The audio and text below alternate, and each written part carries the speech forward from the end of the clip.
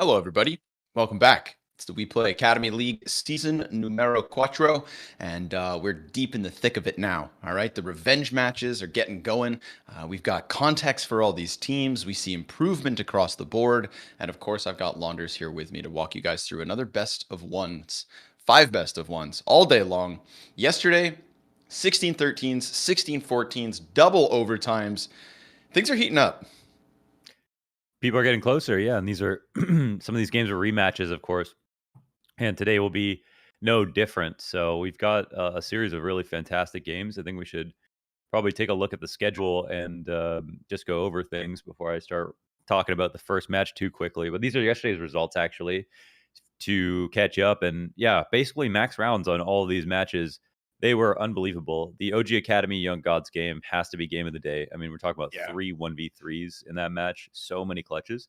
And the last game of the day was what tried to beat it with the double overtime match where BIG.OMEN Academy got revenge versus Astralis Talent, the one team that beat them in the first series of matches in that group. So schedule today, BIG.OMEN Academy versus NAVI Junior. They already have a win over NAVI Junior. NAVI Junior are actually looking for a second win.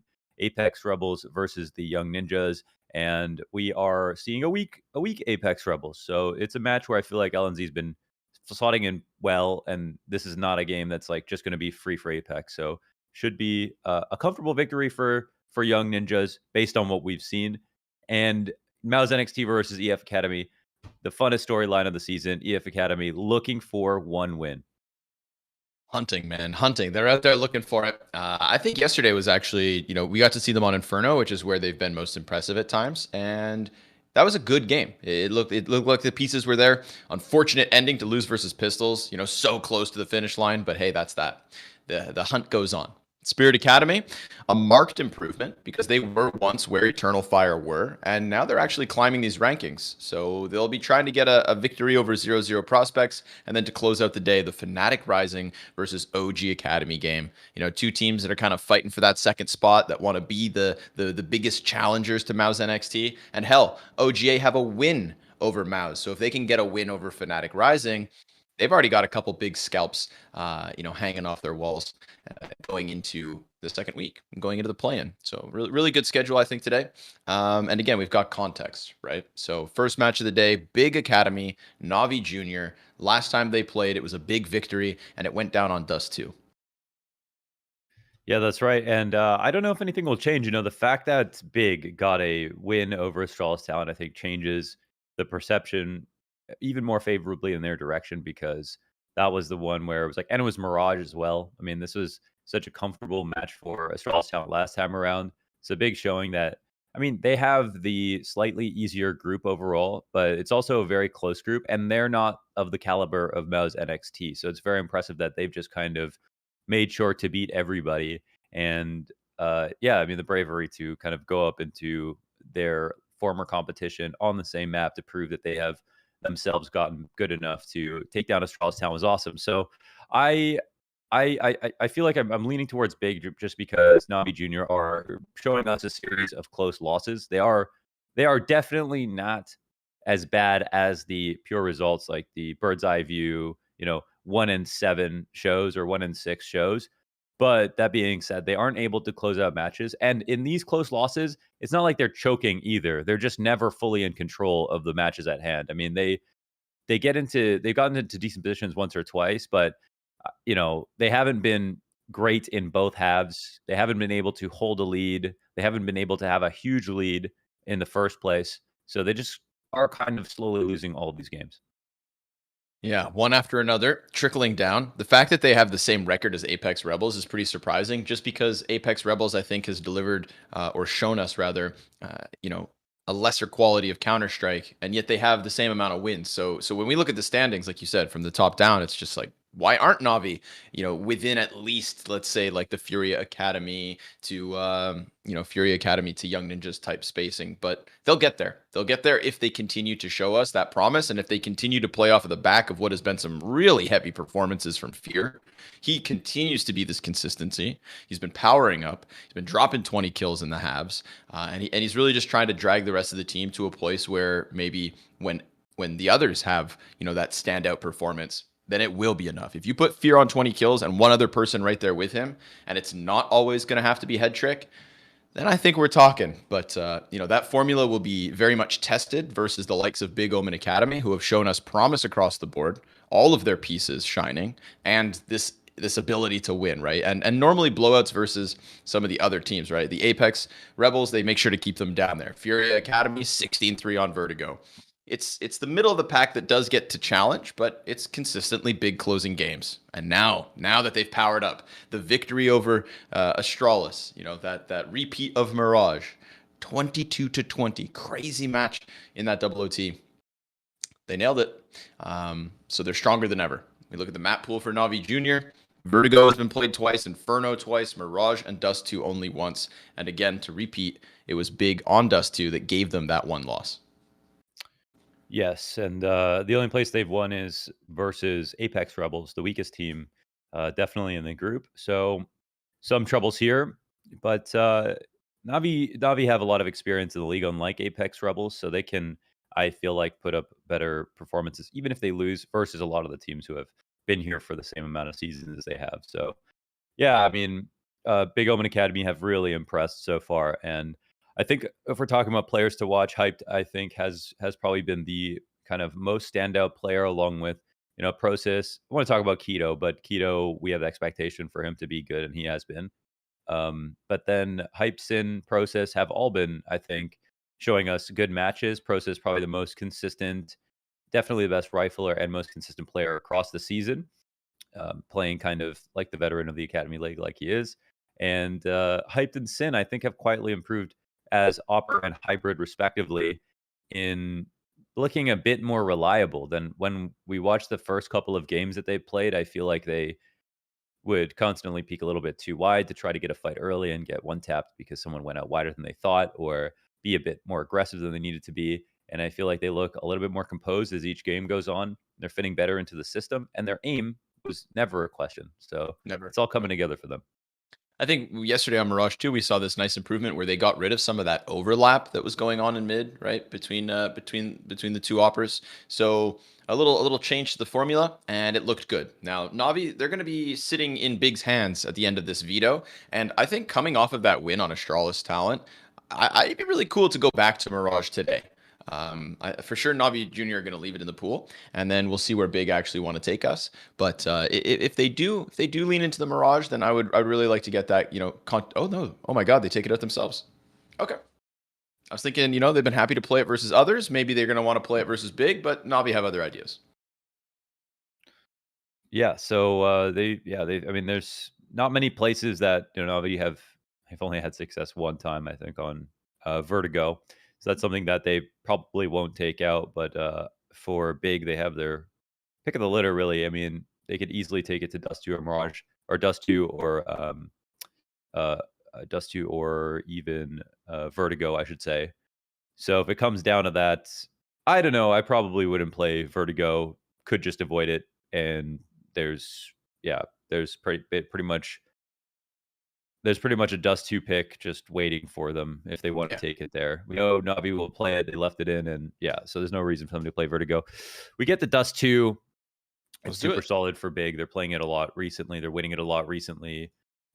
They've got the operas, up to 3 operas if we get to Mirage, but on Dust 2, I think there's good enough room for 2. I'm down with this one. We get that repeat.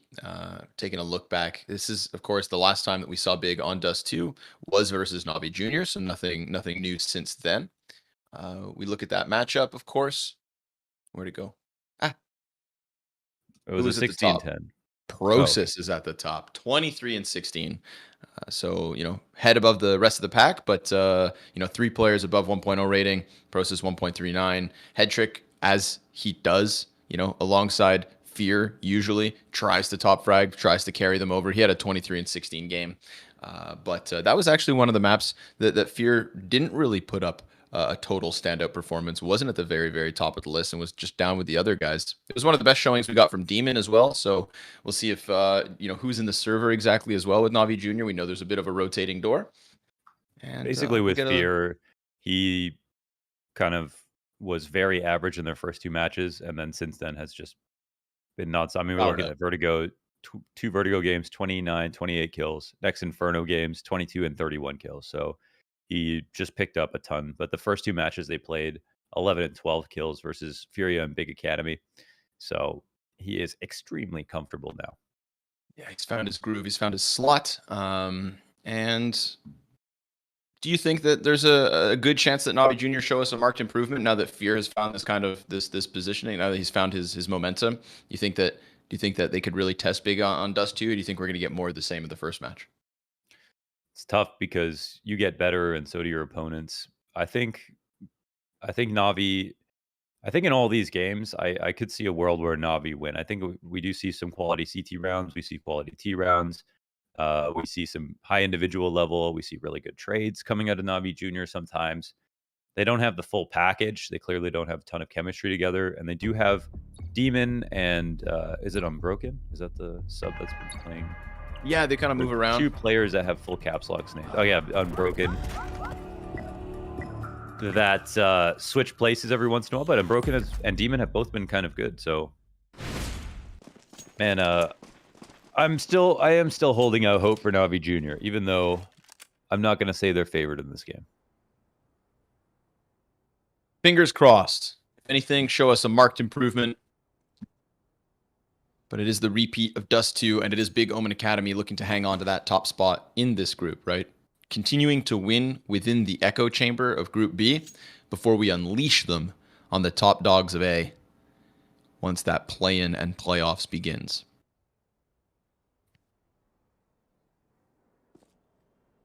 Patient hold outside of the apartments. Just waiting by tunnels. Sitting, chilling, holding. And then we get a fallback. Nipple, Hetrick, Frozen Fear. Who's the fifth today? I'm missing the name. We'll see him once the kill feed pops up. It's Unbroken, I think. Oi. Hey there, Process. Walks through the smoke grenades, met by Headtrick. And Aqua is able to trade that one back. So, a little cat presence. He throws away the bomb as to not lose it. Keto looks to come and assist, and he's got that coveted P250 in the pistol. Hyped on the cross. It's actually a back-turned. Long-range Glock fight all the way towards middle. Oi, still survives himself, but it is, of course, taken back by Big Omen Academy. So from the 3 versus 4, 3 versus 2, Keto's just going to tuck in. Oh, but they double peek, clear him, and at least get that one kill and cat going. Of course, Aqua picks up the P250. Hyped. Claps down Frozik. Demon looking for it. Pushing that in. Almost able to connect the second. Goes back. And as he comes around from these boxes, we just get this locked in 1v1. Hyped is giving him the distance. He has to sprint forward. Time was critical. And so it is Big Omen Academy with the first round win. Hey, well done there. Hyped struggled on Dust 2 last time around, but it's been a few maps since then. Hyped is definitely... He's a new guy. He's a new player, and the exponential growth of the Academy League, I think he's a great example of it. So, okay. Big win the first round. Off the trades, getting that bomb down is also the big part. And the buyback for Navi Jr. is in fact a full investment. Tetrick will be scouting. I think he's super solid so far on the scopes. Really don't know if he's going to continue to be a primary just in his career, or he's going to hybrid, but it's good experience nonetheless. He's really stepped up to the challenge, and he doesn't look like he was ever just a rifler. He looks very much like an opper. I like that idea of even if it's not forever, just do it for now. You know, try to gain that experience, try to develop the gameplay. Jack of all trades. You're going to, you know, if you're going to learn how to be versatile, there's not going to be a better chance to do it than as early as the Academy League. So, you know, it's just thinking about Headtrick as a player who, I mean, I feel like one day he will, you know, even if it's not Navi, because maybe they're just making too many blockbuster moves to grab someone like Headtrick, even though he's been great. It feels like it is inevitable that we're going to see him on a very strong team one day. Maybe Carlos will buy him. Maybe, just maybe. I wonder how much effort they put into, you know, like let's say for example, going off of this thought where maybe not everybody from Navi Junior is destined for the main team and therefore not destined for a Russian speaking team. I'd be curious to see if any of the academy teams are like putting in extra effort to get these guys to speak English, you know, make them more viable for international trades and transfers. That'd be a cool little addition to it all, right? You're trying to support these guys however you can, and I feel like broadening those horizons in that regard would be worth your time, because eventually it'll be worth your money. Well, you speak English pretty good. You could go and teach them. But you're the coach Lau, so I think you're the better teacher. My rate is too high. Okay. Process comes back from blue. That's 2 kills off of the Galil, and then Hyped also engaging with these players as they tried to take everything they saved in the last round and just press it up into the long doors. Head Trick misses the first scout shot and the second. Now he's been peppered back half health, hides in the corner. A little bit of Deagle over top of him. Demon looking to hang on, looking to help. But now they're both incredibly low, and sure enough, BIG.OMEN Academy convert fully from pistol to the 3-0 start. Oh man, these German teams in Dust 2, they're so hard to beat, man. They're so hard to beat. You get them long control, that's it. It's done. You got to go to the next round. So blessed are Big to get some early long spawns, especially for the anti-ecos. That's what you want the most. Into what should be a full gun.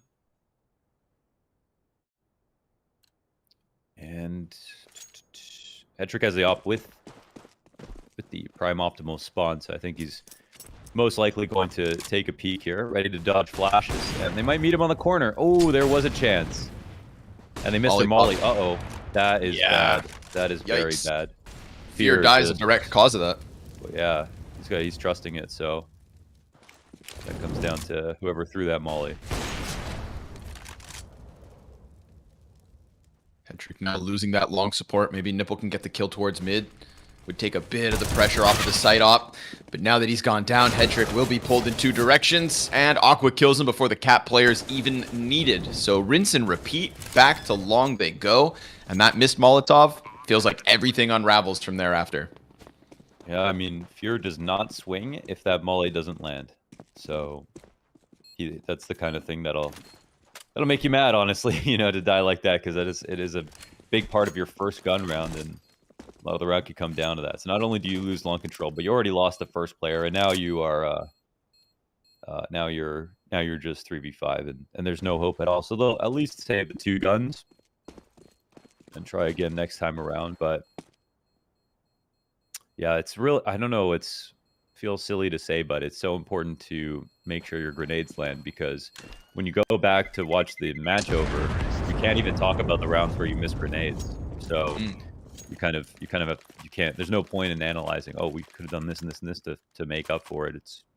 That's silly, right? Like you know, Fear doesn't even die in that other version of the round. So it was just a dud. It's the tilts factor as well, you know, while you're in the live match. So just really key that the stuff that you have space to line up, make sure it lands. Galils get upgraded into M4s, so Big in a great spot to start this. We get a 2 M4 Scout, 5-7 Deagle.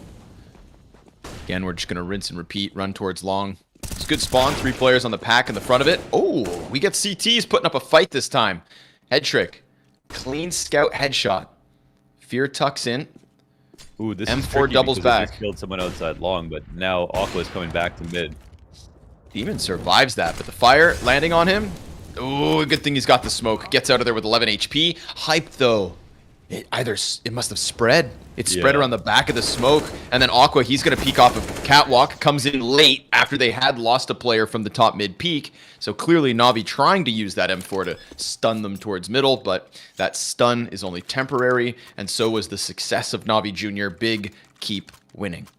Gotta love when mollies take on a life of their own, and they just spread perfectly around the smokes. Yeah, they're like germs. Where is that in the spaghetti code for CSGO? They design these amazing Molotovs.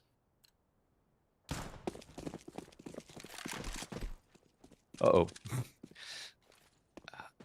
I kind of like the realism. You know, you never really know where fire is going to spread. That's the whole thread of it. You know, CS:GO, it's definitely a game of realism, so that fits right in. So what if you could buy like a fireman uniform to run through any kind of molly play that is coming that round? Just like fire Like, retardant Kevlar. Even if the, what'd you call me? And even if they landed a Molotov inside the long doors that round, but you bought the fire retardant suit, then you could have sat in it as a counterplay and killed Fear and really earned that frag. I like the depth. You know, I've always wondered, like, you know, when you're playing those missions where it's like heavy terrorists, the ones that are really slow with big armor. What if we could get one of those? One suit per round allowed. The Phoenix heavies? Yeah. Just one per team. But the rotates take you a minute. Exactly. Little mid control, cat control, and then a lean into the tunnels here. So BIG.OMEN Academy have a new intended target. Demon's going to get to see a bit of action. Keto, though, selling the fake towards A first and foremost. No kills off that. No deaths off that. Flash from tunnels. Demon's going to stay tucked. He's got froZIC to make first contact, but he's also worried about the split, which isn't coming in. With the smoke down on doors, they throw one back, and Big lose a bunch of health trying to press in. 20 seconds to get past this, and Demon now just leaning on froZIC. He's done his job. In fact, he gets a second. froZIC off of the car, good for first and two. So just Keto through middle. That split meant to catch rotates, but when the B site doesn't fall, the rotates aren't needed, and so we've got NAVI Jr. on the board. Oh, what a hold. Nicely done from froZIC. I think someone we've seen get a bit better and better. I think there's maps that maybe he's not as comfortable on, but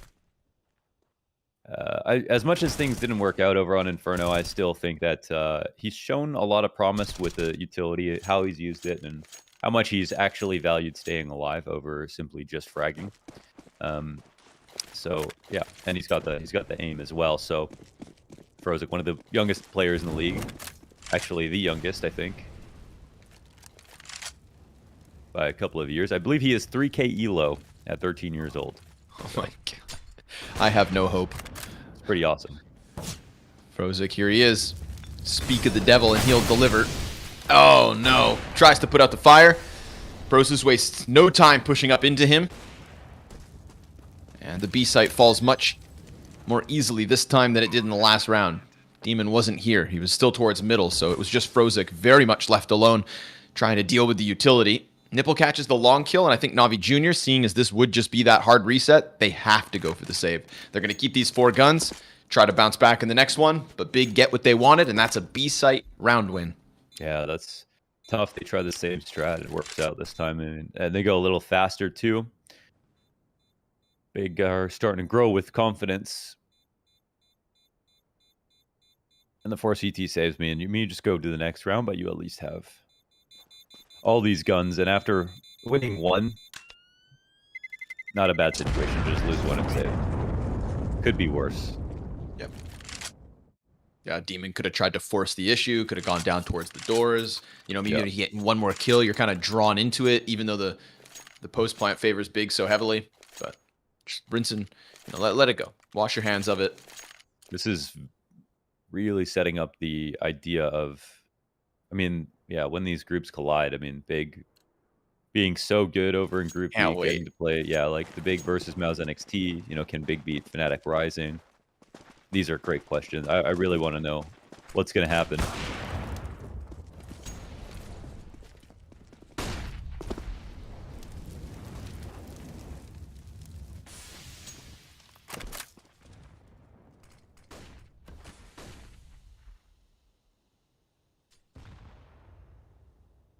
Trick's waiting for the lower peak. Don't know if we'll get it. Nipple could be the pain point here. They're getting closer, sure enough. Patience pays off. We get a quick prod from Prosis back through the doors, and that's the trade frag, but it's just the one and done. froZIC swings out there to save the Opper. Or rather, redeem it. And then We get Fear pushing top middle. So this time Navi Jr. felt like they had a chance to just envelop them in middle, squeeze from all directions. They do so, and they win a second round off of the back. So that save 100% worth it, because now they've got winning ways, cash in their back pockets, head trick on $8,000. All is good for Navi Jr., and their CT side could really start here and now. Head trick, patient as ever, just waited as if he knew they were coming, and sure enough, they all walk into the crosshairs. Even Prosus pushing through isn't enough to get the multi-kill. Yeah, a world of difference from not losing their guns. I mean, now everybody has money, both sides really. So maybe one more buy here for BIG.OMEN Academy if Navi win this, but this one's full strength regardless. So could be a turning point in the half. They fake some long control and actually get some pressure off of Cat, but now it looks like Navi are reading this correctly. They've snuck into a good spot here with Demon, and they don't clear him. Oh, big mistake, man. Then the peek from frozik offers actually back a couple kills. Demon sure delivers, but how about Fear? He decides to go through. Perfect. Utility's great. Not only that Molotov, but the flashbang to couple with Fear's aggression through the door for 3. Oh, just 2. Head trick nabs that last one. Little trickery. Man, you know what's messed up? It's their own Molotov they threw into window. That just actually no spread way. to the floor. And they planned a default. To be honest, I knew that was going to happen because they didn't molly deep enough. You're not supposed to molly in the actual window, so just out on the outside. It'll spread to the window, but it also covers an area where they were going to be throwing nades outside of it. And right here, they make a mistake of Prosus, I guess, is the second man. It's not clearing close left. The first guy out has to clear all the angles to the right, but there has to be somebody to make sure that no one snuck into that position. So that was a bad mistake. It was a really nice move from Demon to get into that corner, but yeah, they really asked to lose on that one.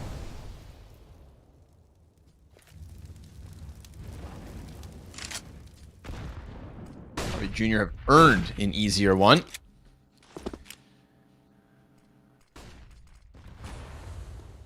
People looking for the contact as head trick kills Aqua, so 2 insta kills towards mid. Another chance with the flash underhanded. Nipple, bit wild on the spray there. Hyped and Sin come through with 2. Oh, and Sin delivers another. We've got 25 health.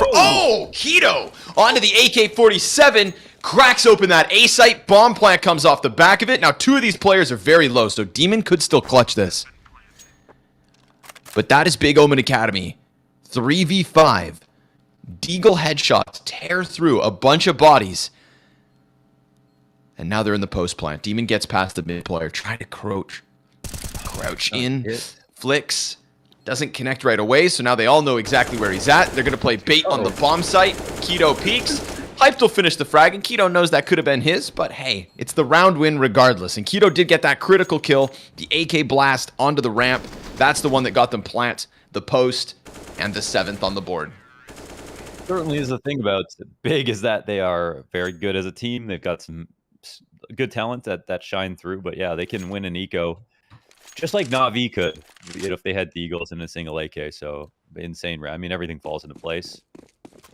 I could not have gone better. It could have very easily been a 2v2. Could have been, yeah, they had to get 3 kills perfectly in that situation to win in that fashion. So, okay. Well, back to long antics. The bread and butter of Big. I think this would prove a lot, you know, if Navi could win this. No, because they've actually got a full buy. It's been mostly the anti-ecos half buys, and this is the natural course of action kind of to clear things out. But Big have been moving at quite a pace when they get long control. They do not wait these rounds out. Got a silent cross in case there's anybody close. No pressure on the cross, and they need to set up their grenades. Oh, the mollies are perfect. Look at them all. Half the map on fire. And I think they can smoke off Cat.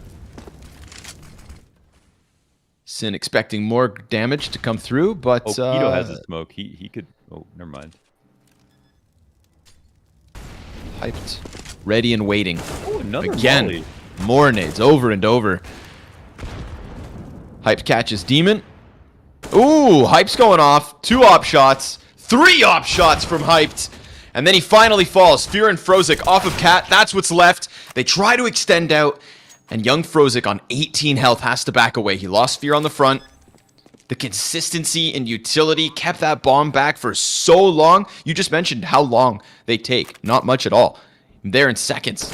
And yet burned back every single time they tried to plant. Hyped the difference maker. 3 op kills before they were able to press outwards. And then Navi Jr. still had a little life left, but it's those last two, Frozik and Fear, who get chopped down off of Catwalk for Big Omen Academy's 8th round win. That's your ideal situation on CT side in a round like that, to get your mollies off perfectly spread out, denying the plant 3 times, and then being able to cross. But I think they needed at least 1 smoke. That would have made it made a huge difference, right? If they get the fast cat smoke, then they can at least one way and cross the site, and it's harder to challenge.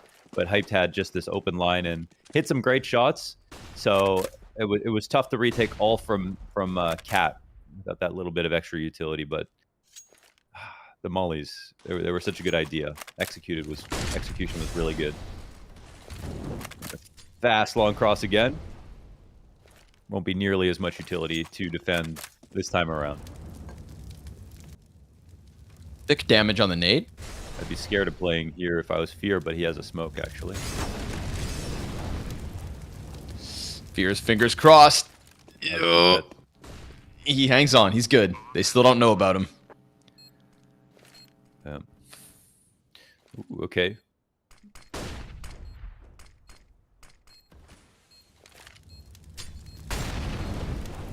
Well, I mean, oh. Right when it looked like he'd get his angle, he creeps closer. Fear's got 1 to the left and Sin incredibly tight right. Process waits. There's the challenge. Process. Oh, he gets 1, but over the box, Nipple goes in deep and around, and then Sin also able to get to the other side. 1v1, and Nipple with 3 kills, but no time to defuse that bomb, so it is Big's 9th. Damn, they pulled off the retake, but they just started too slow. They started too slow. There wasn't actually much resistance stopping them from getting going, unfortunately. They just take a bit too much time.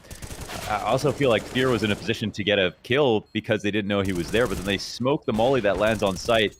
And his frag on default was a player who got a couple more frags that would have sped up the retake as well.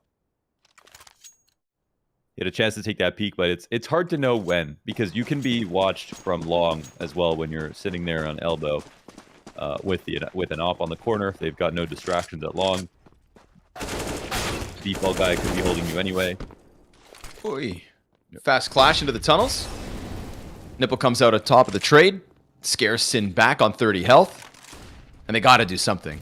Leaning on the scout, the pistol here for Fear, so cool to see again. Just like last time they had 3 weapons, we saw that M4 push top mid, take a fight, get a frag. You know, there has been a little bit of life in these kinds of rounds from Navi Jr. A boost right here. See if one can stick. Molly comes down on Fear, he extends past it. Aqua, blind as he comes up ramp. Process, trade frags, he gets 1. Hypes op again. Back into the mix. 2 versus 2 as he tries to peek around the side of this. Player's close, and he knows it. Finds Demon pinned to the wall, and now the scout has to be the clutch. But is it doable? Lesser weapon, V2. Head trick, playing with the millimeters. Oh, still nothing. Nade could finish Sin. Nope. Down by 2 HP. That's it. And head trick, he doubles back. So it will be a bomb plant here for Big as they gun for that 10th round. A cross back from head trick. Yeah, I mean, it's got 1 incredibly low. Lots of time to play with. Only a scout as well. I mean,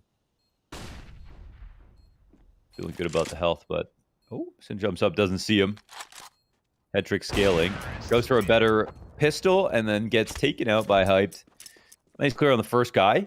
Great half so far from Mr. Hyped. 17 and 6 again. Oh yeah, a bottom performer the last time they played against Navi Jr. on Dust 2. Well, we sat here and kind of talked about how Fear missed the mark the first 2 maps of the season and then found his groove. I feel like Hype can be added to that club 100%. And he's been really dominant just from car even, right? We see Big get close to that site without many kills. Navi doing a good job of surviving for the most part. And then once the smokes start to fade, once they try to pressure, that's when Hype's been delivering 2 kills, 3 kills. So that's his spot so far this map. And 2 more rounds to go for this offense. Navi Jr., they've shown us promise, but the round count has just gotten out of control for Big. I think of all the players in the league so far, I've gone from kind of the least excited about hyped, even though he was hitting some crazy shots, to just liking him a ton. So It's all in the name. Yeah, Ooh. the hype is real. The hype is real. Okay. Aqua's too. Just liquidates head trick. Yeah. Oh, yeah. Double back from Sin. Nipple gets closer. It's already being held. Oh, and the crouch burns a bunch of bullets. Frag on his feet, that's something. But then Aqua's actually above him and a little bit wider. Aqua comes through with both. Sin's that little brother that has the controller not plugged in. Just owned from above. Frozik, he gets the tap back into Process, but unfortunately for Frozik, that loses 70 of his health. And the bomb is planted for the catwalk. So he throws a smoke out to block them off. Tries to dodge that flash. Eats the second one, and Sin's gonna slice him down, giving Big 11. That was kind of tricky, you know. The first slash is just so... You can see so much of it. It's easy for Frozik to dodge. The second one's just way better, and you couldn't see it coming. So he stays out thinking, oh, they messed this up. They're probably going to swing. He's down on the bomb and make sure he can't clutch. Nice hold here. Comes a lot down to the entries, and of course Aqua. He has been he's been a little playmaker. I mean, I think that's the thing. He's carved out, I think, a unique space on Big since the beginning. And I feel like makes some cool play. Kind of reminds me of like a Flamesy or something from OG. Still getting comfortable, not like top fragging every game or anything like that, but a couple of cool rounds, some really beast entries here and there.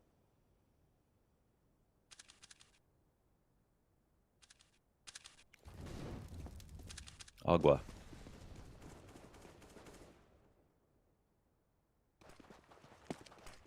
I like how Keto sometimes just always doing his own thing. Just that he lives on T side. Yep. They give him the space that he has earned. Crouchy crawlers trying to get up that ramp. Fear looking for the headshots. Oh, he eats the flash, gets drawn right into them. They did such a good job of just delaying the peek and the pop-up.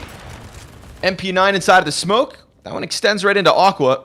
And then that follow-up smoke means he gets a chance to exit, so Demon is gone. And then again, Keto, his lurk, comes off of the catwalk. 2 kills that way, and then Sin pushes through the smoke to finish Demon. A commandeering 12-3 lead after this T-side on Dust 2.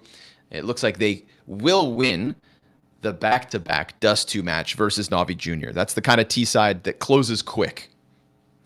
Yeah, Navi Jr. were basically like the guy trying to hold the door at Walmart on Black Friday. Oh, okay. In America, specifically. Only in America, yeah. Yes. Other countries have learned how to form lines. Deals on flat screen TVs that pop up every 3 months anyways, yeah. So, basically they stood no chance is what I'm trying to say. You put it politely. That's not exactly true. Like, I'm almost being facetious, right? Like, they actually did have a lot of rounds where it was like, oh, it's pretty close. Oh, they could have done this. Oh, it was like something good. Yeah, there were 2v2s. There were, you know, hectic moments. Time was a problem in this retake. That could have been won. There was the missed Molly round, which was unfortunate. They still could have lost that. They had a solid B hold one time. It definitely doesn't, you know. If I watched this without the score and didn't pay attention to that, I would have said Navi Jr. got 5 rounds. That's fair. That's fair. That's a good way to put it. I honestly feel like 3 is much different. Yeah, to build off your analogy as well, the guy who gets trampled on Black Friday just stands up, dusts himself off, and goes back to work tomorrow. That's right. For minimum wage. You know, you get owned by Big Omen Academy, you're just like everybody else. You're still waking up at 8. Walmart greeter. You're paid to smile, you know? Yeah. GG, go next. Yeah. Big pistol round here from Navi Jr. If they want any life on this T side, let's cross our fingers for them that they kick it off early.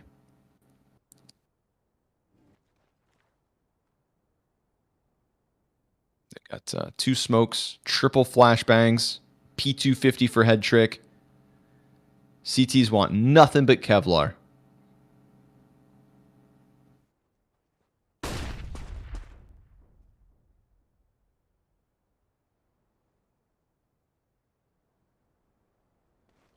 Keto was awaiting the mid play, but once he sees nothing, decides he's going to go sniff this out. And sure enough, Cat should be wary. Belongs to Navi now. So it's not the cross smokes, but rather just one out for Catwalk. Keto wastes no time. Finds Frozik jumping, drops the bomb. 3 kills from Keto. And again, right, he was so ready to fight them on his side of the doors, but then when they didn't give him that fight, they left him hungry. So he goes up the Xbox and feasts. Wow. They wanted that duel back, but the bomb carrier should not have been the one to do it, but they just thought, okay, I mean, it's our third guy. We're definitely going to get this trade. Unfortunately, that is not the case. Keto destroys them. After hearing one mid flash, it draws him forward to call out where they've gone. And yeah, they aren't holding flank, so he ends up dying. Trusty Keto.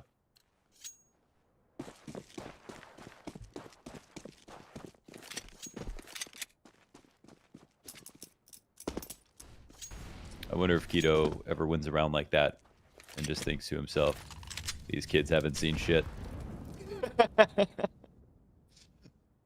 You don't know what it's like out there. He's low-key trying to convince them, like, don't go to the big leagues. I'm not stuck in here with you. You're stuck in here with me. Call an ambulance, but not for me. Yeah. Keto's second most amount of kills now. And he's going to take a slightly different angle on a similar setup.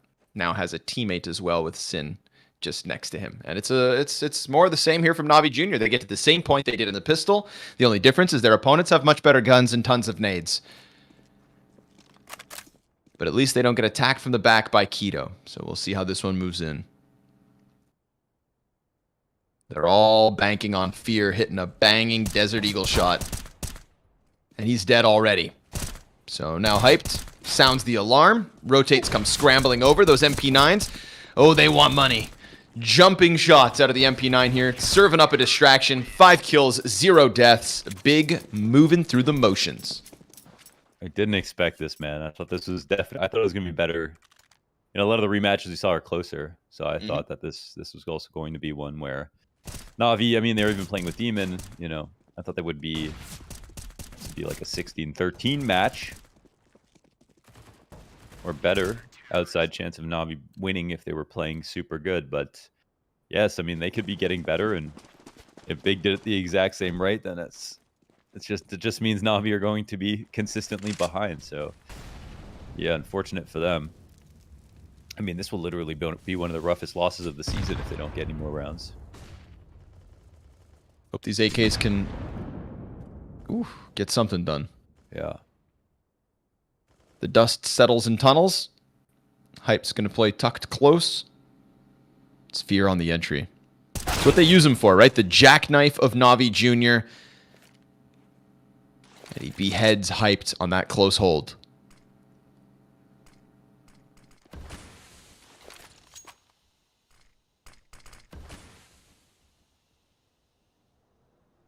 Keto gets a chance to walk back up from the CT spawn, and Fear is again at the helm of this hit.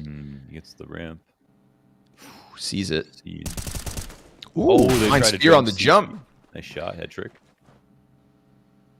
Aqua locked in versus Demon. MP9 versus AK on the doors. If he wins this 1v1, it's a good upgrade and a chance to turn his attention back to help on site. Frag lands on head trick. Down to 6. Well, nades continue to trickle in. Incredibly possible, isn't it, with this upgrade from Aqua? But the flank. They just looked for this a second ago. They felt as though it was a possibility, but the second player gets beyond it. Aqua's nade catches head trick. He got hit by 3 frags, finally dies. Nipple behind box. They're thinking maybe somebody in smoke. Frozik comes up from the CT spawn. Prosis looking for the 1v2, clears the first, and then Frozik walks it up. Instead of going to Xbox, which was what was predicted, he emerges from their spawn, wins the 1v1 clutch, and gives Navi Jr. just a little bit more. There was a chance with the smoke that went down in CT, yeah, that Frozik couldn't put together the second, and they win. And here's a spot where, you know, Demon can go as slow as he wants right there, so maybe a small error just ending up dying, but you've got Nipple left in the post plant, so he's going to take care of things. Quite an expensive round, but it won't matter too much for the T side. Buys in once again. I don't actually know if they got spotted, but people will clear this out anyways. Keto has a auto shotgun here in lower, waiting on the steps. Let's see how big this angle is. Ooh, aye, Brosis. Tagged by that, and Fear gets ahead. We get Aqua off of the window. 2 kills for Aqua. And that hit comes to a grinding halt. This whole time, Keto waits. Noob tube at the ready. Head trick, I'm so sorry. I'm so sorry, brother. Just gets wrecked. And then Demon from the top of middle looks for that fallback. Will find Keto, at least. But how does he piece this together? Look, they're all swarming him. The long push starts to come in from Sin. The catwalk kill could find it first. And that's exactly what happens. An 11-round lead for Big Omen Academy. Navi Jr. running out of gas. They are getting mauled. But a nice hold from Aqua. Great shots, man.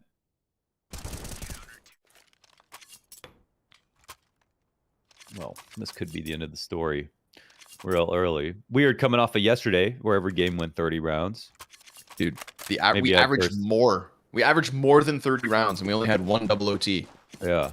That was just too many endorphin dumps yesterday. All the games are so nuts. Ooh, nice shot at Trick. Nice shot. Honestly, I went to bed at like 7:30 p.m. yesterday because of all the Counter-Strike. I couldn't look at any more screens. Aqua gets through those long doors. Ooh, now he's locked in. He's not going to move a muscle. Here to the end of time. And he may even actually go beyond it. You know, he's done it once or twice, and I feel like at a 15-4, once the mid play starts to come in, you're in a 4v5 as well, right? Somebody's got to do something. Somebody's got to look for that moment. Maybe once Hyped finds contact. The pop-up on Xbox costs them 1. Ooh, a second. And then Process through the smoke finds himself a little impact. So they take back man advantage. Yeah, he could flank, but now their A player's dead, so he actually might want to just come back the regular way. Ooh, that looks like a well-timed nade. Wow. Oh, right, left, money. Right. Beautiful. And they can't plant for Cat, so single box is what they'll have to settle for with low HP and 2 players. Head trick tucked, last man up. Big Omen Academy, 16-4. Domination on Dust 2 versus Navi. Gonna make sure that Astralis Talent remained the only team who can beat them. And even that loss, they got their revenge. So this is very much the top dog of Group B. And we know that the top teams of each group go straight to the playoffs. You know, 2 of 4 teams decided within the group play. And Big want to make sure they put as much space as they can between them and their challengers in Furia and Astralis. Navi didn't stand a chance. The German hot dog. The bratwurst of the Group B. Okay. They are one hefty sausage. These guys are really good, and they're just setting up the story for the clash from between Group A and Group B. I now feel like, you know, they may be on caliber with teams like Fnatic Rising, OG Academy. I don't think that being at the top of Group B means you can compete with the top of Group A. I think that is maybe unfair to think that far, but definitely in a good place. Yeah, so, in a good place, and also in a form that, like, I'm not gonna say they're at the top or like equal with. I'm right there with you, but I would be very interested to see that best of 3 today. You know, I think they'd have a real chance. I don't want to have to wait, but we all do.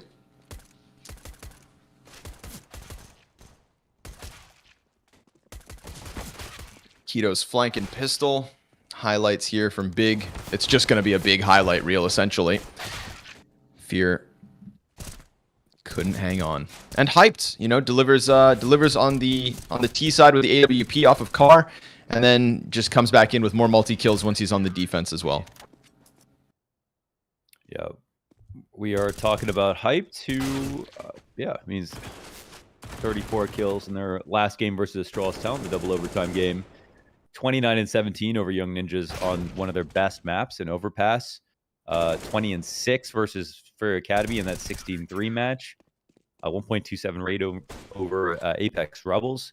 And these are all of his last matches, including this really standout match on Dust 2. versus the Young Ninjas, who got way more rounds versus them last time, only because he wasn't playing as well. So, dude, he has really kind of taken to the top of the leaderboard. He's flying, man. Flying by everybody else. And this first map flew by so fast, we'll throw it away to the break and come back soon with Apeks Rebels versus Young Ninjas, seeing if the Norwegians can get their revenge on their Swedish neighbors. See you guys in a second.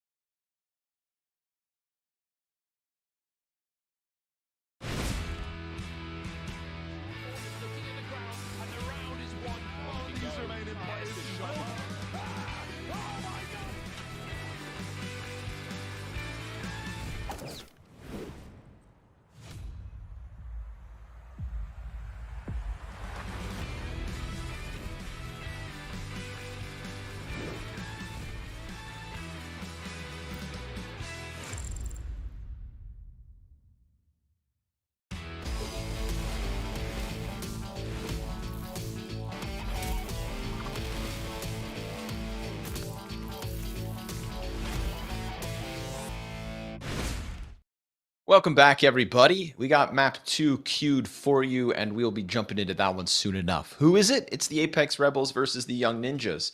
It's the newly replaced ZTR by LNZ, a formula that we saw, I think, impress pretty quickly. It felt like it didn't really skip a beat, right? Especially when we contrast that to what we saw between Young Ninjas and Furia Academy, the one game that Slap had to step into the server from coach to IGL. ZTR, hard to replace, but LNZ doing his damnedest. Yeah, and he's playing actually some games with the Young Ninjas inside and outside the Academy League as well, apparently. So he's just kind of subbing in for everything that they're taking on, which is really cool. And they're garnering a lot of experience with him, even though they've already had some in the past. But yeah, kind of the perfect replacement. For those of you who don't know, he used to play on the Academy League. He got moved up to knock Copenhagen Flames out of playoffs of the major at Stockholm, and now has actually gone off the team. ZTR has had his place, but ZTR getting called up to Dallas, who better to grab for the Academy League team than LNZ, who used to call as well. So bans are coming through, and Apeks Rebels, well, they are obviously in pretty precarious situation. They don't have Vertigo to fall back on, which is their one win that they took over Furia Academy. And it looks like, I don't know, do they want to go to Overpass? That's an interesting question. Yeah, they do. Okay. Apeks Rebels, I'm a bit surprised. It's tough. It is a match where we saw some good stuff for them. I don't know. Maybe they rate their Overpass higher than we do. We do, I guess. Yeah. It is weird because you just got to pick a map that's good for yourself. So I mean, they at least have. This is a bit deceiving, okay? Because I think that the only thing is that with this core, they don't have as much experience on the map. They certainly don't have those wins. But what can you say? They at least beat Furia Academy. Oh, they beat Furia Academy on over. Oh no, that was Vertigo. Yeah. It was still Vertigo. They showed So improvement on Overpass. That much I will say. They did. It's weird because their CT sides are fine. Their CT sides are cool. They have good setups and stuff. They get okay halves. Their T sides have gotten a lot better in the sense that the last time they played against Young Ninjas, they moved over to the T side. They either missed their grenades or didn't have many and tried to do a lot of walkout strats. When they played against Furia Academy, they just used the same style but evolved it slightly. So they still were doing a lot of walkout stuff, especially towards long A, going very light on grenades, but still didn't have all their nades. At least they didn't miss as many. And that's how they got it to overtime. So maybe they think they're a lot better because they got Furia Academy to overtime on the map. But I don't know. I feel like they got maybe I'm wrong. I feel like they got a little lucky in that game to even get that far. But they were the ones getting the trades. I mean, they figured it out. So we'll see how it works against Young Ninjas. If they really have improved, they will get more than 10 rounds in this game. I think what we saw was less mistakes, 100%, right? And for that one, definitely give him some praise, right? It looked well oiled. However, it did still just look a little bit more of the same, right? When you say like they got lucky with that one, I think it's like they got lucky because they were allowed to walk out long A as many times as they did, and that's why it got so competitive. If we saw, if we see Young Ninjas adapt to that very quickly, then I think Apeks Rebels are going to be hitting a bit of the same wall that they did originally versus that Young Ninjas game where we first kind of questioned this overpass. But listen, they improved from map 1 to map 2. Let's see if they can improve from the second showing to the third. They're on the T side, so this is where the question marks most certainly exist. Young Ninjas, happy to play overpass. It's a bit of their identity. And of course, Rolf, eyes deep down over the fountain, sees nothing because it's the all-in from Apeks Rebels on this B site. They've got short under wrap. Adam didn't. Just spams through the heaven smoke and catches tapeware. Nasty. Fuzi? Wait, Fuzi! Fuzi? No, it's Fuzi. No LNZ, but we get Fuzi. Man? Yes, sir. Mr. Millipede himself. All right. That's such a fun surprise. Hell Let's go. What's going on, Fuzi? Booze, dude. Nice to have him back. Dude, that's fun. Yes. That's fun. Temporary was actually just getting good. I don't know. Is Fuzi just back on the team or? what's up? Let's see. The last game he played was with the main NIP roster. So that was actually Stockholm, wasn't it? No, that was Damn. Pro League. Oh, it was Pro League. Okay. Oh, he played a Pro League. Okay. And he played this best of 3. Oh, he played this best of 3 versus a Swedish team called X Gamer. And just for the fun of it, I'm going to try to pronounce this Svenska Elitserien Spring 2022 play-in, okay? And he played a best of 3, and he owned, actually, 27, 20, and 21 kills, 1.22, 1.21, and 1.46 ratings the last series. So you got a little warm-up series. And, yeah, man, we got Fuzi. I'm so down. Nice to have him back. It's never a dull day at the WePlay Academy League. It's always you get caught by fun surprises. And not so fun is this surprise of the MP9 from Maxter. Oh, that's an ace. Oh, did he? Wow. Okay, let's go, Maxter. So yeah, don't let Fuzi and LNZ distract you from the fact that Adam B and Maxter are the two kind of most powerful impact fraggers on the team. These guys are really nuts. When it comes to working B together on overpass or their T-side entries, I mean, they really make their IGL's life a lot easier. Who's that in the background? Just gonna, I love this. Fuzi's like, him, right? Hey man, you want to come hang out? Oh, by the way, I got a league match at 6. You know, you can just sit in the background. I'll be done in. I'll 16-0 this one. He looks like familiar. Like, is he in the league as well? I don't know. That'd be weird. Anyways. I thought it was Adam B for a second. Tell us the story about Fuzi. Story about Fuzi? Tell us a fact about Fuzi. Fuzi has jailhouse tattoos. And I like him. He has a millipede on his forearm. He's got, I think, a fighter jet somewhere else on one of his arms. First of all, jailhouse tattoos would be like stick and poke tattoos. They'd also be like spider webs, teardrops, gang insignias. So yeah, you know, like millipedes, bro. You never heard of the millipedes of Minnesota? To be honest, I think that I think that the millipede is harder than anyone in jail will even get. That's what I'm saying. Like, I don't think in jail. No.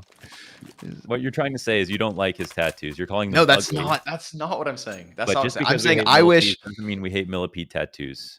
I wish I had the confidence to rock Fuzi's tattoos, but that's his style. Well, you've been to jail, so that is objectively true, but irrelevant at the moment. Used to work in jail. Yeah. Used to work there. Times have changed. Esports, an eclectic bunch. Launders used to sell meat. Yes, I was a butcher for 2 years. I feel like he's got butcher tattoos, you know? Yeah. That's why I like him. I like how young Swedes get tattoos. Just the thing. Adam B's also got the tats. But alas, here we are, gun round. Apeks Rebels walking up. They're going to go for the party play. And we've got a fight here for Fuzi, but the smoke stops the action. And he's going to use that chance to turn attention back towards party, where he finds Tapeware first and foremost. 5v4 Young Ninjas. Sense comes back to that original fight, and Fuzi almost gets him with the spam. Fuzi ejects, though. Doesn't want to stick around there and die.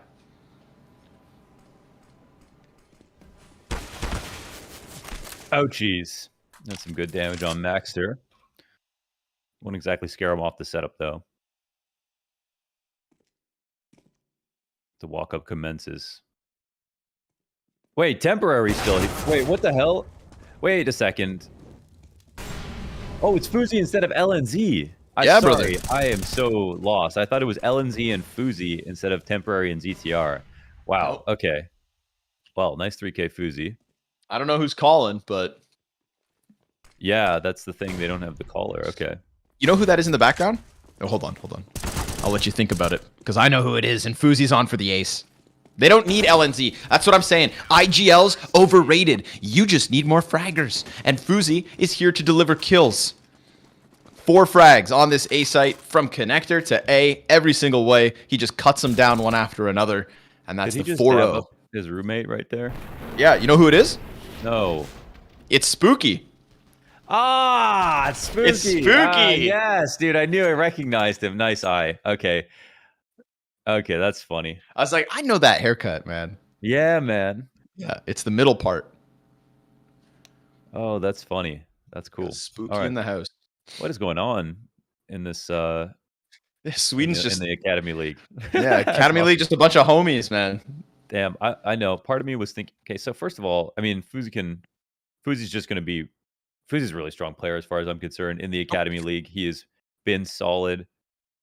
Don't mind him, it's a Swedish thing. I partake as well. Everyone loves black licorice snooze. Yeah, Devil Walk actually had black licorice snooze. That's something I did not expect. But I'm not Those are- surprised. You know, like I didn't Yeah. know it exists, but I'm not shocked. He would find it. They got that black licorice everything. Nade comes down on Sense, 20 damage, as we see Apeks Rebels trickle in with the armored Deegs. Rolf kills Berserk, spamming from Graffiti. 2 of them! 3 of them! Oh, Rolf, dude, give him a chance, bro. Oh, he's so far away. What a shit grin that is, and it's well earned. Fuzi, they're not gonna let off this pedal whatsoever. Yeah. Wow, they haven't seen anybody even. Rolf 3 didn't see kills. a single enemy that round. Killed over half the team. Okay, my ideal situation. Fuzi LNZ, Fuzi opping. But Temporary had his best match most recently. And apparently Fuzi can rifle. I never really thought about whether Fuzi could rifle or not, but he'd be rifling. Doing what he's got to. You know, he's developing all aspects of the play. Pulling a head trick, but inversed. Here's the peek. Top con, Fuzi. Looks back at Party. Ton of damage into VHW. That was pretty good. Sense looks to come around to the short water. Maxter tucks into the corner. He's got Temporary scoped in. So 4 versus 3 in the gun round that Apeks Rebels were banking on to get there first. They are getting punished for walking around, and this time I think even Young Ninjas, they're playing a little bit more forward aggressive with Fuzi in the bathrooms. I think that there has been a lack of these setups sometimes in the Academy League, but he's been very comfortable with it. Honestly, I think if Apeks Rebels, unfortunately, if they don't, you know, if they don't, okay, well, just smoke some risky repeat, but it pays off, and it is a situation where they need something. Real good pre-aim.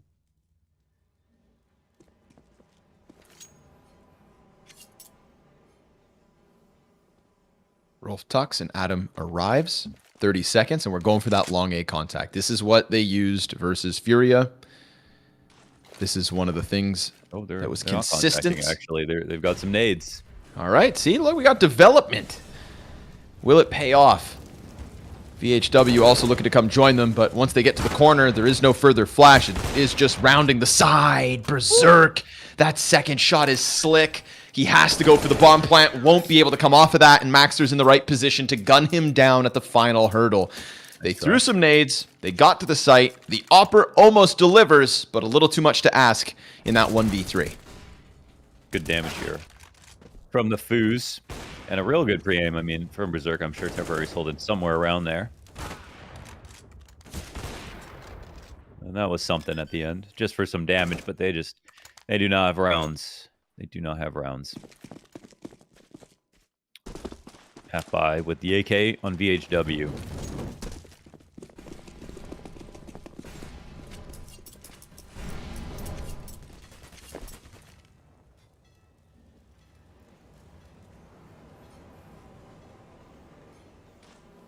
Oh, those nades. Nothing. Rolf over towards the water. They've got 2 players inside a short, so if they were hoping that the CTs were inside a sight, Young Ninjas being a bit more proactive. Rolf awaits the hit from Monster. Molotov sections it off, so he gets a nice separate 1v1 and takes down 2 players with it. VHW, the only AK that was meant to be, dies with 1 frag to its name as Young Ninjas keep on winning. Don't say it, Connor. Don't say it. What are you alluding to? It's only 7-0. Just relax. I'm sorry, I don't understand. Do you think that I'm about to say... Don't say it. Nope. Okay. Hey. All right. All right. Nope. Guns in from Rebels. Zip it. Zip it.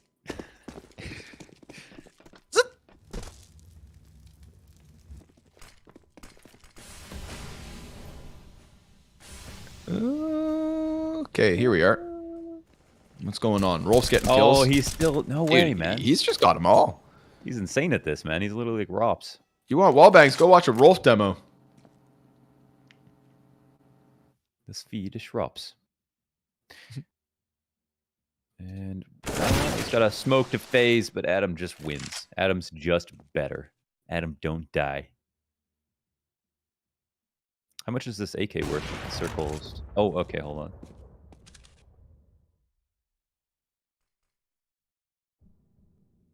You mean those circular Cologne 2015 stickers? Yeah, the two circular Cologne 2015 stickers. How much are those worth? I don't know. I don't know. I bet they cost a pretty penny. Maybe even a nickel. Uzi, nice bank. Off of the pipes. Tries to jump up. Yeah, that's actually a good idea. Oh, hang on, brother. Oh, he got Uzi out. Gets out. Come on, he's gonna get I a can kill. take this You just little know angle. it. You just free. know it. It's free. It's oh! Oops, sorry. Went too close. My bad. You need Berserk. to back up. Yeah, I backed up. Yeah, my bad. My bad. 16. That's on me. Oh, you didn't. You. Oh, he didn't even let me. Okay. I have a pretty good accuracy when it comes to calling them. So. You know what? That is. I've got to agree with you. What was it that you called that ancient? Yeah, it was an ancient game. I can't remember who it was. The Fury match? No, it wasn't. I wish I could remember because that one was genuine. Because like you said, you don't do it often, but that one you nailed, and I'll never forget it. 8-0 as well. Yep. So I've synthesized the data. The official submission here from Launders has been made. That's an orchid in the back. That's a beautiful white orchid you have, Fuzi. That's right, Launders. I know skins and flowers. I want to see it again.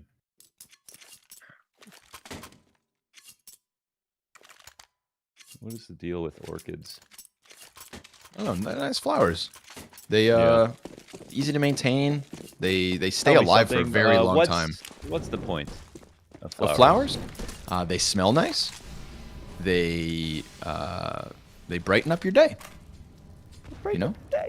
I see. You know, I'm a bit of a flower myself. So when I see them, I just start the day with a nice, colorful flower. Fuzi's falling off party, but almost not fast enough. He'll get away. You better get away. These like a millipede goes right through the bathrooms. A million legs. It's far too many. Fuzi's going to go ahead and get ahead of this. Comes at it from a different angle. Right? There's a bunch of them there. Temporary. Shreds down Tapeware and Berserk. So bomb's been stopped. VHW can't pick that up. Young Ninjas looking better with Fuzi than with any IGL. How crazy is this? He's 14-2. They just called him back and he's just dominating. And they're just letting him do whatever he wants, right? Go play connector. Go peek off party. Just literally frag. Oh, come stand in for us. Do whatever the hell you want and we'll pick up those pieces. But the pieces don't need to be picked up because Fuzi's got everything in his backpack. Carrying this CT side. Doing it easily. There are 12,000 species of millipedes. Oh, God. On average, they have how many legs? Guess. 400. 600 on average. Okay. Oh, very generous name. And it is funny how like the name is. Yeah, it's just such a hyperbole. Like literally million legs. It just means million legs. But that was a get the round up pretty high. Temporary peaks. Could have been a Colat. He said, yo, Fuzi, let me hit him real quick.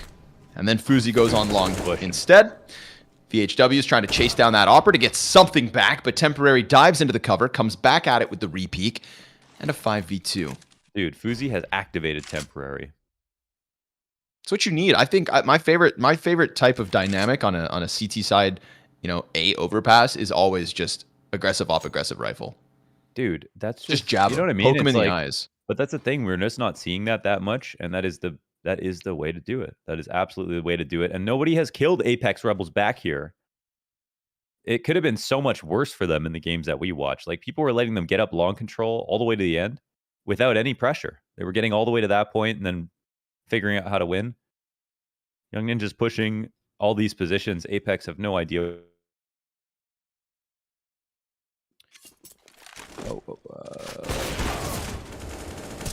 Okay. Oi. We get a little something back here. A great trade. But Fuzi's still alive. Fuzi. Brave tries to hide, gets blinded, and has his head popped by Rolf as he rotates back around the side of Dumpster.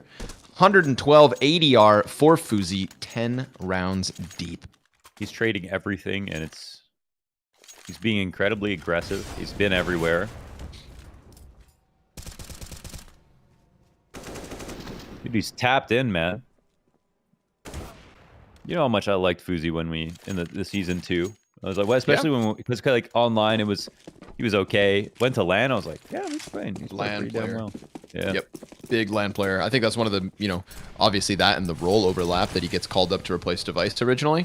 Yeah, and even on LAN, like did the DreamHack win. Oh, temporary.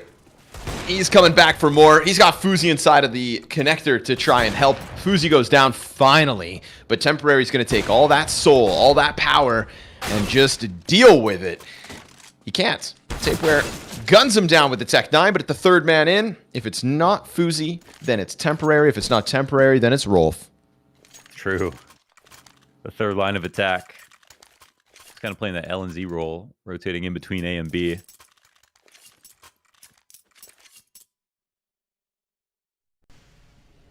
Mans are getting murked.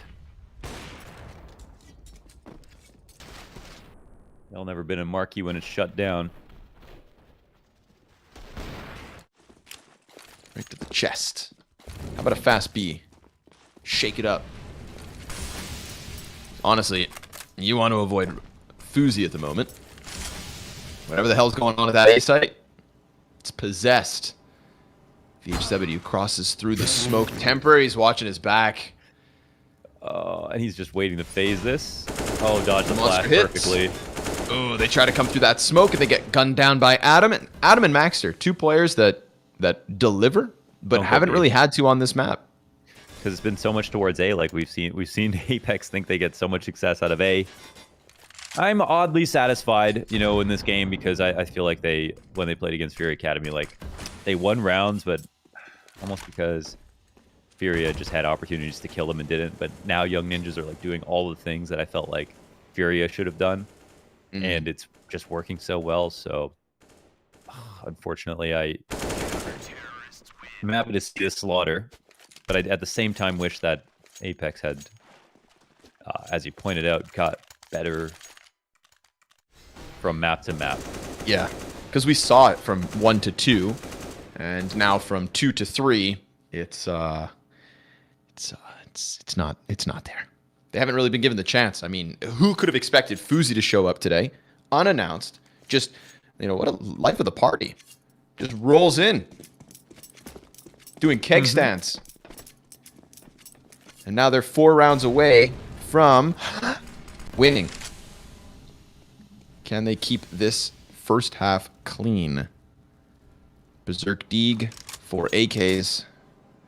And I would be so nervous. Look, Fuzi's just, while they just kind of sit and group up and wait for a second, Fuzi, he's already deep in playground. And if he pushes this, 4 backs turn. It's as if he can do no wrong. Yeah, he can't. And he's just not ever playing any slower. Is he going to check this? Yeah. Oh, yes, he is. Oh, guns down 2. Kills. Now, he can't get anything more than that, but already we're down into that 2 versus 4 here. So now Temporary can lean back as he has been doing before. Fuzi, play after play, A after A. Completely slaughtering the hopes of the Norwegian team. Bomb gets dropped by Rolf. He's attacking them all the time, whether it's rotating up from Dumpster or this time Connector.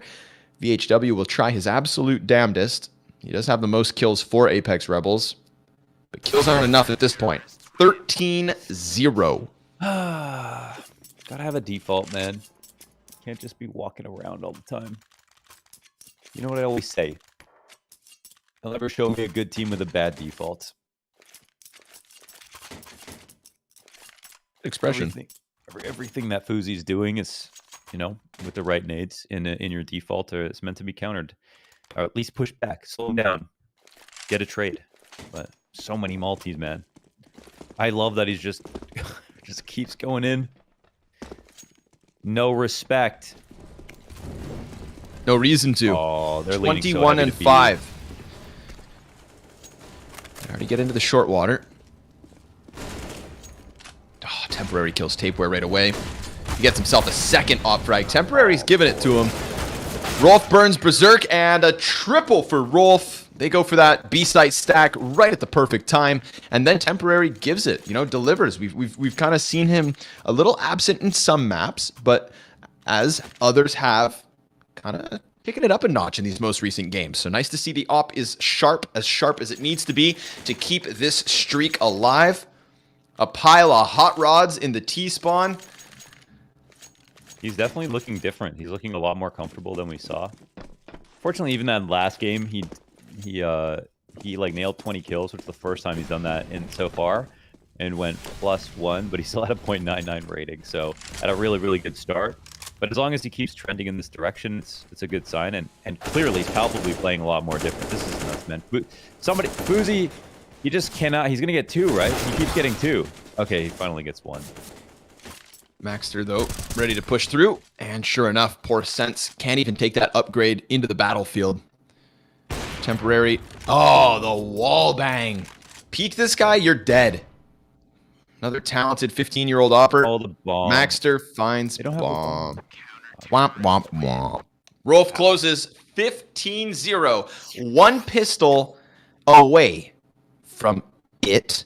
And the only bomb plant comes in the first round of the game. Murked. Hey. Return of the food. Sometimes it happens.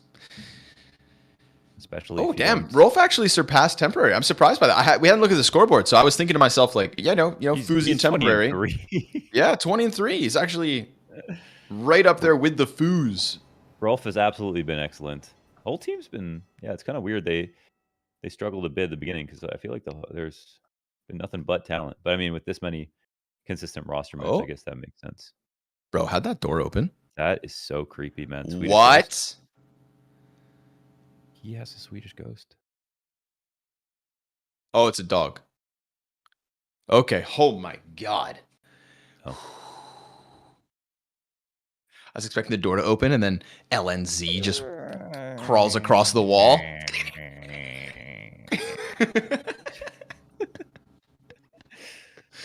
Oh my god. All right.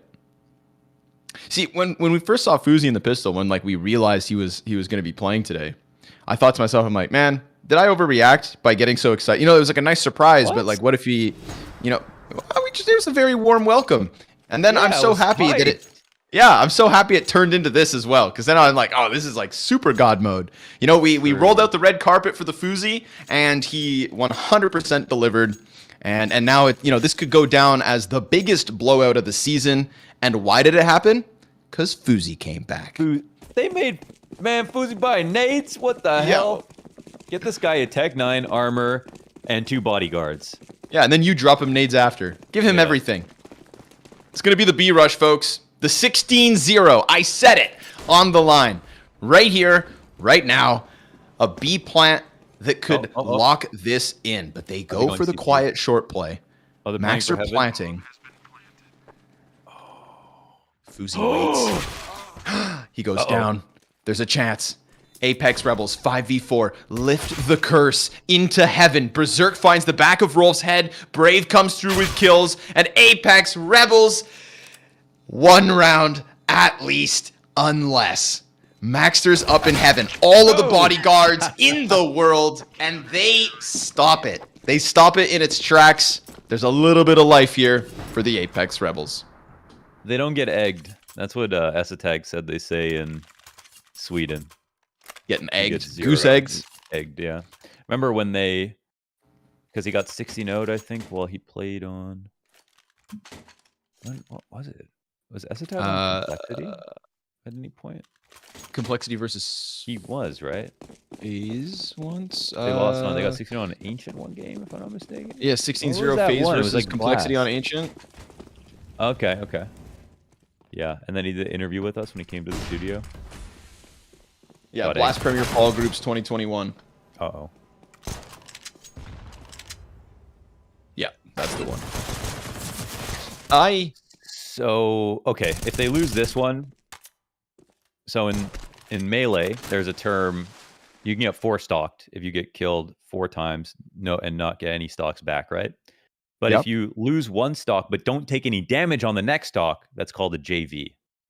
So if they get the 16-0 and they do it with pistols, we'll call it a JV 16, all right? All right. I'm down with that. I like that. Embrace the other esports. Not all of them, but FGC, yeah, man, all aboard. Tapeware, he gets it back, and that's the M4 down. So you've taken Fuzi off of the biggest threat.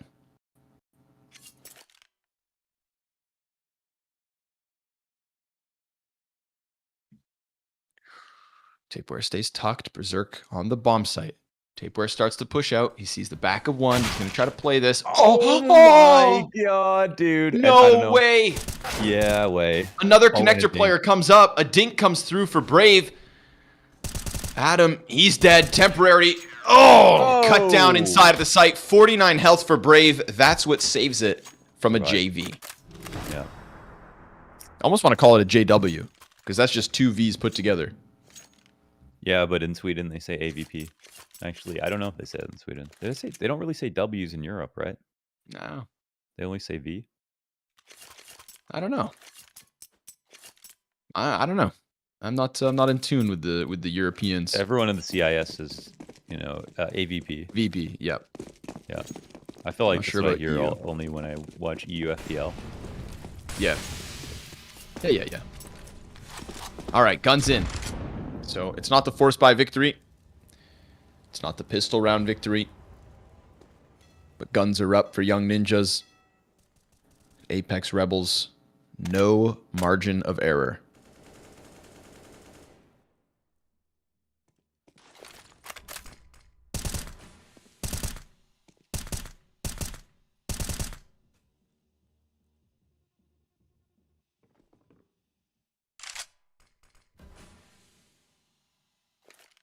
Now we get to see the procedures here from Young Ninjas going through the nades.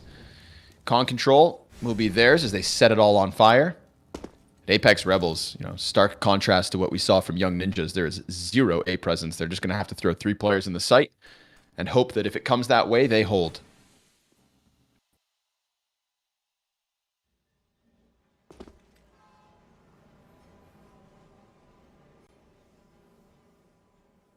Sense is sent out to feel things up, but he's going to get like this odd false sense of confidence because he doesn't see anything. Sure enough, look, they start to leave that A site. Now he's going to call that they are, in fact, here. He's between the pack. Double kill. Swaps into the AK. Ooh. Third. Sense. Nicely done. Nice. Somebody had to step up. Somebody needed to do it. And it's Sense in the end. Or is it the end? Apeks Rebels, man advantage, 15 seconds. Adam tries to push down through Monster and sure enough gets shaved off. Brave ready for this last attempt in from Rolf and he too dies to Berserk in heaven as Young Ninjas stutter step and Apeks Rebels rack up rounds. Yes, they do. Nice play from Sense and he needed to get everything in that situation, so really cool to make that MP9 play. Not just wait for players to cross him. If they did do that, he probably only gets one. Cut him right where they were lining up nades, which is the key move to make. Let the fake comeback begin.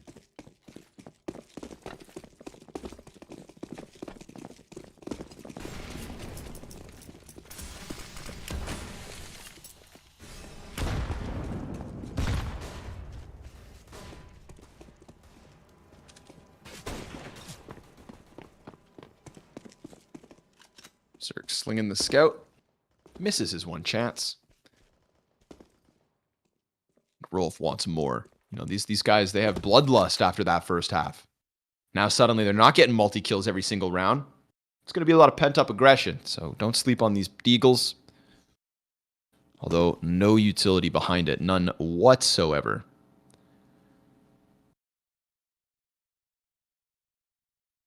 You know what? Throw a little long contact at Apeks Rebels. That's what they were doing in their last overpass map.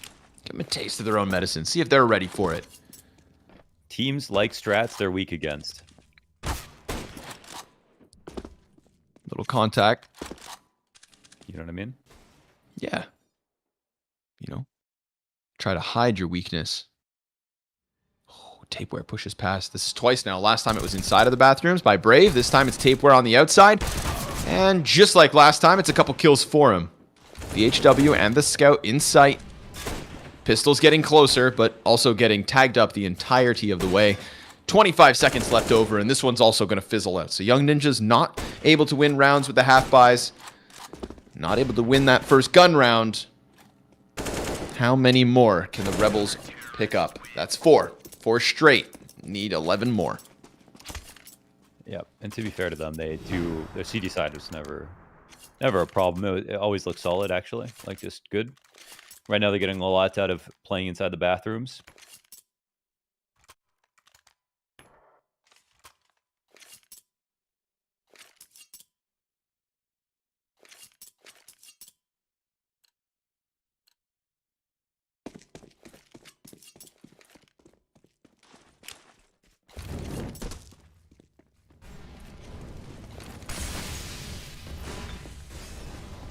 One peek from VHW. Just wanted to throw that grenade towards Playground.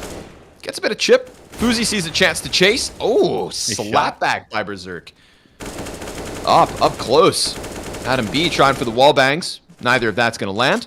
So we have to see Young Ninjas again play off the back foot.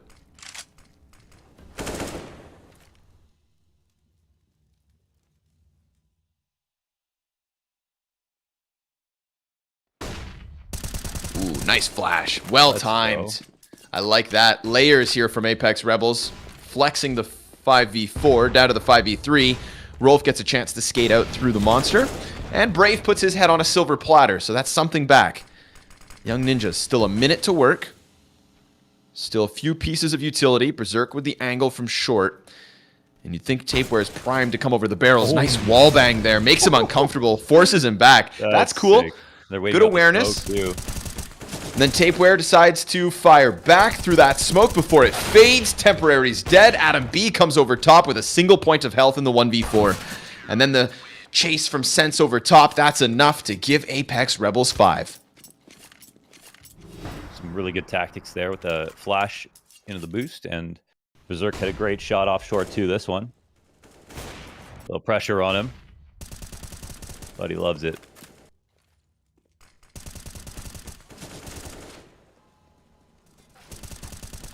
Love the wall bang onto the Opper too, right? Just gave him that little bit of chance to get out up the ramp.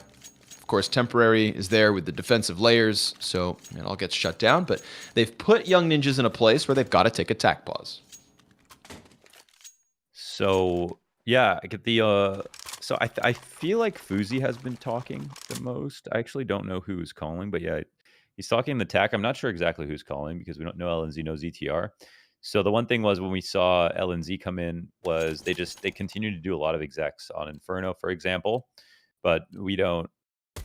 I don't know. Like everybody should know their nades, so the hard part might be figuring out when to call it. And Fuzi might not know the nades. We don't know exactly, but he has played a full best of 3 with them recently.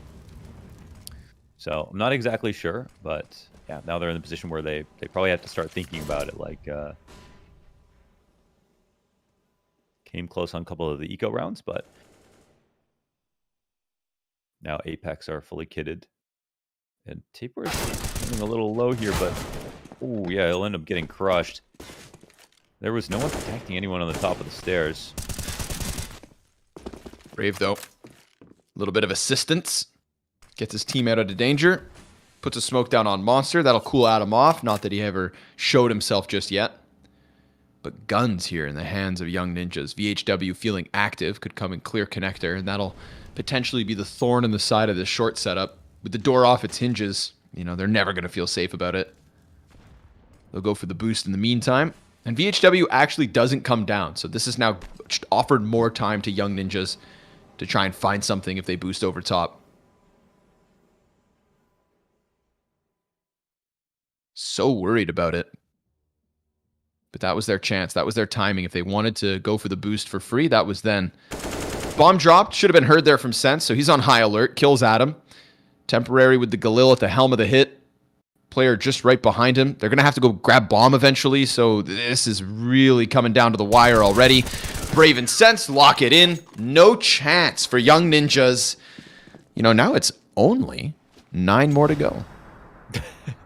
Yeah, this was a save round though. So they picked up a couple of guns, but couldn't do anything with them. So yeah, they'll buy temporary opping. The activity in the bathrooms has been really nice for Apeks Rebels. To deny the A pressure.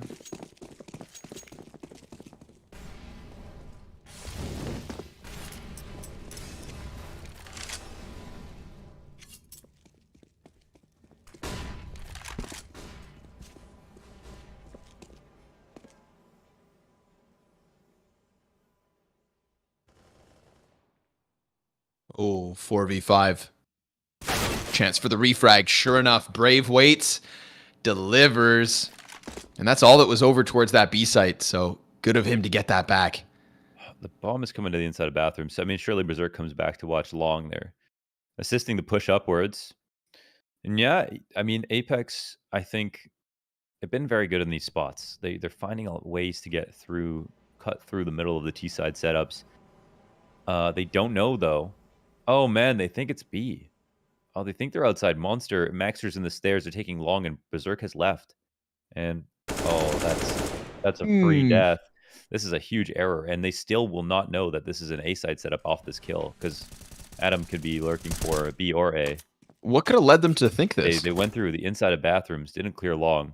I mean, it's a total gap in their play, and yeah, now it's a first rifler coming back up. This could be the last round. See what Tabor can get out of it.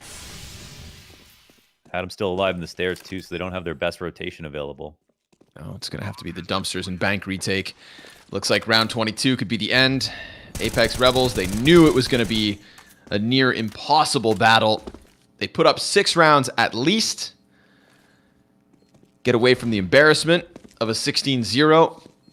And now the retake, all that's left to try and keep that dream alive. Temporary scoped in. Misses his chance at the jump spot. Smoke goes down on sight. Gonna start frazzling the offense here as they come back for the bomb. Brave trying to get something, trying to deliver, but no sir. There it is. Finally, they close 16-6. Overpass for Young Ninjas. Back-to-back, head-to-head. They've got that 2-0 over Apeks. They do. This actually helped out the round differential a lot, too. I mean, it was such a one-sided game. And, yeah, some decent stuff on CT, but, I mean, even that, not incredibly good. Of course, they didn't have many rounds to work back against. It couldn't make any mistakes with a 15-0 half, so that part sucks. But they definitely recessed here on T side, so yeah. Exposed a bit by a super strong CT side of Young Ninjas. Fuzi playing with confidence. Temporary having another good game on Overpass. And Rolf actually, you know, appearing as a second fragger, the rotator. And being more LNZ than what Fuzi was, right? Because Fuzi was replacing on A, but LNZ was the rotator the last time they played. And he did an equivalently good job. I think Rolf just kind of, you know, silently climbed that scoreboard, right? We see Fuzi going for all these crazy aggressive setups in the A site, you know, doing as he pleases and always at the start of the round. So that's where he's racking up his kills. Temporary trying to catch up, being the second player nearby. But it was Rolf coming out of bank, coming out of dumpster, holding those, oh, dude, those wall bangs that went down on the B site. Just, mwah, beautiful. Good game from Rolf. Good game from the Ninjas in general. And, you know, it took a little longer than they would have liked to close, but it's still a 16-6, which is dominant in my mind. and huge for their, again, just their straight up round differential, which matters a lot in the standings, which can easily be matches that are tied and head-to-heads that are relevant as well. Maybe not so much this one, but yeah, domination. They got smoked, and this is, yeah, Apeks Rebels will continue to have to work to improve their map pool. They've got a lot to do, and they are going up against a lot of good teams, but they're not the only debut roster. So, Yeah. you know, want to extend them the olive branch, but at the same time, there are teams like Young Gods and with a lot of unknown players, and OG Academy with more known players, but they've done fantastic work when it comes to their map pool. We haven't really seen that so much with Apeks Rebels. Even bring up like 0-0 prospects, who are another debutante, but also have a bunch of experience as a team outside of this league before they were incorporated into the WePlay Academy League. So unfortunately, Apeks Rebels are kind of floating down there, and they're most comparable to, I would say, Young Gods, who we see competing and They're nearly owning. beating the likes of MOUZ over And in the group of death. So yeah, we can't take anything away from any of the other debutantes. Unfortunately, Apeks Rebels still trying to play catch up. Rolf, the MVP of Overpass, 24-9, 104 ADR. The rotate god, taking the place of LNZ.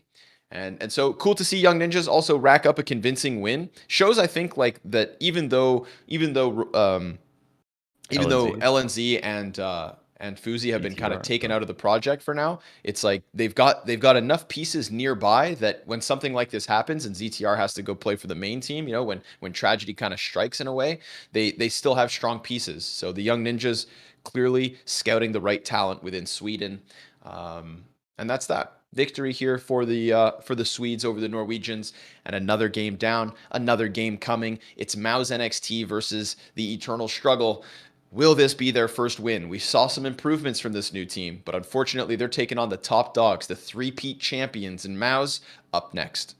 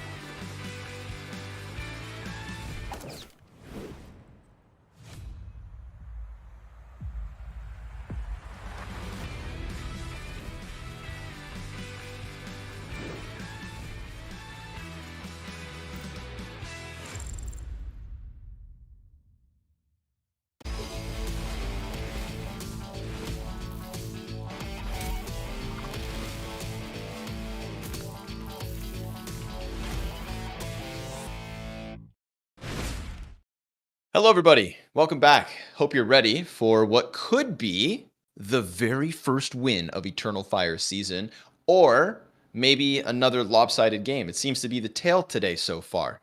Big over Navi. We had Young Ninjas over Apeks Rebels, and the storybook would want you to believe that MOUZ NXT are just going to be the reigning 4-time champions. So what's Eternal Fire really? In this case, it should just be a speed bump, if even.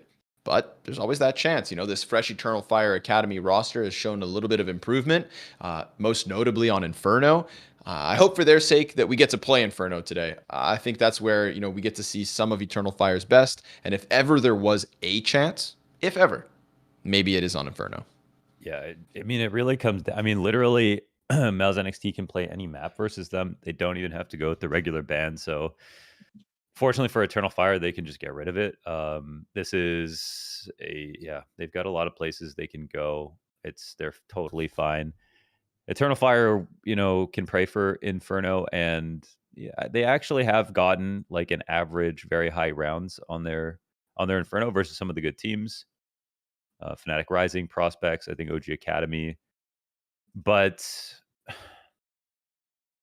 I guess versus actually the good teams that they played in the rematches. The first time they played OG and Fnatic, they got 7 rounds each. The second time they played OG and Fnatic, they got 13 rounds each. Yep. They nearly beat Spirit Academy with 14 rounds. They nearly beat Young Gods with 13 rounds. They have done okay versus some of the good teams. The one time they played against MOUZ NXT, they got 16 forward, which is very understandable. And also the first time that they played was over on Nuke. So, I mean, I don't think that'll happen again. And yeah, MOUZ ban Inferno, Eternal Fire, get rid of Nuke right off. Dust 2's out as well, which is another map that maybe Eternal Fire could have had a chance on. Yeah. Those are the two close ones. This will probably be a pretty hellish veto, I feel like, here for Eternal Fire. Where can they go? Where can they go? Yeah, MOUZ literally take out the 2 best maps of Eternal Fire and then their own permaban and overpass. So it is Eternal Fire having to deal with the middle of the pack Mirage type situation. Vertigo. I don't know what's better. I don't know what's better. I think they have to get rid of Vertigo, right? Yeah, but then I also rate MOUZ's Mirage pretty damn high. So yeah, all right, kind of stuck between a rock and a hard place. They'll take this one to Mirage.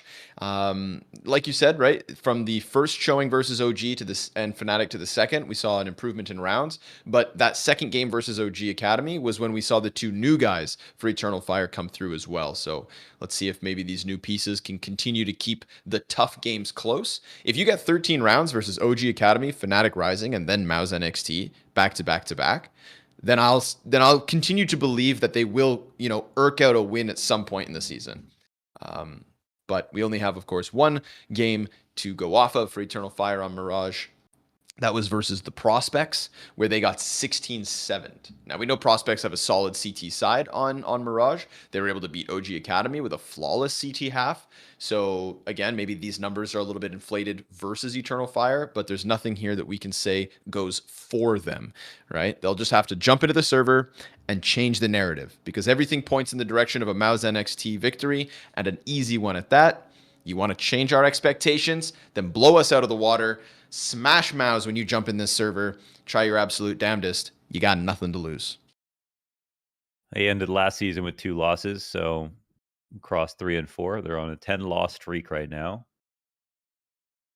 which is just really, you don't want to. It's not fun. It's not fun to lose that much. And if you lose that much, then you'll start losing games just because you're so used to losing, which is, as Nifty would say, they've got to stop the ball from rolling down the hill or something. They got to really slow down the downward momentum. Maybe go on a retreat. Yeah, get some crystals. Get some shungite. Shungite. Check the horoscopes. Maybe they're in your favor today. Today could be the day. See, here's the thing: is when the win does come. When the win comes, no one's gonna see it coming. Yeah. So we can all sit here on our high horses and laugh down at Eternal Fire. MOUZ forever! But no one will see it coming. Yes. CT side for MOUZ to begin the map.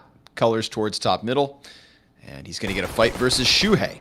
Newly introduced to the FPL CQ is Shuhei and Jimpat. I saw both of them got invited this morning.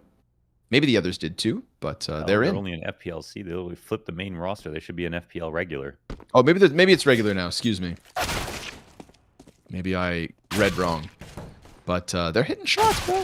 They're already deep inside this A site, and we could be looking at the pistol round win.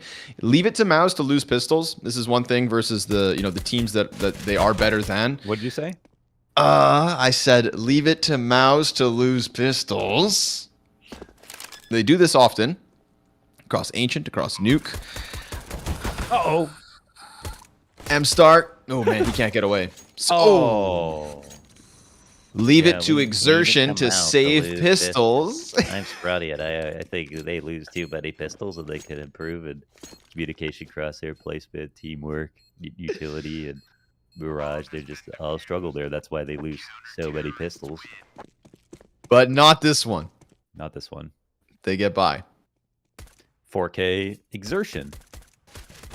Wow.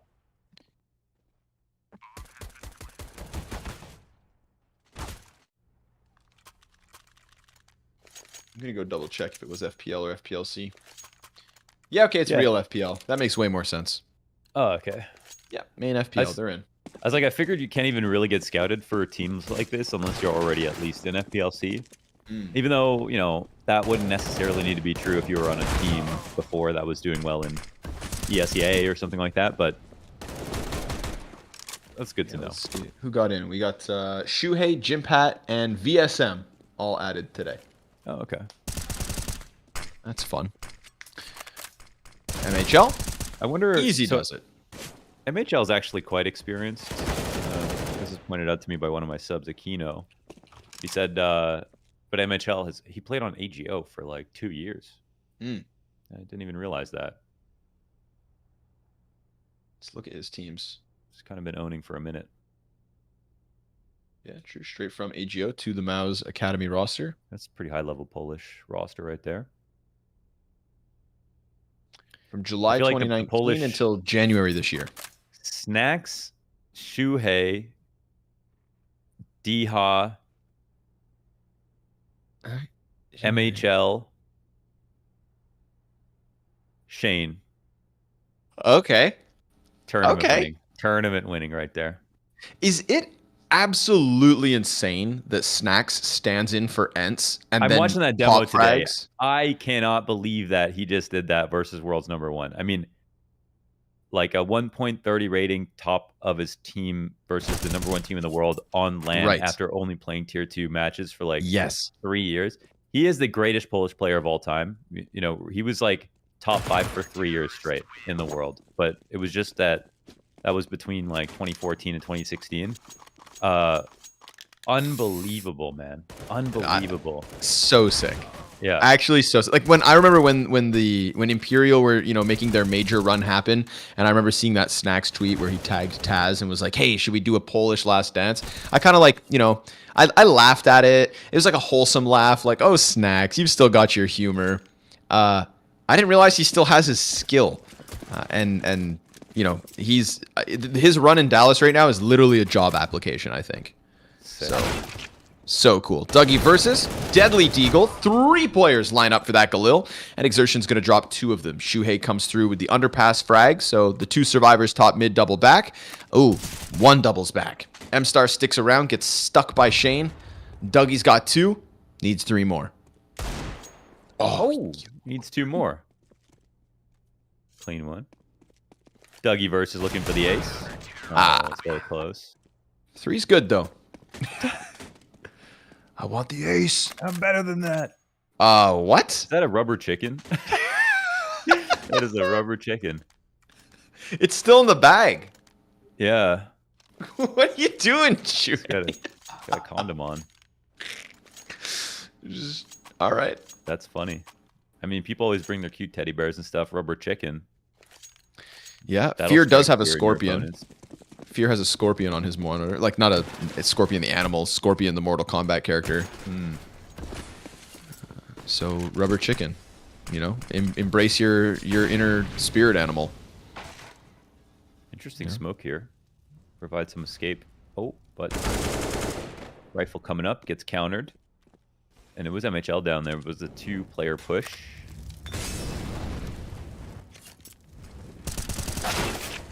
Shane? Nice pickup, but equally nice trade.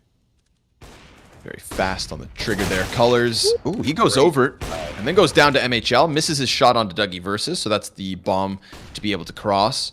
At the very least, they'll hold on to default. Pinch in connector. Wicadia catching MHL, coming out from the smoke, so this one's made easy. Jimpat trying to run the flank. But they'll be able to sink into their post plant very comfortably here. So Eternal Fire onto the A site. Now, if Colors can have a good game, I think the day that Eternal Fire win is going to also be a day that Colors delivers big kills. Jimpat won in the 1v3. M-Star Wicadia closed this one down for Eternal Fire's first round win. Yeah. What's your thought? Continue. Just that you know, Colors has showed us promise that I think could be, you know, he could be a top frag performance. So we saw Kenshin with like a really good Inferno op presence last time they played.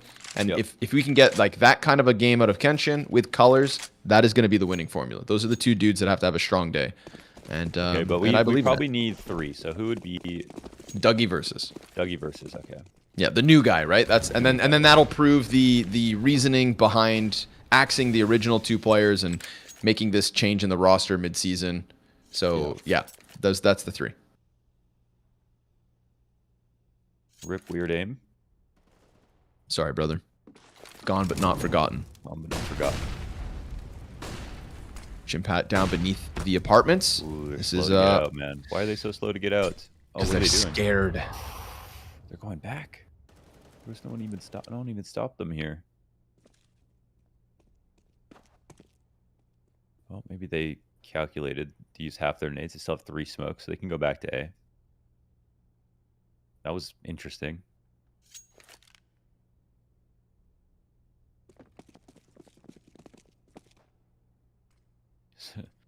Smoke down on the A ramp. That does not spark joy.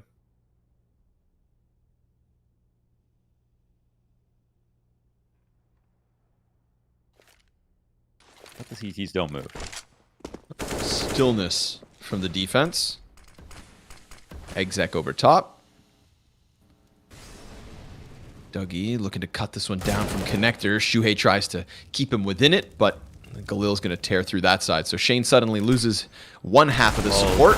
He's got the CT peak to come through eventually, but Kenshin gives good cover. Shane goes down. Bomb is planted. Deagle through for MHL, and then damage through the smoke.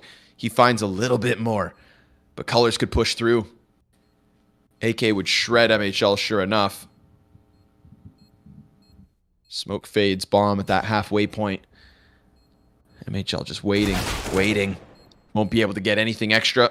Colors gonna lock this one in. So Eternal Fire, they take their time with it, but they exec into an A site. They follow through cleanly, and they have a strong chance of keeping 4 alive. Real good. I guess it was a knife that cut both ways. Like, they didn't over-rotate when that exec came towards B, but they also didn't rotate when there was no more further presence. So stayed quite static. Actually, not surprised from that point on. They lose, and yeah, Eternal Fire kept 3 smokes, which is the key thing.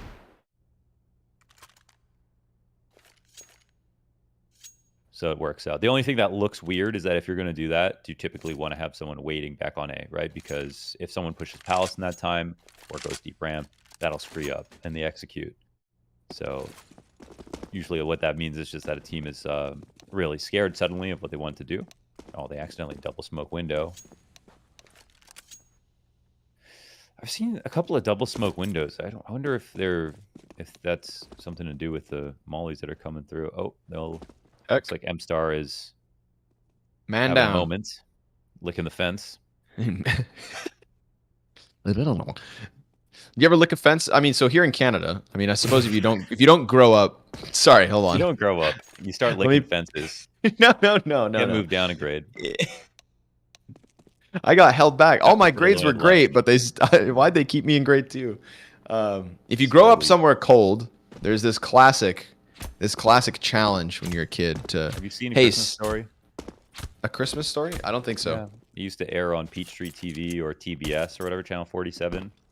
And then it was basically on Christmas. They would do a week long, 24 hours a day, a Christmas story. And there's a famous scene from A Christmas Story where he licks a frozen pole. They double dog dare him, and then the narrator goes, "Oh, they triple dog dared him," and then so he you had have to do it. So then they had to call the fire department to get.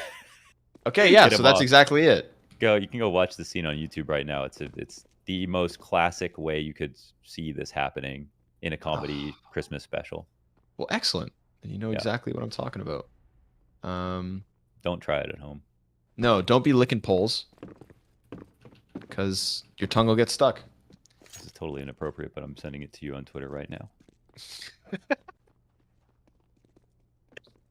We got Shane joining the backwards hat gang. Man, wish I was cool enough to join.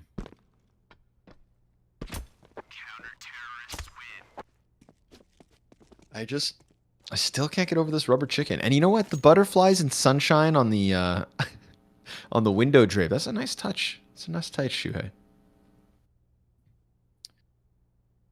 Yeah. I feel like Mom may have put that up. Yeah, probably 10 years ago. Mm-hmm. But if it ain't broke, don't fix it. A trophy.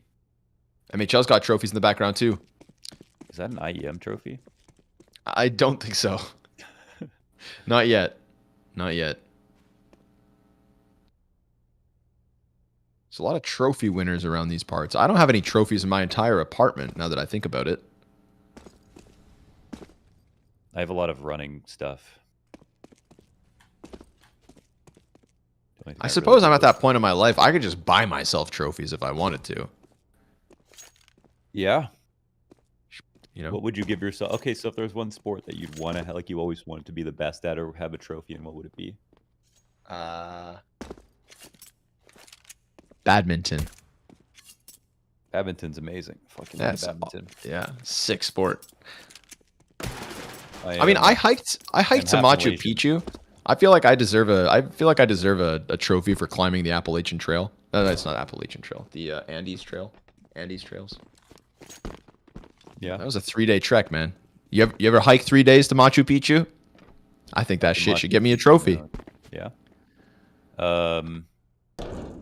What's the hard part?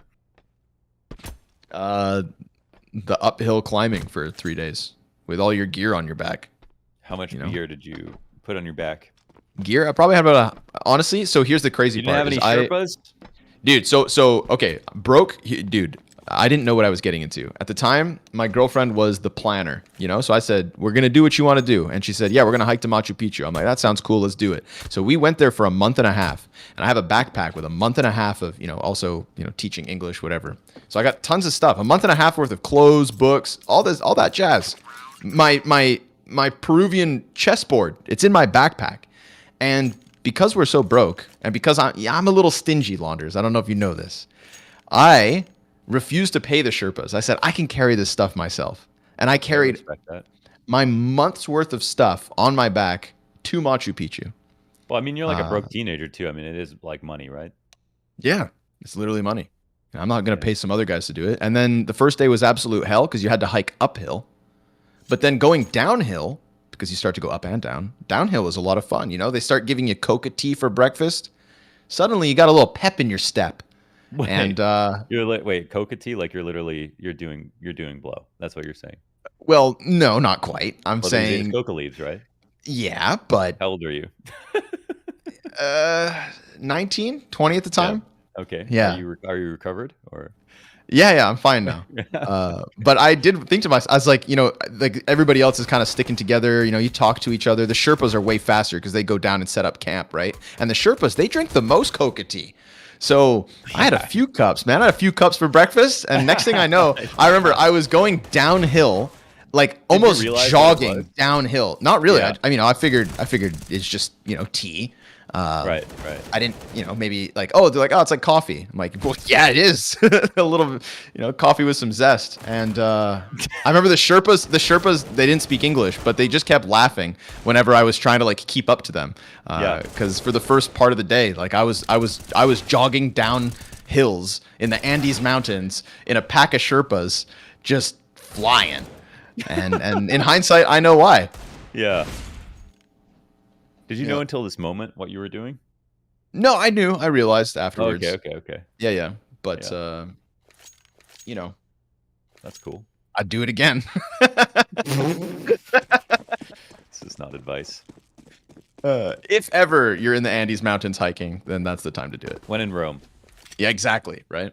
So, all right, back to the action. Why MOUZ I visit NXT. Colombia all the time. Let's take in the nature.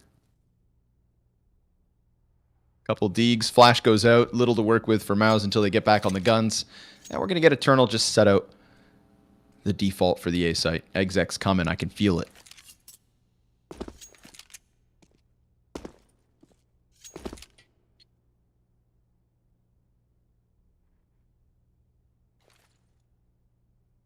I think you should get a trophy. Yeah, did it by yourself.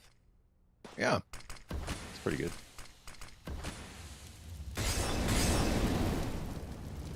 We're waiting for something to happen here, but MOUZ aren't throwing anything through that smoke.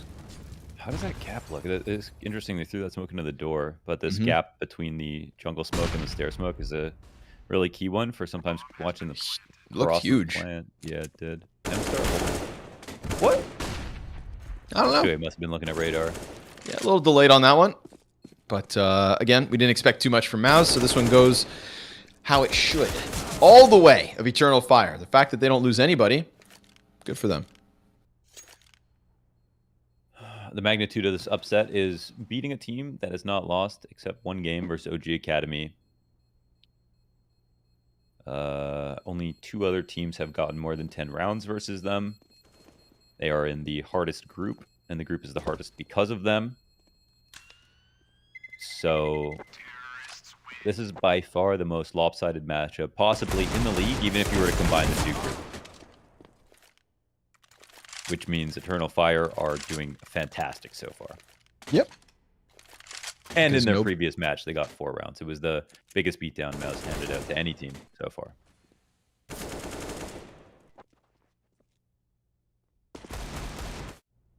One man goes down. Exertion making sure that it comes with a cost. But 1 life worth it for the 3 straight from Eternal Fire.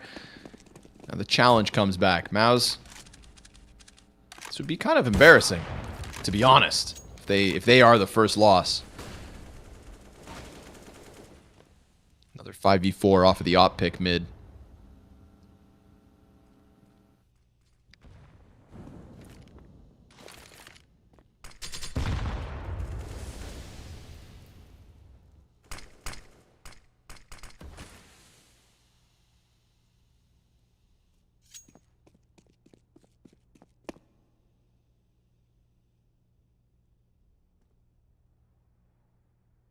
This is a big move. I mean, we don't have MOUZ taking much space back ever. They're just chilling. And Shuhei's in jeopardy of potentially dying. We'll see if he clears this. Might show himself. Oh my god. Oh my that's god. weird. Wacadia, what happened? Oh man. It's back for a second. Great chance. Colors better clear it. Sure enough, Nice will. clean, clear. Shane slain. Shuhei low health, tucks into defaults. 3 players to his left. Opper clearing under. And Exertion actually comes wide with the kill off of the ticket booth. Fast flank from Jimpat again. Last time we saw this, there was nobody to actually draw attention away from him, so they just sussed it out. Now he comes over the top of the ramp, shoots 2 in the back, and that's going to leave Kenshin announced inside of Palace. I believe he was just spamming.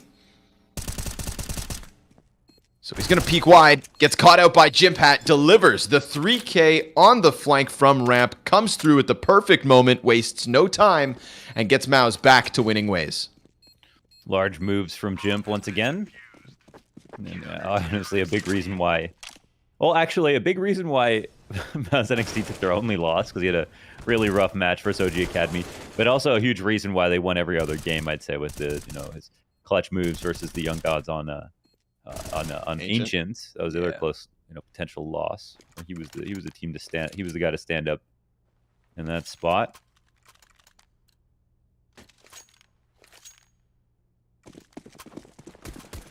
Other than that, Jimpat actually hasn't been too standout. I mean, he helped out quite a bit versus Fnatic Rising. It's not like he's going missing in big matches, but just one of them. And in the other games, just doing okay.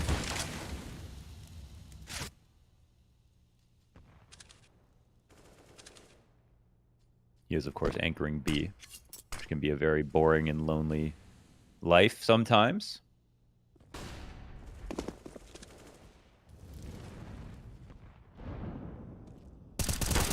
2-8. Oh, wow. Canceled out. Colors. Definitely saves him there. That would have been M-Star dead to rights. It's kind of crazy. No support on that push. Yeah, no layers. Was late. They're going to go all in on apartments, though. This is a total gamble off of the A site, but it's right. It's the right call, which could make this a very sick moment. M-Star, remember, he's low, but still able to get the headshot. They won't expect Jim Pat. Will he even shoot the first? Okay, yeah. Oh, 3! He had a chance. Dougie versus gets cut down by MHL. The op's already in position. There are layers to that apartment's hold. Holy hell. They just went barreling past him, assuming that it was just the one and done. But no, sir. 2v2 left over. 35 seconds. Bomb inside of the apartments. Kenshin waits for the mid-peak. And MHL has to start to just lurk back over towards A. Shane inside of B site. He's going to tuck on Arch. Shane going off towards Cat. But I don't know. He's probably not going to see Kenshin jump into the window. Are they really trying to converge on A? Yes, they are. MHL could get posted on here by Kenshin. Oh, off default. Kenshin wins that. And the plant will come in. Smoke in the top of connector. Need Shane in the clutch. Comes through smoke while Kenshin's still scoped on jungle. He's going to hear that movement. Here's that fallback. Wicadia back on ramp. Shane piecing it together. Oh, but Kenshin delivers 2 critical kills in this 2v2. They call it right. They get over to the A site. There was a chance that they get cut down by MHL, but Kenshin getting to the other side of default just as the CT scope goes posted. Down to the wire, but tied at 4. Really great here. And I mean, perfect trade there by Dougie Versus. Absolutely had to happen, switching out of his guns. And M-Star's awareness to take out Exertion also helps a ton in that spot. I mean, how could they know there was going to be one player pushing, one player right there in the market, and then MHL in the back, and they still are able to win? But, I mean, we haven't seen too much interesting stuff come out of MOUZ NXT in these rounds. It feels like they're not moving with a lot of activity right now inside of connector or around mid. Playing pretty standard.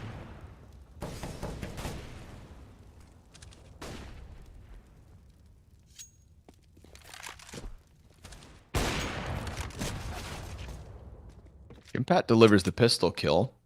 Interesting. USP, not going to be enough, but Jim Pat's right there. Reaches for the AK. Grabs that one. Shuhei swings out from window. Wicadia closes down on it, but Jim Pat, now he's up into the ladder room. He's got the bomb down in front of him, and he still has this gun to work with. There's a B lurk as well. Shane doesn't have a good gun. There's so much action in middle. If he gets closer to it, there's a chance he can grab one, but I don't think there's one in window, so it might be hard for him. A lot of this comes down to the timings for Jim Pat, because he's going to be approached from both sides. And eventually, he will be worried about the left too, but for now, he is worried just about Cat. Oh my god. Oh! Well, dude. Shane dies. Wicadia 1v1, 30 seconds. Oh, and he Jim gets Pat out of ladder. escapes. Both players on a 3K. Whoever gets their 4th gets the round win with it. This is disgusting. I mean, Wicadia still thinks he's up there. He could have escaped through window, but that's it. And Jimp is going through. Oh my god, he's going to go back through window. This is Sergey's brother right here, man. This is no such a way. Play. Yeah, this is 100% going to work. Wow. Sits on bomb and waits. That's beautiful from Jim Pat. That is amazing. What a play, Jim Pat. That is why he's in FPL now. On the day he gets introduced, this is what he delivers. P250 for 2, grabs the AK-47, follows up an additional kill on Cat, and then a masterclass, the jump away, the fact he didn't get spotted, and poor Wicadia is just chasing ghosts. But don't let this take attention away from the fact that Scrawny just said introduced. I knew it, and I thought you were going to let it slide. Introduced? Yes, and it sounded right. It did, right? It's all about the confidence. That's true. Introduced. It didn't feel right. Like I knew something was wrong, but because you didn't say it right away, I'm like, okay, no, I got away with it. No. I got away with it. But then I got home and the police barged in. Oh. Fast one. Jimpat to the back sight. It's exertion to deliver one. Colors dead as he comes through the middle of it. But the util slowed it down, so the rest of the pack still up in the apartments. And they're going to turn their attention elsewhere. Man advantage made off of that initial contact at B. Jimpat looking alive, dude. Didn't just stand there and hold his angle, pushed around, clear out the site. Got that info back. Send Eternal Fire running. Man, that move, that rotate around through window is so cerebral. I mean, he really read the rotation just perfectly, called it out. Because, you know, he could have played it in market or something. You know, he could have sat back site, taken a gamble. Yeah. Lesser players would have, but Jimpat, it's that mind's eye. He envisions it all and was absolutely right. Took a risk, paid off, got MOUZ back to the lead, where now they hope to hold it.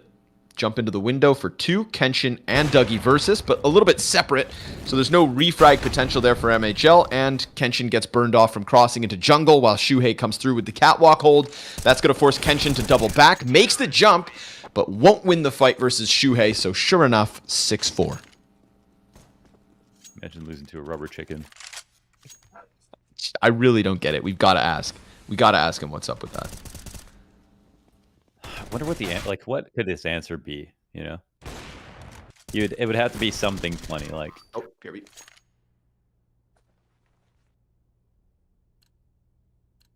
If there's lore behind this rubber chicken, we need to know.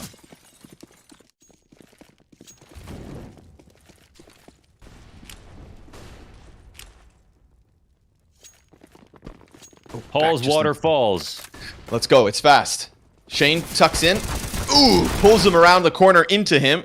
Everybody's looking towards him. Default plant. Shuhei's going to try to gun it down, run it down. By the time he comes through, it's just one frag for him. M-Star out from Sandwich, and hey, you take what you can get. You got the plant, you got a kill, but the wins keep racking up for MOUZ NXT. Is it a window behind Exertion? It can't be that dark. No, I think they're shutters. We're looking at the inside of the shutters. Oh, the shutters are black. I thought the shutters were white and open.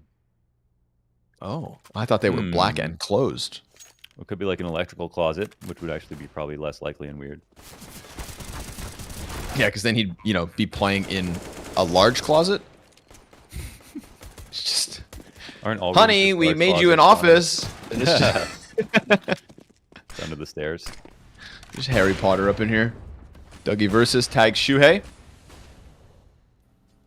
Could be another faster A play. We see 3 guys already starting to collect themselves. Dougie delivers. Oh, okay. Smoke him. Shuhei gets slapped down. They've got the corner play. Shane in with 2. And nobody else able to cross. M-Star gets the trade frag at least, but that's bomb spotted. So, of course, the CTs are going to react. And he's gone all the way back through T-spawn already. Yeah, this could be the move where you go underpass if you're Jimpat, but they actually have the... Ooh, they're actually reinforcing A. Okay, well, it's super fast from Kenshin anyways, so nice move here. And they're really worried about anybody who could be around Tetris, but this will make him slow to the exec, and Jimpat's finally going underpass. So, bit slow, but at the same time, big flank, and MHL holding this. Will he be rewarded? I mean, some noise will be made. Kenshin, does he want to take the swing? Surely he swings in this spot, but MHL is so ready. Oh, but he misses. He misses. Jimpat comes back through, out from the market. Love the certainty that he plays with. Jumps down, gets tagged up to 40, delivers the kill. Yo, you got to kill this guy. You give him any chance to wiggle, and he can break through. But M-Star, sure enough, locks that one in. The 1v1 goes the way of Eternal Fire, and this T side continues to piece itself together in a respectable way. You know, CT side is still a question mark. Look at in terms of the first half. This was nice. That damn, we missed it. But that second one, the wall bang on the top mid peak. Yeah, he just reacted so well there. I think his M-Star didn't shoot Jimpat. He's coming out of halls. He's like, okay, he's not there. So 7 rounds is a lead, but this is definitely, you know, MOUZ's strong half. 10-5 could have been easy for them. I mean, it's technically still possible, but Okay, impossible becomes probable if they get this round, so we'll see. Exec coming in towards A, mid control shut down, no lurker in place. Way won't be too scared of this. Peek off triple, canceled out.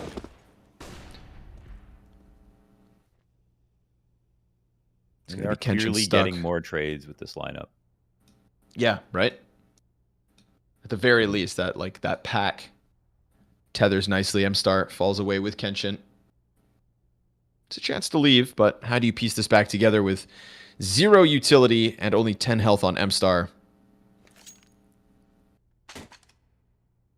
Unfortunately, the best play is likely to go back to mid, but that might be really obvious, so...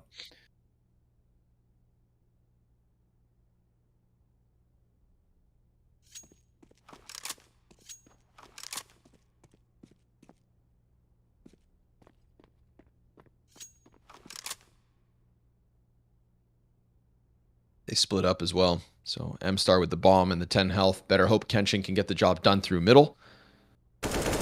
He will. He will. That's a nice one. And mid is ambiguous, so the CTs will not know exactly how to react. MHL gets into a nice spot. Oh, but he misses a shot. Oh, it's the second.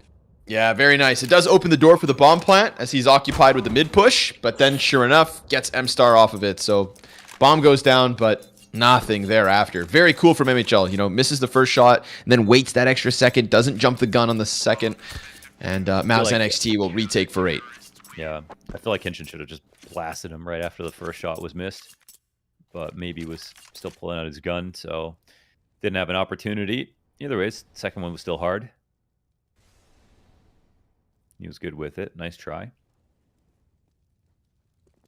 This is also a spot where Kenshin could have gone back towards B-Apps with the bomb, but then they don't know exactly where the other 2 CTs are. So, alrighty. 8-5. Kind of getting back to, you know, expectations here. Yeah, kind of a crummy bye.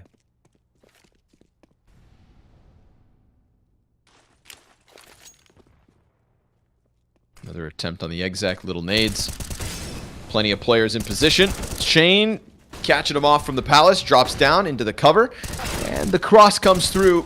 Colors killed, Kenshin follows. We get M-Star, of course. Tech9 through the smoke. That's fire. Doubles down. Shane then gets cleared by Dougie Versus, but Jimpat's right there to react. So very cool from the Tech9. Jumps through the smoke, comes right back at it from bench. Actually gets like onto the back end of the peek through from the CTs. So flanks them up close from the front. Somehow, you know what I mean? Wild ride. Like, like what do you call that? I don't even know. But not enough. Leading off like a Tony Hawk combo. Yeah. Yeah, he used his whole special meter. Dark side, 360, nose grind, 50-50. All right. One more to close. Eternal Fire. Come on, get one more gun round.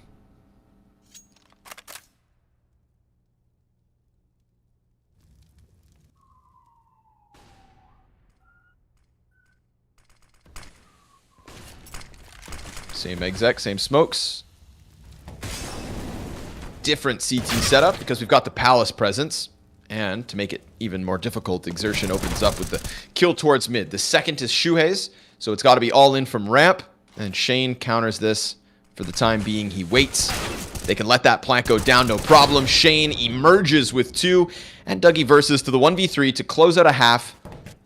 That could have been better, but could have been worse. Eternal Fire, the trade's been good, and the attempt is just 1 kill away. Dougie Versus showed us promise.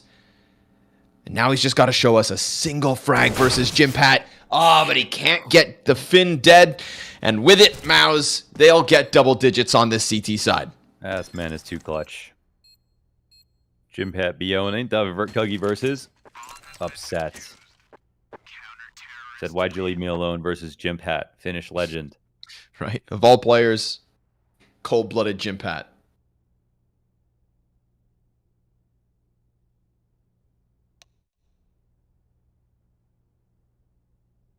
good showing from the new guys in Dougie and M-Star. They're up there with the frags.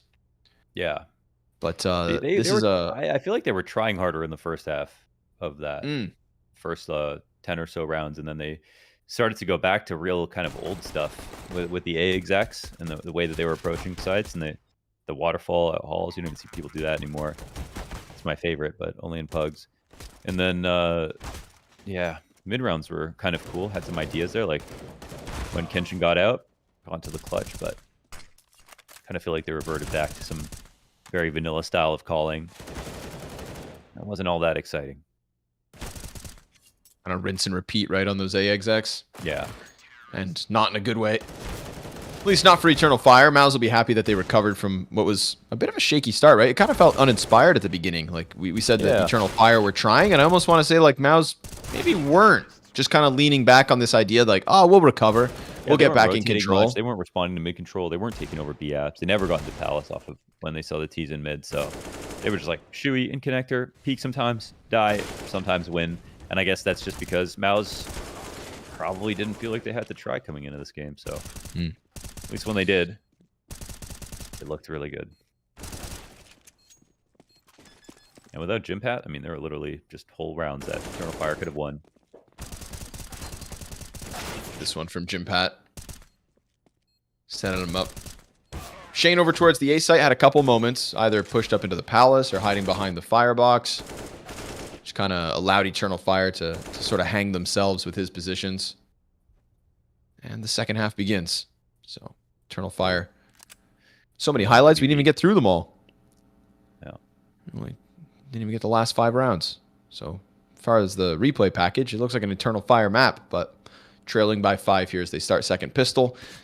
And we get Kenshin coming back through middle. Palace pop set up. Ooh. Shot. Dougie finds one.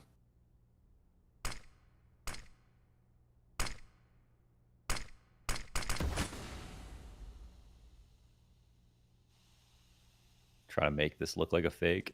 No presence on B, but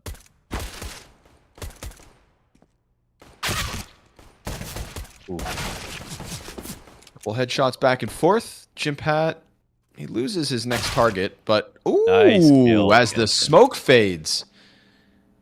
Kenshin answers back. We got a 4v2 post-plant retake. Come on, Eternal Fire.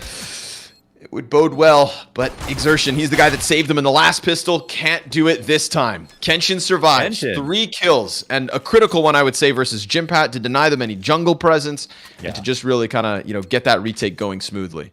Jimpat completely ruins their day right there. If he gets into jungle, and Kenshin instantly got gushed, so real cool kills on one of the most important rounds in the game. So, and he was also the guy who rotated over towards A just in case. And they had the 4B start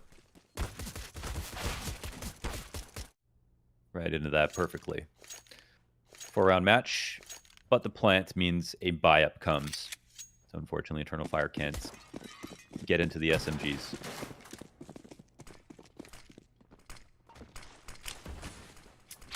But they've got scouts. Jesus. Okay. They've got scouts, and that means early kills. Yeah, that frees up connector a little bit as well this early on. So Exertion's going to speed up now.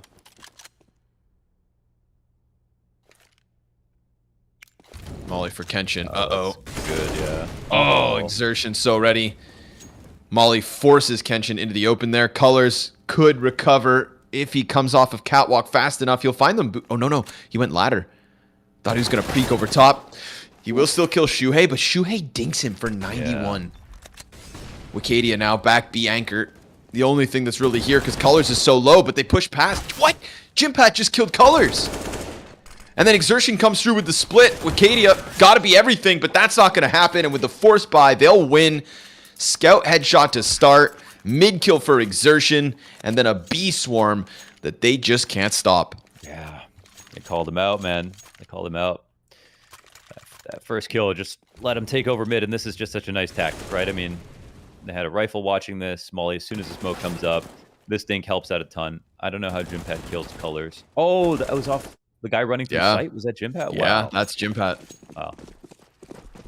It didn't even look like he slowed down. Yeah. You know they go fast in Finland. Kimi Räikkönen, right? That's the guy. Yeah. Oh my God, look at you. Look at my you. favorite driver. Look at you go.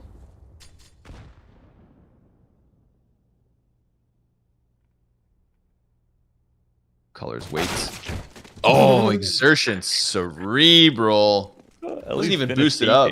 Jesus. Just boosted behind.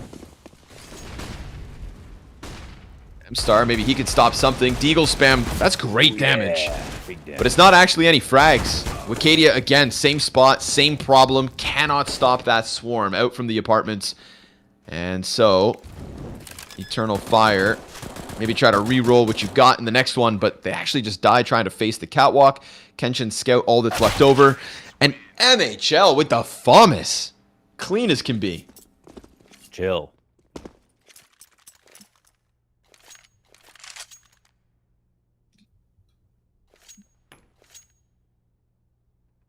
Huh. It's tough. They're moving this fast. Running over mid. B-side entries look unstoppable. And no money once again. 2 more rounds than last time, but we were literally just looking at 10-6 a moment ago. So, yeah. Eternal Fire need to keep their head in the game. Look for something respectable here. Fast fight from the catwalk. And Exertion just going to mow them down. He will be dead to the USP. So a little bit of revenge here for Colors. Grabs the AK. Maybe he could save that one for the next, but bomb plant to A site, 13-6. MOUZ could just, I mean, honestly, they could just swamp them in this second half, and then we're going to have to look back at this without very fond memories. Despite that first half looking like it had a little promise, you know? Yeah. It can end so quick. Yeah. Even won the second pistol.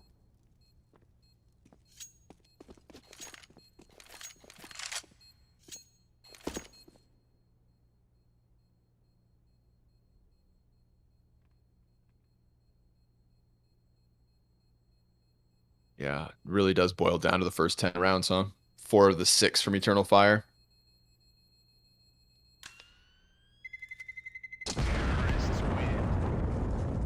Exertion back to the top of the list.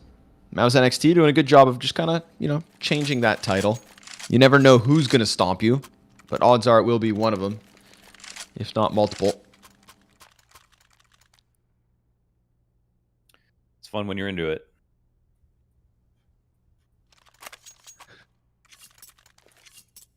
Uncomfortable otherwise. Eternal Fire. Yeah. Rebuying.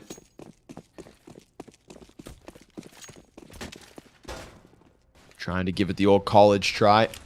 They got the nades for it. Chucking them top mid. It's a lot of bodies here. And getting out Palace fast. That could actually just take the ice site before anything can happen. Yeah, they were expecting more of a middle presence. Oh, my. Shuhei over the firebox. Over the triple stack. Deep into the jungle play. Wicadia. Smoke at his feet. And a lurk? They haven't even started this round. Ooh, Exertion. Yep, he's going to get there. Wicadia down out of this one. 14 for MOUZ NXT. A CT side that can't keep up, and with it, just any chance and all of the life just sucked out of Eternal Fire. It evaporates. Even on a round like that, they at least did like some fake nades for mid. Right? At least a little bit of mid control right there to go through at the Palace run out. So they give themselves a chance to at least have just a one fight on A, and then the firepower takes over. That one guy going down. Won't expect this position. It's multi from Colors, but he dies at the end, and that's the last bit of money with it.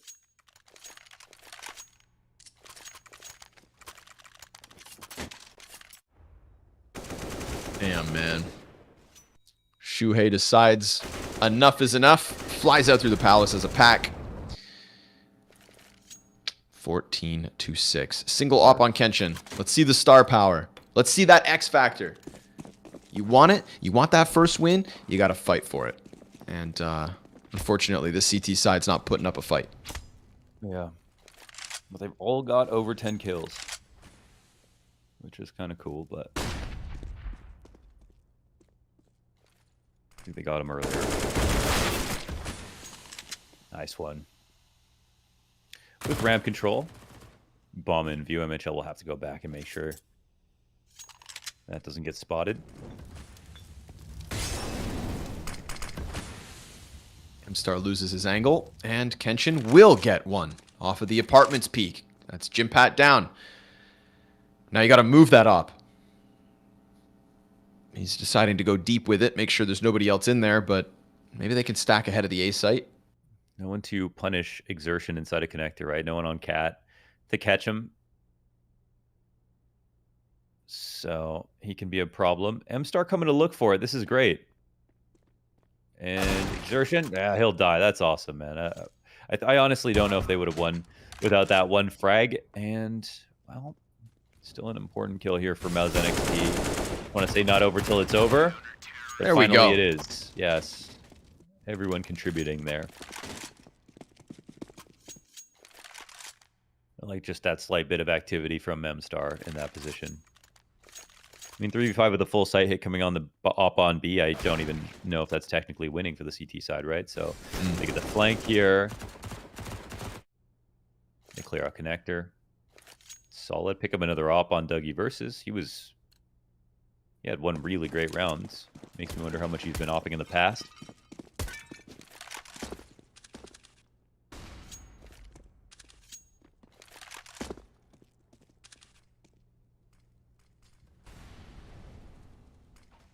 Kenshin wants more, right? We saw it towards B. Apartment's op pick, kicked it all off. Now he wants more in mid. Finds one, but because it's a double up and not just that low, lonely player inside apartments, Kenshin is taken down. But luckily, of course, the rest of the team's still well equipped. Oh, no way they're rotating. Okay, I was like, man, they have deep B push. They don't need to move. They have no reason to be scared of this. Colors not seeing anything come his way. This should put you on high alert towards the A side. So it's really kind of crummy bit of pressure here from a MOUZ, hoping that no one is taking control of anything. But this will elicit grenades. Call attention to the CTs. And all the smoke misses. Oh my goodness. Oh, this could be awful. Yeah. Oh, it could hurt. And they fell out of B control. Oh, no, they didn't. Okay, Colors are still here. Never mind. They went, oh. But that one player pulls him off the ticket. Uh-oh. Under Balk, cleared out. That's MStar now down. Jungle play. Wicadia comes through with the headshot. Dougie locks that in. Stops them. So they get back ahead of it just in the nick of time, and MOUZ won't be able to flex out Palace for a 15th round win. Ooh, that smoke I felt like could have been the end of them. And we've seen some heartbreaking ends to Eternal Fire losses. Yeah, that's true. So props they're able to recover from that mistake. You know, MStar not being able to really do it on his own, but the rotates were still near enough.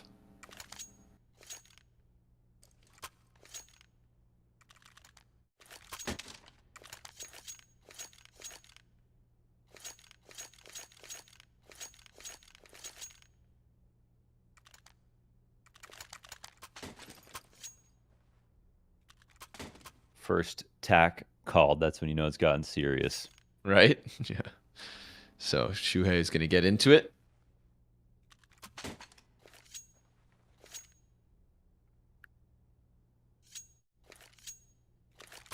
Kenshin got to calm the troops. Another comeback attempts, right? We've seen a lot of these from Eternal Fire. They always piece something together, but it tends to be too little and it tends to be too late. But we've seen them rack up like 6 rounds at the end of the game to at least get to like 12, you know. Heart starts pounding. You know, that's their identity. So I'm not shocked that we're getting a little more from them. When they're against the ropes, they fight. And Kenshin, he dies to just the pistol, but Colors can spam through the smoke despite the flashes, despite the pressure, just shoot back. And it works well enough to get the 4v3. No guns. MHL trying to extend, and he will grab that op. Another chance for the pistol to prevail. Damage versus Dougie. He's stuck here, but he also has an assist to the right side. He shows us back. Wicadia. Oh my god, his gun is empty. Oh. Shuhei has a chance. Wicadia looks the wrong way, but still is able to slap it over. Things get crazy. And Eternal Fire will recover. They'll hang on for 9 at least. To be honest, that was tricky from Shuhei. Like, yes, he goes to the top of the stairs, but Shuhei was on the outside of connector, right? Suddenly he's tucked in the right corner as soon as the op shoots off and another rifle comes up to support. So he's very fast about that. But the fact that he almost gets the second kill too. Oh my god. Oh my god. Katie got so nervous here. He dropped a nade. Shuhei's able to tap his head. Well, mid still goes the way of the CTs, but alas, here we are. 5 away from tying at 14 all. Kenshin wants to post. Kenshin's been very mobile. I'll give him credit for that. Yes. But back-to-back rounds, he goes down.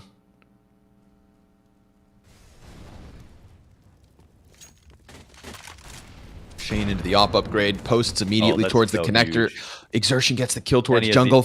4v3. Uh-oh. Shuhei with the mid kill.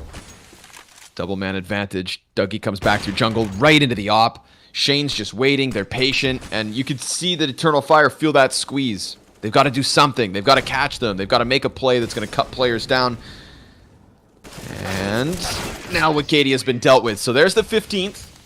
Sure enough, it felt inevitable. And because of that little margin of error that they have, 6 straight or a MOUZ victory on Mirage. They almost got outplayed in every single kill this round. Even here, Shane waits for them to push through that crack in the jungle smoke. I wonder if that was left open or if it was just the only play that they could make anyway. So, and Shane gets the kill on Kenshin, sneaking up through the inside of Palace. So he decided not to hold on to that for too long. Of course, if he stayed passive there, he still kills Shane if Shane comes into his angle, but he really wants to like win Palace control right then and there.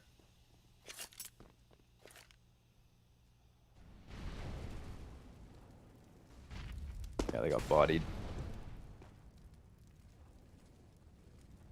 Who's going to step up? Who's going to save the day? Who's going to keep that dream alive? Peek down into the ramp.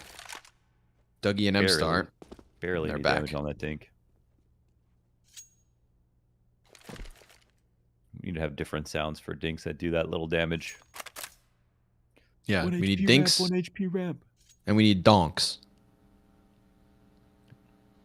And danks.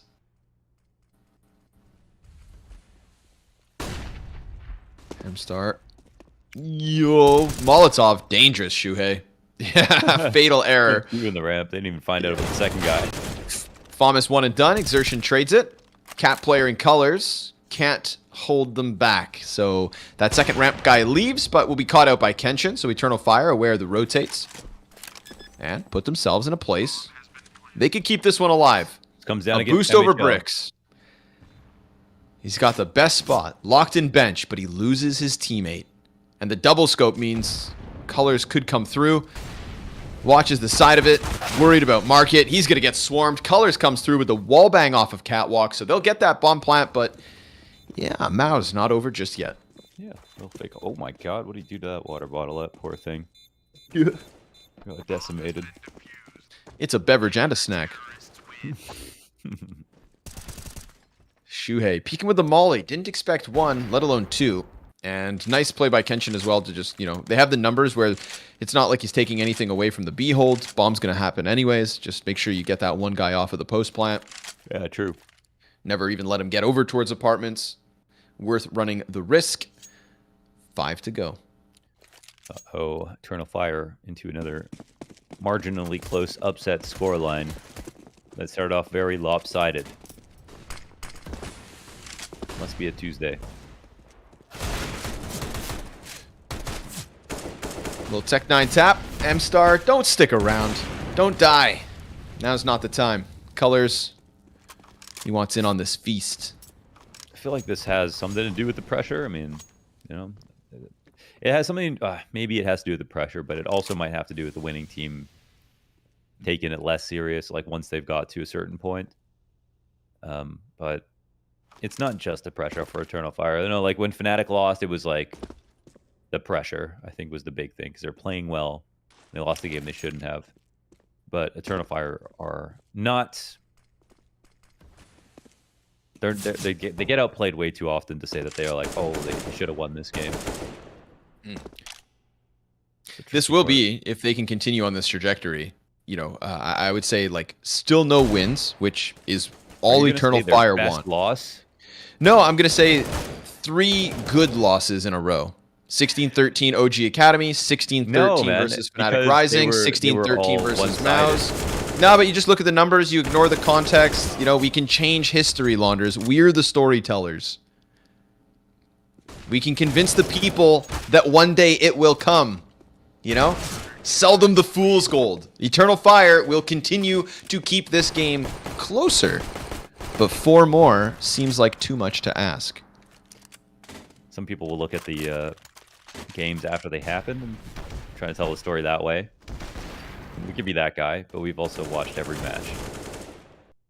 Yeah, every loss.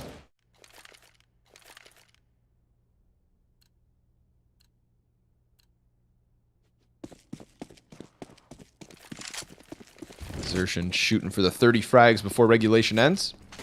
4 away from that.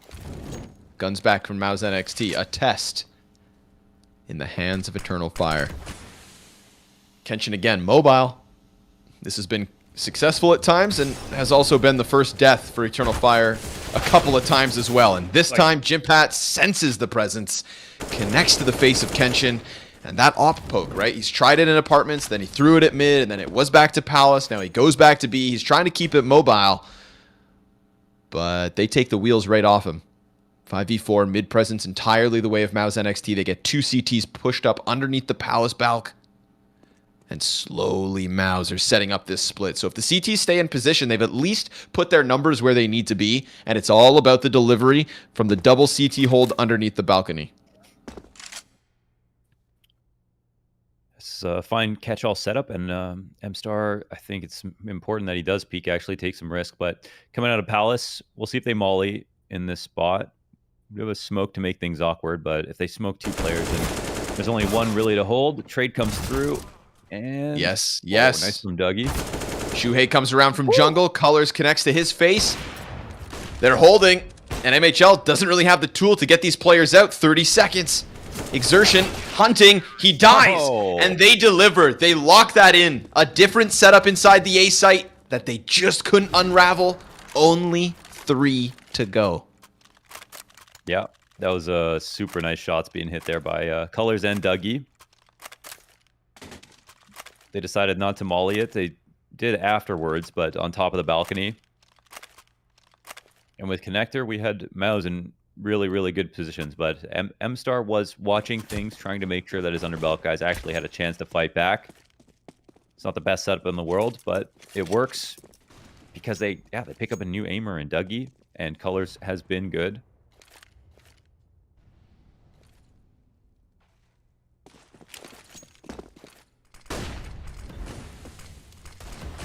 Here it comes.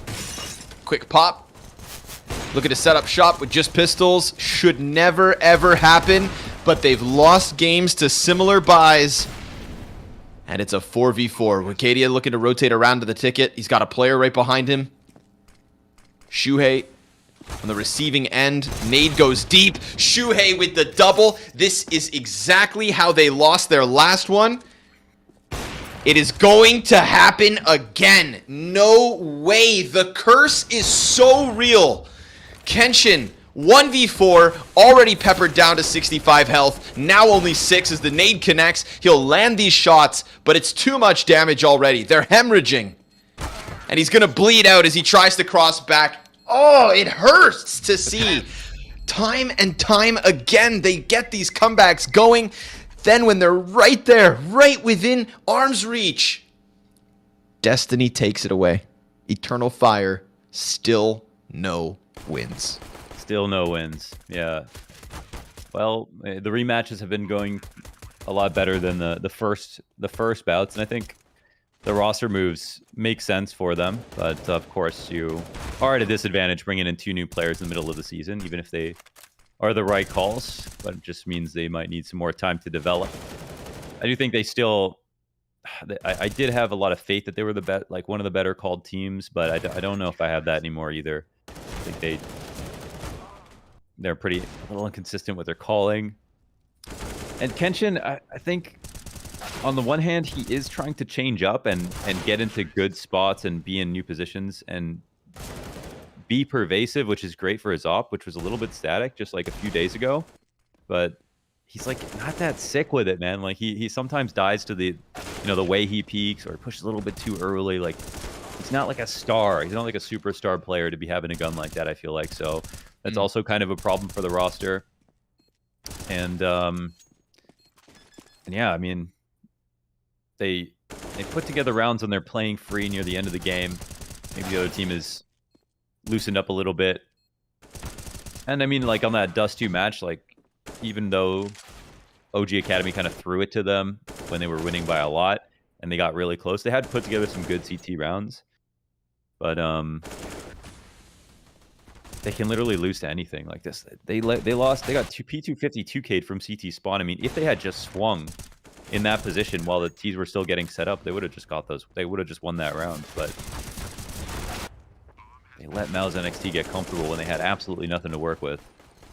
At this point, it feels like, it doesn't feel good to lose this often. And now any time that they're getting closer to just not losing or getting closer to at least an overtime, it's always, I don't know. It's a repetitive round like that, and maybe they don't wide swing because there is that little bit of nervousness from the fact that they lose every game. Too many losses, right? They just can't shake it. It starts to affect you. Yeah, exactly. And those fresh wounds reopened every single time that they get into a comparable spot. It's a 16-13 versus OG Academy. They lose. 16-13 versus Fnatic Rising.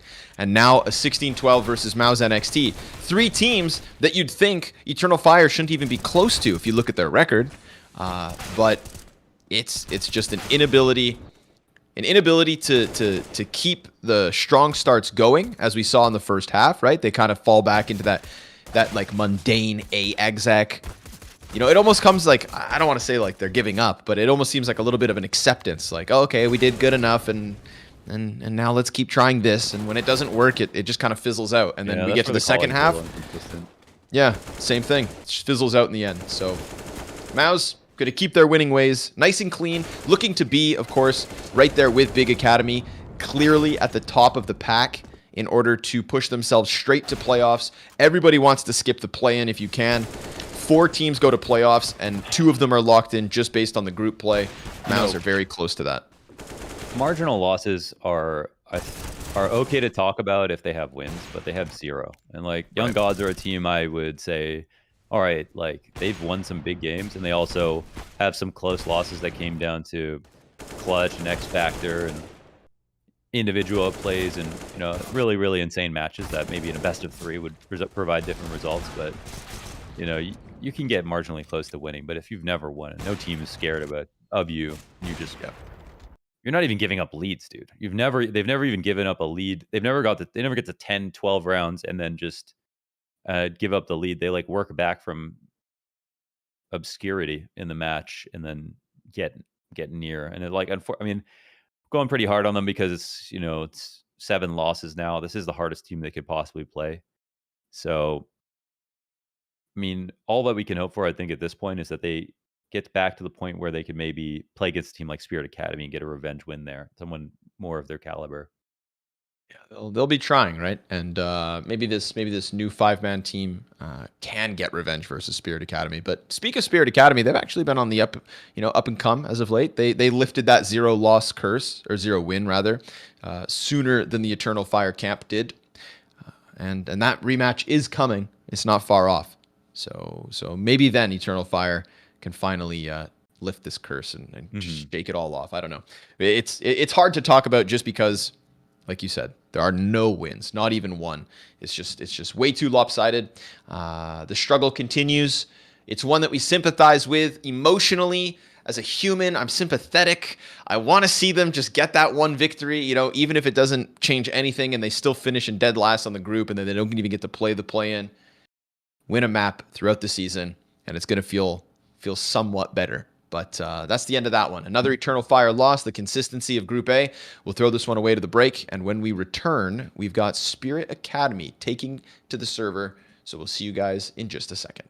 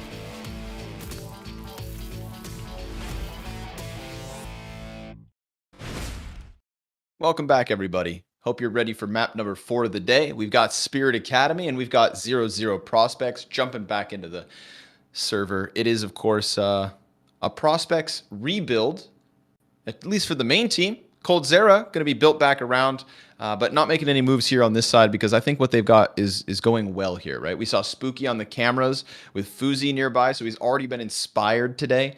You know, Spooky trying to channel his inner Fuzi, and maybe, just maybe, we get a stomp or Spirit Academy continue on this trend of improvement. That is kind of weird that this prospects lineup doesn't really feed into the main roster in any meaningful way because In no way. don't speak English. So I don't know exactly what the deal is with that. But what we do know is that their Prospects Academy team is awesome and they have done pretty well overall. But they are coming off of 2 losses to do 2 very respectable competition. And actually, they've only lost to the same 2 teams in 4 different games. So they lost to Young Gods twice and MOUZ XNT twice and beat everyone in the middle. The story for Spirit, of course, is that they have actually they are actually on a 3-series win streak, including Yep. taking out OG Academy and Fnatic Rising. Which is crazy because they had this season started off with 0 wins. It was them and Eternal Fire at 0-4. And then they just irked out a win, 1v2 versus Eternal Fire to get a 16-14 win. We think, okay, that's the battle of the bottom of the barrel. And then they follow up. Victory over OG, victory over Fnatic Rising, on Nuke, on Mirage. Pretty surprising turn of events. But, I felt like we always saw that like there was like a bit of a glimmer of hope. I'm not sure exactly what kind of clicked for the Spirit Academy camp, but of course, look at the tournament history. You guys can see it, right? That turning point, that 16-14 win on Inferno, and then it's been success. So we had Art Frost top frag in the game versus Eternal Fire, Donk top frag in another game versus OG Academy, and Zontix top frag versus Fnatic Rising. And that's kind of like if you want to compare it to Eternal Fire, like that's something that they just don't have. They have we have Spirit Academy. They do have some really good individual players. We've basically seen them all be at the top of the scoreboard at one map or another. So it's cool that they got it together, but not just that. Started taking down some good teams. They're definitely developing in the right direction.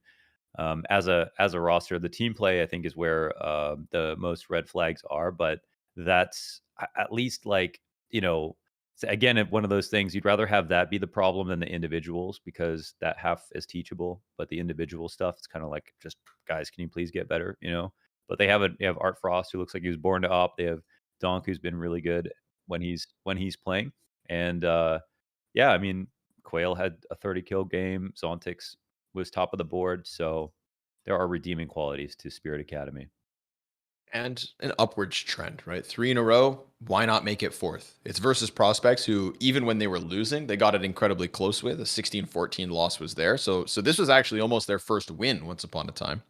I believe that one went down on Mirage. So Prospects get rid of that right away. We got a new map between these 2 teams. Whatever it's going to be something fresh. Of course, I keep trying to hype up Art Frost just because of the flair, right? That pizzazz he has on the AWP, flicking after firing, which just makes things look crazy.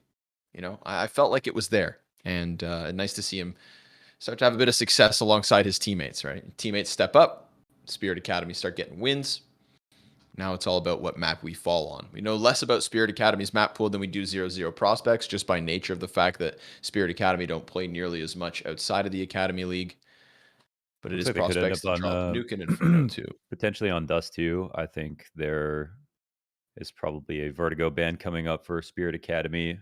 And then likely, I don't know, Dust 2 would be new territory. So I guess it's up to them. They're probably going to see it. We might see a new map here. I mean, we're not seeing Mirage again. That's one thing. Yeah, it is Dust 2. Okay. Cool. So I'm down. Yeah. Let's see what's cooking for Dust 2. I can totally see this team being good at Dust 2. So just based on the players they have, but they're gonna have to bring it in. They have some experience in the last season of WePlay playing it. They had 2 wins actually versus Big Academy and Eternal Fire, beating them up 16-13 and 16-8. So and a fair few matches before that. So I think it was a matter of time before we saw it come into the veto. It probably was going to happen in the first round because it's not their primary choice. But when they're playing against a team like Prospects and they want to try to take it somewhere else after their first loss, it was open. Makes sense. When we go to the prospect side, what are we thinking? Urson entry frags, Spooky. Today the day he's going to have another big game. I love the 8x op. I think that actually, 8x versus Art Frost. That one, I'm lining that one up for some fireworks, hopefully, especially on Dust 2, where we know we can start getting these duels. Yeah. I mean, in general, Spooky's just super solid. He has like one or two bad maps, versus MOUZ XNT in the league so far. Outside of that, he's been probably the best player on the team, straight up and down. And 8x has definitely shown a lot of promise with that op. So I think, yeah, we know what to expect, at least a little bit out of Prospects Dust 2.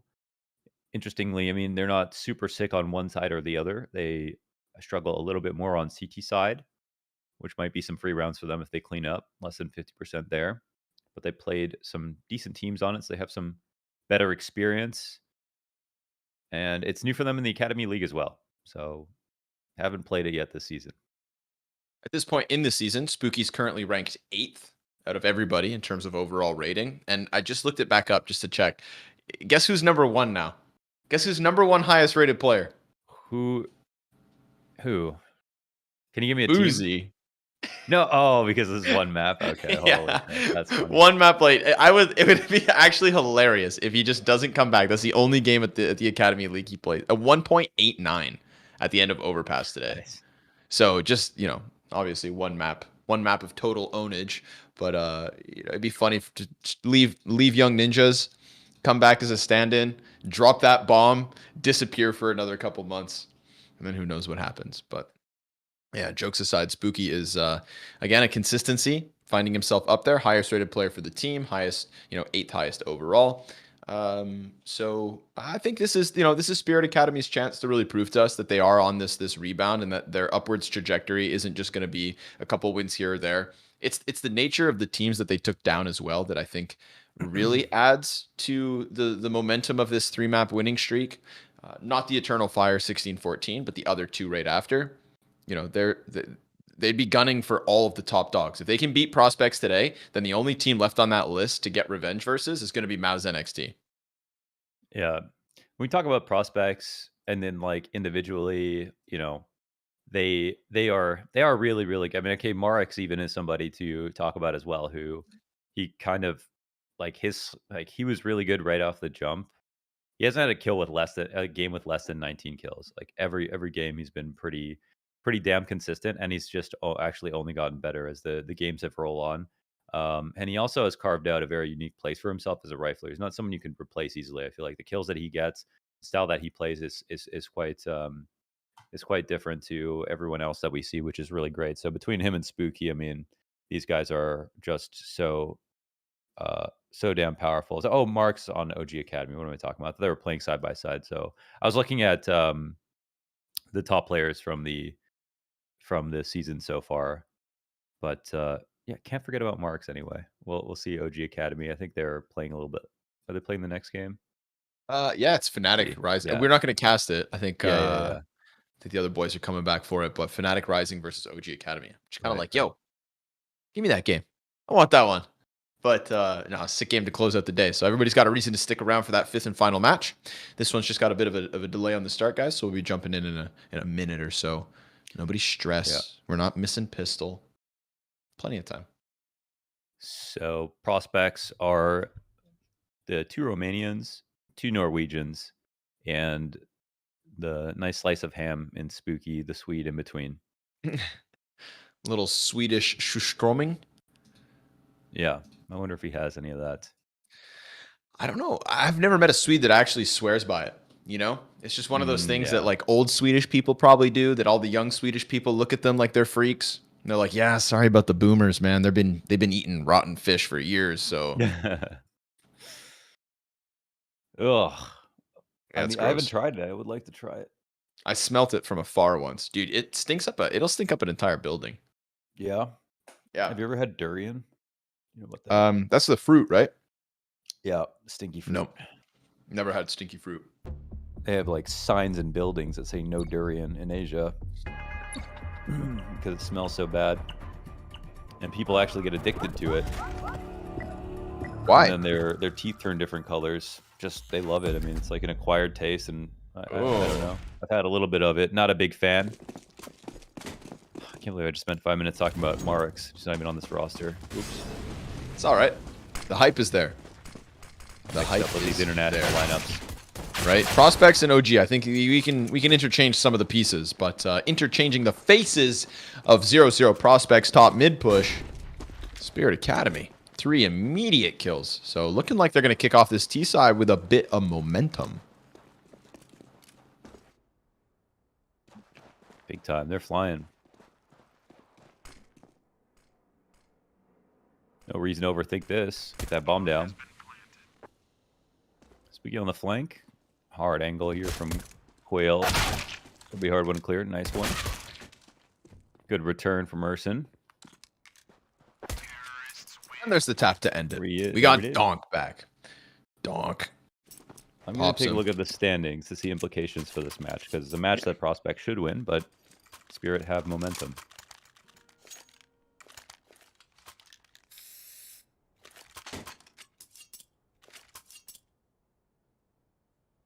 How come Fuzi's not in the background for Spooky? Huh? Where'd that support system go? Hell? He's like, yo, I'm the highest rated player of the season. You play on your own. Yeah, I guess that's why Fuzi was so good.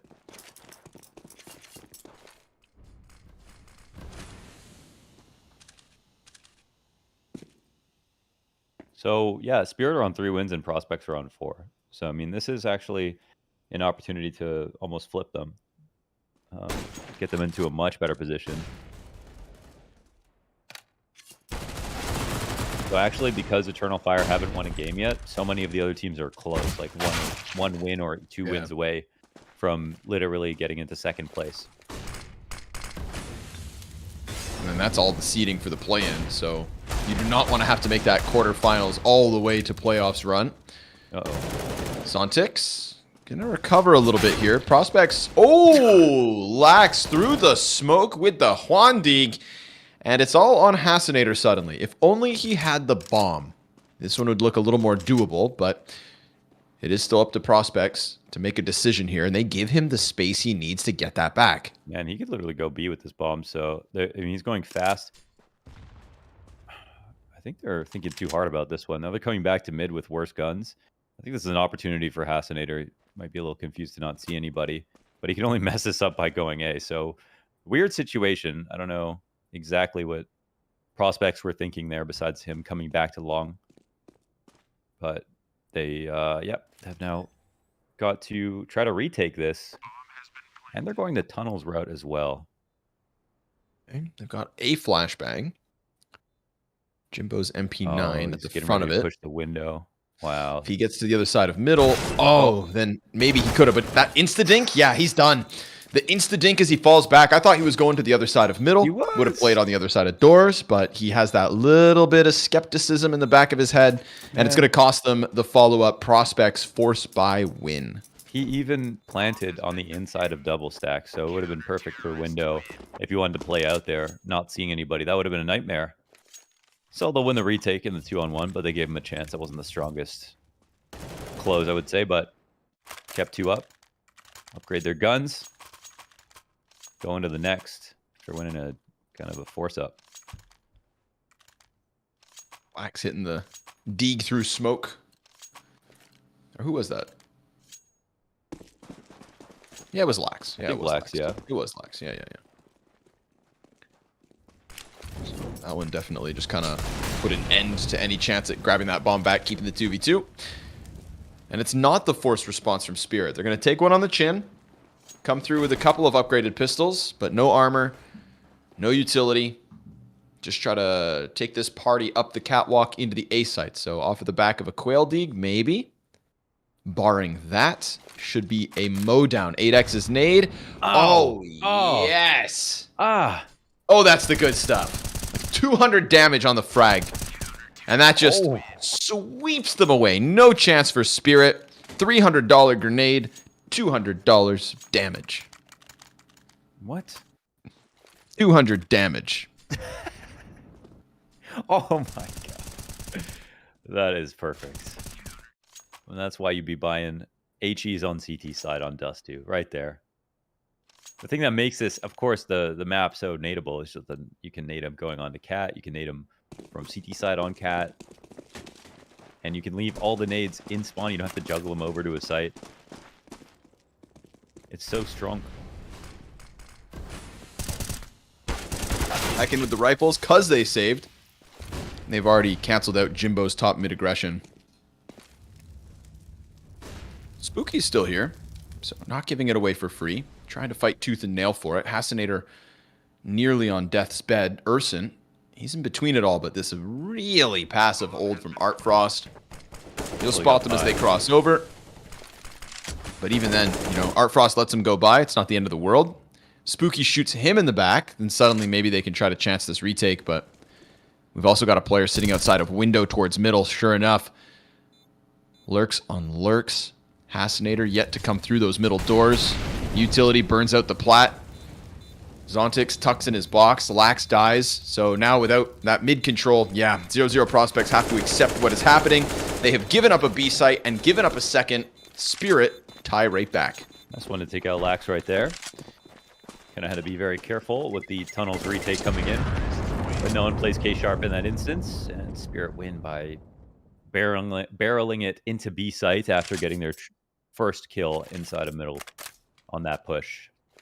I was wondering why Jimbo was pushing it so hard, but it was actually because he had a teammate right behind him. So nearly locked down the damage to make that a 1v1. It would have been a friendlier situation. But instead, Spirit answered back.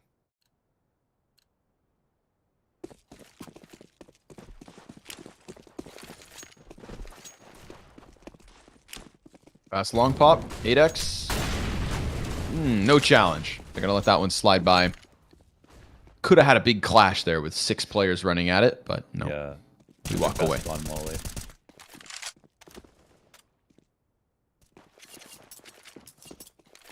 Looks like they're still concerned about Blue Bin. So draw a time and maybe a resource.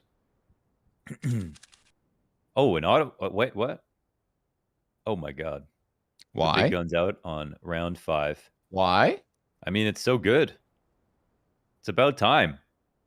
But what about the gentleman's agreement? Hell no. Auto sniper noob. Nope. That's what I always get told. Eternal fire, and you'll be fine. Okay, well, we'll see if that comes into the action. Can't believe Urson pulls it off, but... Ooh, good timing. Spooky has that 6th sense. It tingles, and so he fires into the head of Quail. 5v4 here for prospects. Lax sitting in the pit.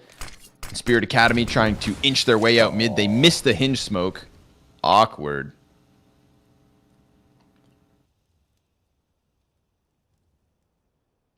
They haven't even seen the auto yet. Going back through mid? I don't know. Are they going to jump up? No, there's not enough time to do this now. Are they just going to run into the auto sniper? Oh, okay. They just got to save, I think. Yeah, don't. Oof. It's actually worse. They still don't know about it. Yeah, they don't know about it. Yeah. Oh, no. It doesn't even shoot a bullet. So while prospects get this 3rd round and Spirit look to save with 3, there's still the threat of the Scar 20 out there. Yes. Like the Great White. Is auto sniper a real gun? I'm assuming. Yeah, you got to have semi-automatic snipers. That's crazy. So why Because aren't there's a all Scar snipers H. semi-automatic?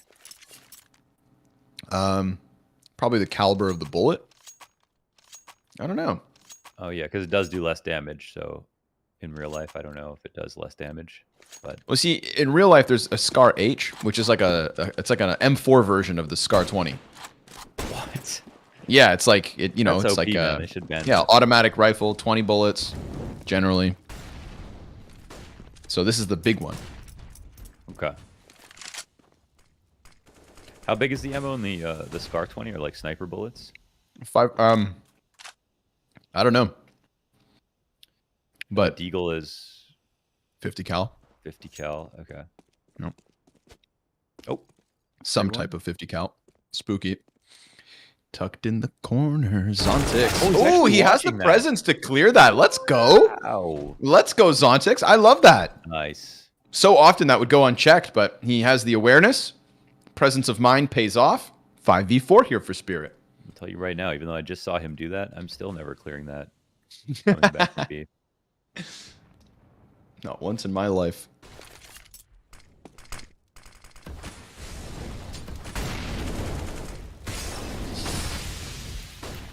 Ooh, 8X. He's waiting.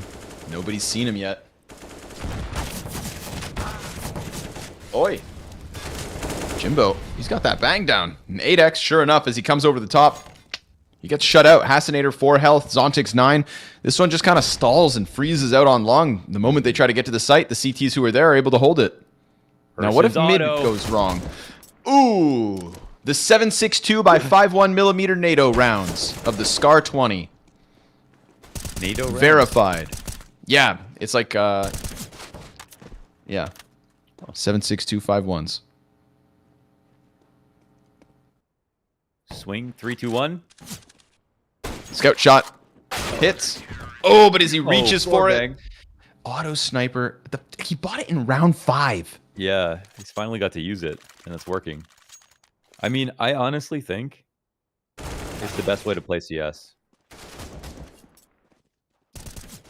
If you can have an auto in B, why not?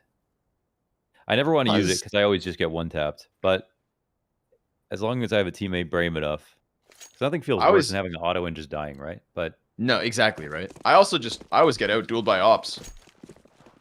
Like, exactly. That's the thing. It's not an op that's just like... Boop, boop, boop, boop.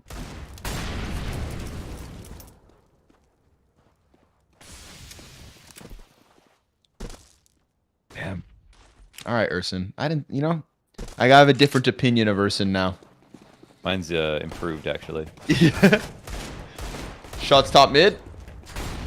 Urson gets the assist. Quail nade. Quail eggs. Honestly, if they're scared of it, it's going to have an impact. I'm telling you right now. Yeah, you can see it, man. They're intimidated. We had a guy staring at his feet behind the barrels as his teammates died all around him. You're not getting past that anytime soon. Like, it forces you to use really great nades, and you're still scared to go B.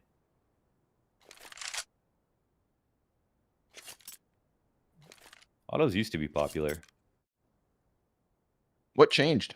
The culture? I think it was just a... Well, it just got... It is expensive. I think that's the only... Like, really, if it was cheaper... Like, if it was the same price as an op, you'd see autos all the time. I think the price is the biggest difference. Artfrost looking for it. Yeah, here we go. Op versus Scar 20 duel. Okay. If anyone can do it, it's Artfrost. Oh. Uh-oh. Flash comes in, well timed. Okay, never mind. Get the auto, dude. It's in the window. They have to get that. Then they're going to start spamming mid doors. They left the auto in the window. I mean, on the... Oh, they missed the nade. Donk's getting closer. Take the auto and peek the window. Donk's waiting for a chance to strike. 3 CTs outside. Donk, one and done. Jimbo gets it back. They have to give him the auto if they want it. Nadex trying to control it. Yeah. T-side doesn't even really want it, right? They just don't want the CT sides to get it back. But eventually they have to leave the site, so if they're not going to juggle it out, I mean... No kill. Oh. Spooky dead. 2 survive. AK's being held here for prospects. Jimbo clears a couple players, and that's actual economic damage. It is. Damn, look what happens now to the rebuys. That was 3 players on 3,800 that would have had weapons had they not just died at the end. I'm sad to see the auto not come back instantly. That auto was giving me life. Didn't have a skin for it, though. That's why he died.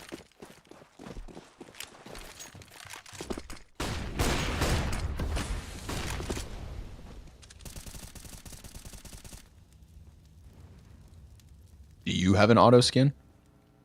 I don't know, actually. I have a stupid expensive auto skin. What? I bought it when it was like $5, and now it's like 60 or more. Yeah, right. Yeah, man. The brass. Ooh, Lax eats the flash. 8X here to support him, so it's not the end of the world. And if they think that they could pressure this with ease, oh my goodness, Quail gets the headshot, clears the guy off car. Lax brings it back with the smoke spam, so good thing that one's a little puffy, right? Can fire around it. Set that up for a blind trade frag. Tries to throw Jimbo into the bomb site and bodies towards mid. Prospect's doing a good job of keeping the pressure on. We've seen Spirit Academy quickly lose the time in situations like this. So this one way again, being thrown, worked out so well for their A site hold last time. Different man behind the wheel though, and Jimbo. Using it a little differently too. And okay, just runs out and swings. It's taken out by Hasnator, goes super wide.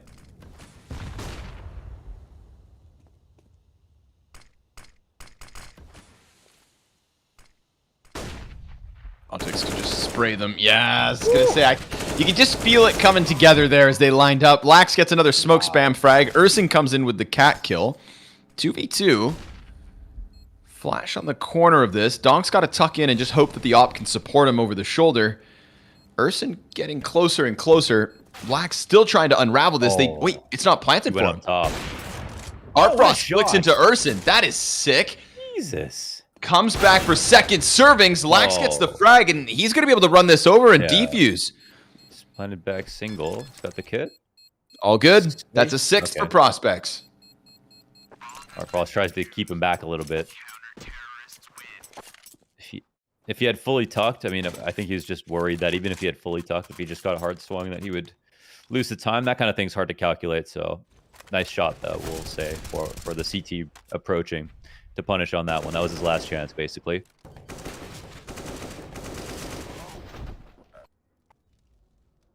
And this shot is insane. That shot is actually insane. It's just, I could watch him fight. I could just, even if he misses, I just like watching it. Yeah, I honestly.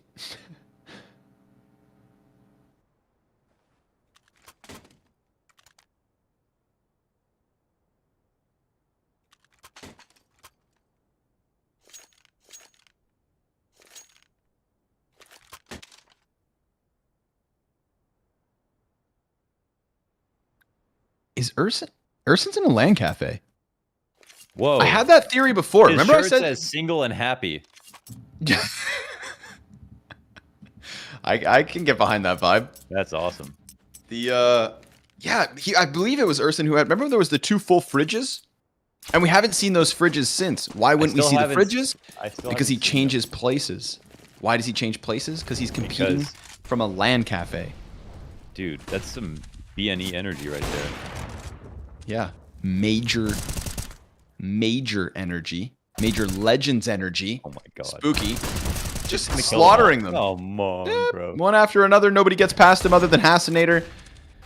Scout in play. Nice headshot as he cracks the whip into the back of the B site. 8X's op is a little bit bigger, and 0-0 Prospects. The lead is 2. Now 4 ahead. Hell yeah.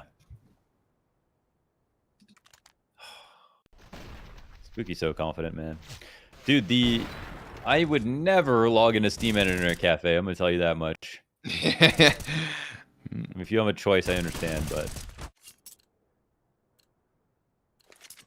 I guess internet cafes these days use like was it like Norton Ghost or whatever? Maybe that's why he doesn't have a scar skin.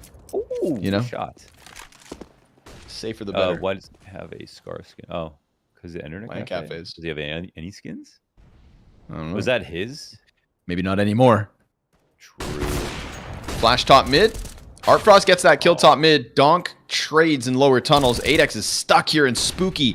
I love when they go for that top mid aggression. How many players they commit to it. It's never just the one.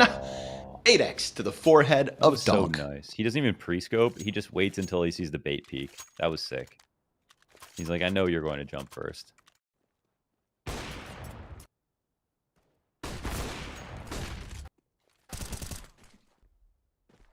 Clean trades. Clean trades. And they love that aggression. Feels like 0-0 Prospects want the fights. They want the fights. They're taking it to the T side. they keep it going.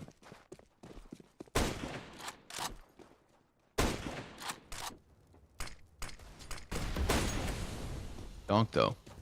Quick little peek off long, huh? Deeg to the face. Can they get that gun back? Does Lax really want to risk this? It's him versus Quail on the door. Pistols to push past. Oh! Through Money. the corner. The Scout connects. Now that's 2 guns that the T's can take over with the double man advantage. Spooky, Urson, Jimbo. Gonna have to try to recover this.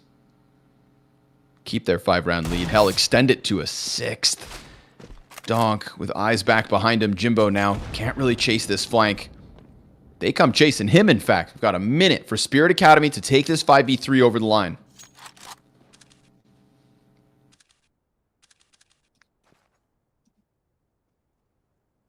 Oh, this might be the perfect final push, but Jimbo's waiting. Oh, man. Nice shot, Jimbo. Oh, it's so close. Keeps going. Boy, Urson dies to the M4. Cat Peak comes round. That goes down to Art Frost. And it's all on Jimbo. He's in the open. And Art Frost keeps it alive. Keeps it kicking every step of the way. We've got the half-by victory for Spirit Academy. Just the Scout to start. And it started off hot. Yes, it did. Yes, it did. Great shot. It's funny because he had Art Frost in the back, but a better spawn for the Scout up front. And the immediate response for Prospects is to go 2 ops. Now, you want to go Scout up? We're going to hit you with the double op.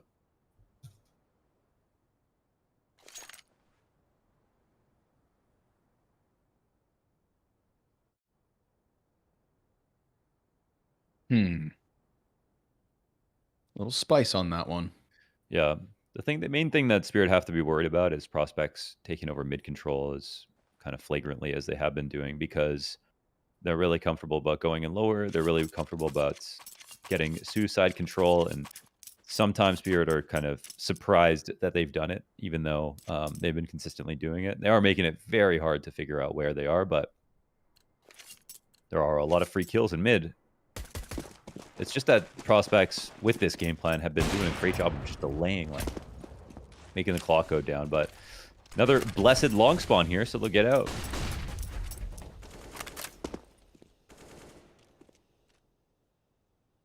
Prying eyes from Spooky towards middle. Tunnels being taken over. So, yeah, you lose long, but at least you're entirely aware of it, and there's no risk of losing anything else. So the only thing Spirit can do wrong here with this pace is just take a little bit too long. Because if they wait until the lurk smoke comes out on the A site, like around that 30-second mark, have to cross onto it, then I promise you they will lose. But they've got it along very quickly, so there shouldn't be a problem. Pop goes through. Urson empty-handed, not able to get anybody. Lax sitting over the smoke. Hopes that they attack him before the smoke fades, or else he's just sitting on a pedestal. They do have to cross. Shots whiz by. Lax, good for 1. Quail, quick trade back. Double ops, and it's still good. Spooky into the face of Quail, 40 seconds. Starting to stall out on ramp. A near collateral. Hassinator just crouches underneath it. 2 versus 2 with Spooky over towards box. Jimbo back towards Cat. Art Frost looming. And if he's alive, there's a chance. Smoke goes down, and that's going to give them the wiggle room they need to get this bomb in. Plant guaranteed. CT peak soon enough from Jimbo. Art Frost watching long for the moment, but he could still snap down. Doesn't react. Didn't expect it. Back turned here from Hassinator. He's stuck between the CTs, and they pinch him inside the bomb site to get themselves a 9th. Wow. Well done. Well done on the hold. I mean, they even lose the first kill, right? They get the spam off. They cross with good tempo. They Prospect space out the grenades really well to get into good spots and make it really hard to plant. And with all that in mind, it's problems, even though they can get the long control for free. So here's the one that helps things ease up. Apeks finds this push because they get their corner smoke, and it's It's not even late smokes this time. It's just well-timed ones. Like as soon as they use 2 smokes on the cross and Spirit Academy aren't willing to re-exec, they just want to commit. And prospects can throw their smoke to extend long so they can peek the ramp without being exposed to pit. And also use 1 lurk smoke on the site, which it looks like they've got a few different ones. And try to manufacture a kill that way.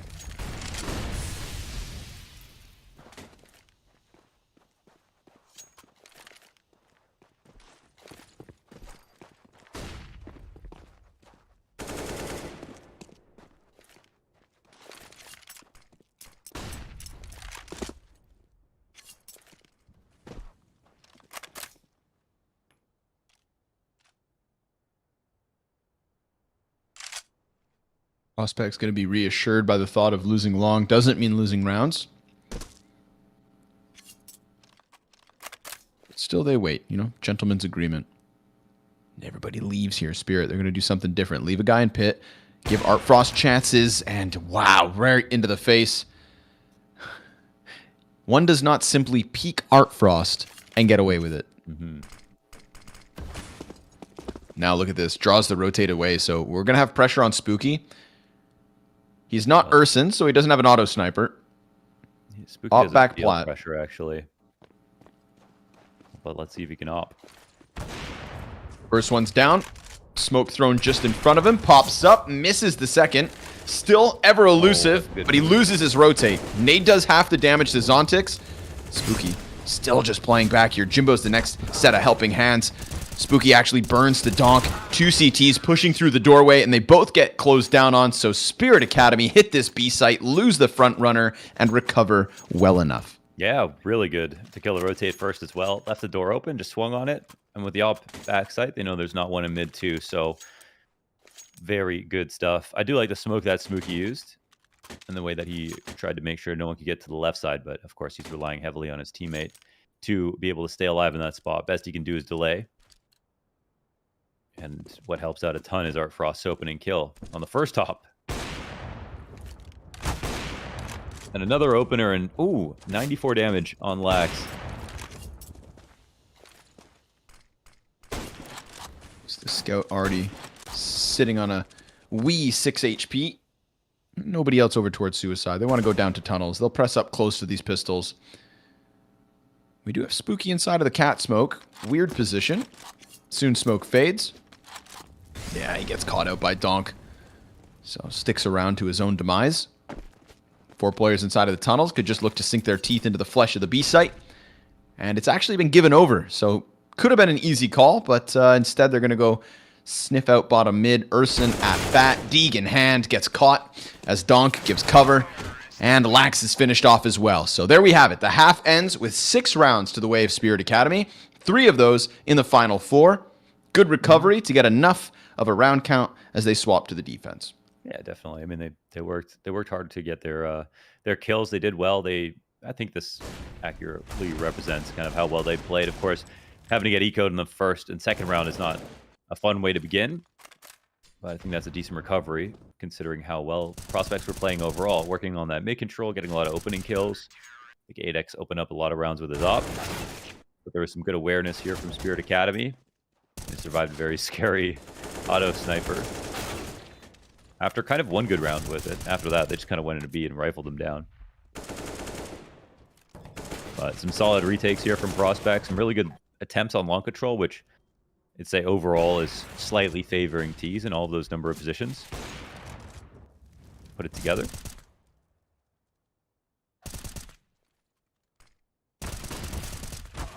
We only saw one auto sniper, Launders. Uh-huh. Why didn't it come back? I don't know, man. I like when Urson died, I guess honestly, if I died that way, I wouldn't buy it again either. Right.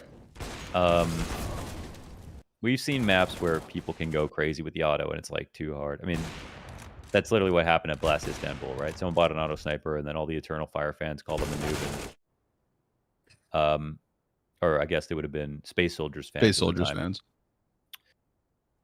It's good, it's strong, but yeah, if I die like that, I wouldn't touch it again. Just get rifled. I mean, it's just how it goes. You have an auto, you're supposed to get like 3 rounds for free. Yeah. You know, that wouldn't happen if you practiced more with it, but if you practice with the Scar 20, I'm going to call the cops. Yeah, if you practice with Scar 20, you should... I will report that to the local authorities. I think you will be jailed. Yeah. I think that's actually fair and correct. Cat push from the T side. Prospects want to get through this, but already we get Art Frost trying to jump over the Xbox. Everybody just kind of disappears. 2 gushes onto Zontix and Quail, but that doesn't mean death. They hold their ground. They draw that line. Yeah. Nobody's able to cross it. Zontix jump spots. There's 2 Ts down here. Can they finish off what their teammates started? Zontix and Quail still so close to dying. But playing it very safe. Now Hasinator's down to a quarter HP. And sure enough, Nice. Zontix even with the bang on the box. 5 up. Real 2 match. away. Real match now. Real match territory here. Beautiful start to the second half for Spirit. Looking to tie things up real quick. Spirit on CT side, I believe it, man. I believe in it. I can see it. Can you see it? I can't see it, but I can feel it. You can't see it, we can feel it. Yep. That should do more than 39 damage. Actually, Agreed. it does like 70 to the body, so... I take it back. I mean, that is a $1,700 gun, you know? That's true. It's like, that's the equivalent of an MP7. Do people use scouts in like battle if they can't afford ops too, or Maybe? I feel like you get wait stuck a with... second, they're getting glocked. No, they're not. It's all good. What, you want a prospects tattoo? No, it's just, you know, jump You got the spot. Oh, plant. no. Oh, my God. He got the plant. We They're got so low. Glock kills, P250 frag, Donks on 18 HP. Ooh, 8X gets the Oh, he scout got kill the back. high HP player. Oh, and no scope to boot. 8X with the double. Prospects do him dirty. Oh man, I thought I was seeing it, but I'm not exactly sure what I was seeing. It was a premonition, but it was a little blurry. I guess what I felt wasn't actually Spirit Academy winning, but rather a little warp in reality as 0-0 prospects take that back with Glocks for the most part. Damn. Jumping M4. Didn't even stop the plant. That's crazy. Yeah, it was a little late. Right after. Well, ecoed in both pistols. Can't let that happen. No, you can't. Ooh! Or can you? How the hell? I don't know, man. Art Frost things. Heart Frost moment. Oh, Quail. Ecoed back? What goes around comes around. Like a carousel. Like a lazy Susan. Yeah. Damn it, Susan, work harder. Art Frost. Oh, he tagged Jimbo. Misses the follow-up, gets cleared. He's down. And the last CT comes in from Cat. It's so close on 2 of the 3. But 8X, full control. 3 frags, 4 rounds the difference. Damn, they survived. And with 3. The travesty. It was such a good start there for Spirit Academy. Prospects just like that back in the driver's seat. $1,900 for every one of the Spirit Academy guys besides Art Frost, who's saving up for AVP.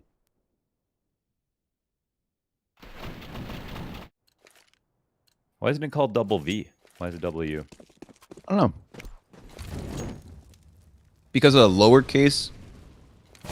No. Yeah. Lowercase W is kind of more round, right? But when you That's capitalize funky. it, it's a double V. Your handwriting font. That's all subjective, damn it. That's true. That's true. Yeah, you wouldn't really. You know, But but who, if who that does handwriting? doctors, I guess yeah, the person who invented. Yeah. people who practice penmanship, that's a weird hobby. I mean, you have good penmanship. Do you do practice handwriting? No, just a natural gift. Nice. My teacher told me that my messy writing means I'm very creative. Don't laugh. You are creative though, so I see it. You know what I mean? Like, it sounds like a big old dose of cope, but He was a really nice person. yeah. You're just creative, Mohan. Yeah. Thanks, Doctor. Oh, not Doctor. What? Thanks. Never mind. Oy. Mid-fight, Quail goes down. Traded out by Jimbo. But there's pieces all over the place here from Prospects. So I feel like that one mid-kill can't really transition to anything too fast. So still a chance for Spirit to claim back a little real estate. And therefore a chance to keep this at bay. Donk at a distance. Tunnels fight. He sees one cross. He's down to half health now. He's going to try to tuck. And now, all of a sudden, if Donk can't deliver kills inside of tunnels, then Jimbo was meant to cut off rotates, but both players go down, and Donk somehow gets away from Plaid. Just dives away like there's not two people facing him, firing guns towards him, and Lax is in a 1 versus 4 because Jimbo died towards doors, and the tunnels player couldn't get what they needed. Well, Donk is quite blessed. He somehow survived that. Lots of chances to shoot back, but they both were missing. It's not an easy shot, to be fair. I think the AKs definitely fall off at that range, but it's like one of those spots where either you get double Glock headshotted or you just can't kill them, ever. So, not only does he win his engagements, but they do well in mid. Game is a 4-round lead. But that's a solid round for Spirit to look back on fondly.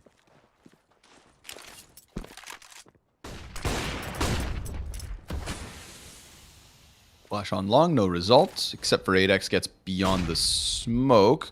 Oh my god, dude. I can't believe dangerous like that. Yeah, that's... He actually just called out their setup right there completely. So there could obviously still be one car, and he's aware of it. They secured pit, and they might not think he's here, man. It's a crazy move because they didn't even smoke long corner. They used a single flash. So...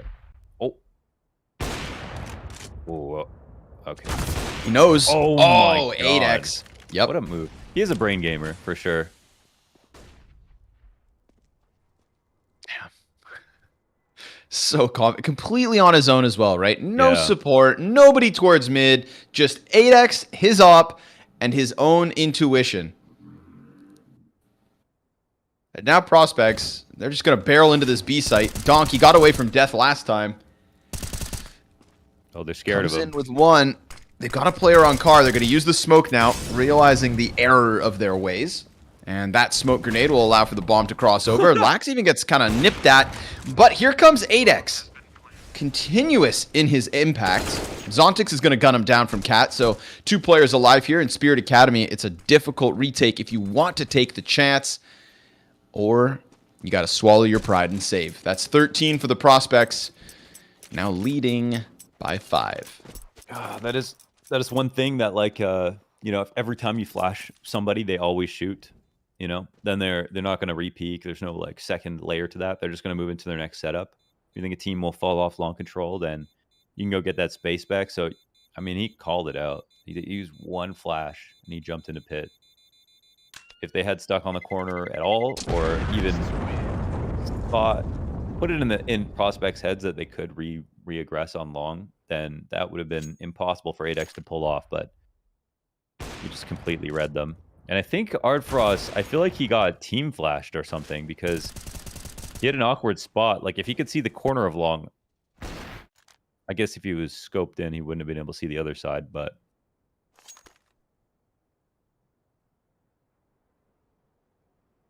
Either way, that round is all about 8X and that heads-up play. Swinging the big green. Quail, turn your lights on. Donk, turn your lights on. Turn the lights on. Dark room gamers. Yep. You never game in the dark? No. Nope.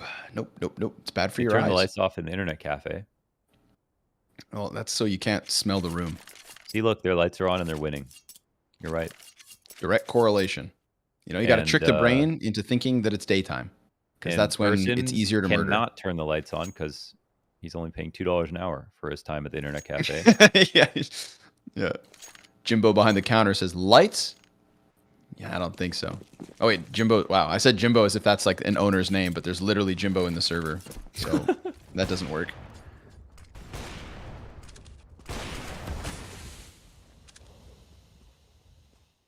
Never met a European named Jimbo. 8X gets You caught. never He throws met that one named Molotov. Banjo either. That's true, guys. We got some Southerner fans. Donk tucked in. Ooh, they're just going to try to go in on this because they lost that mid setup. And Donk's going to shoot him in the back of the head. Ooh. Oh, he did one in the back. Yeah, yeah. Damage done. Quail gets pushed out of the window, so looking for the bomb plant. And that's going to give him a little bit of a chance in the post plant. No one Jimbo's going tunnels. Peek it. Peek it. Swing it. Oh, flash hits him. There's 4 players out here. If he dies... Ooh, he goes in. 2 kills. Oh, so much damage. Enough for Lax to finish that off. Artfrost's off. Comes through doors. Taps away with the USP. But that was nearly 2v4. Down to the final wire. Damn, they called him up for setting up all those grenades. And Lax was thinking there has to be at least one person coming tunnel. So he's really scared of that. I guess a lot of this comes down to this donk hold then, because he gets the dink off on Lax as well, which is enormous. He's done phenomenally as the B anchor. I appreciate donk.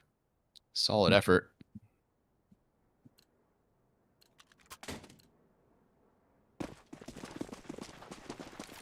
Takes a lot of money out of the back pockets here of Spirit Academy, so they're going to have to limp in with a FAMAS and an MP9.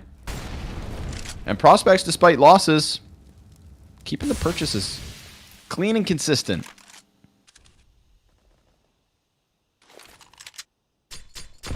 Frag into the tunnels, and that's 8X dropped to 73. Artfrost, AWP, locks in a frag towards mid.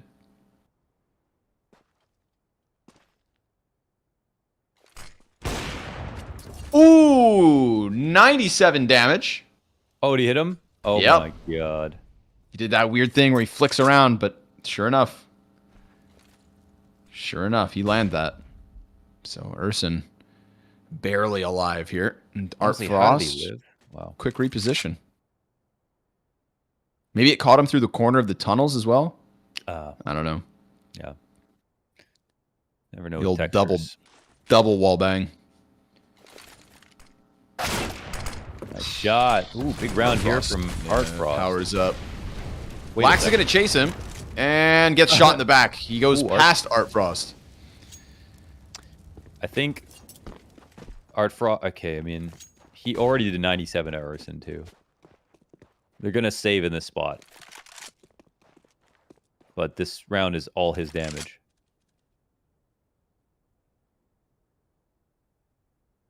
Looking for him.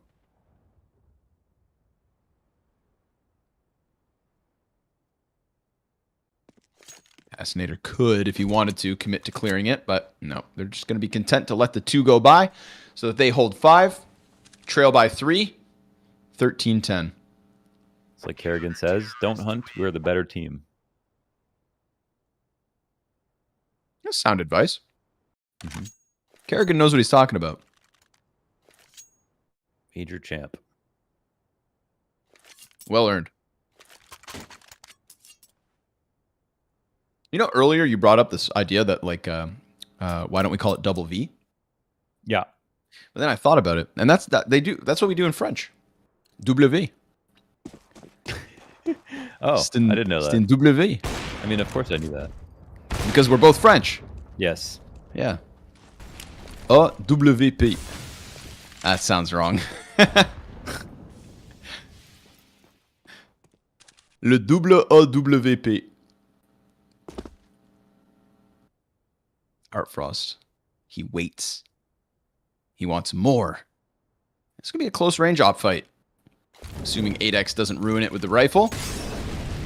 Burned off the corner. They fall back.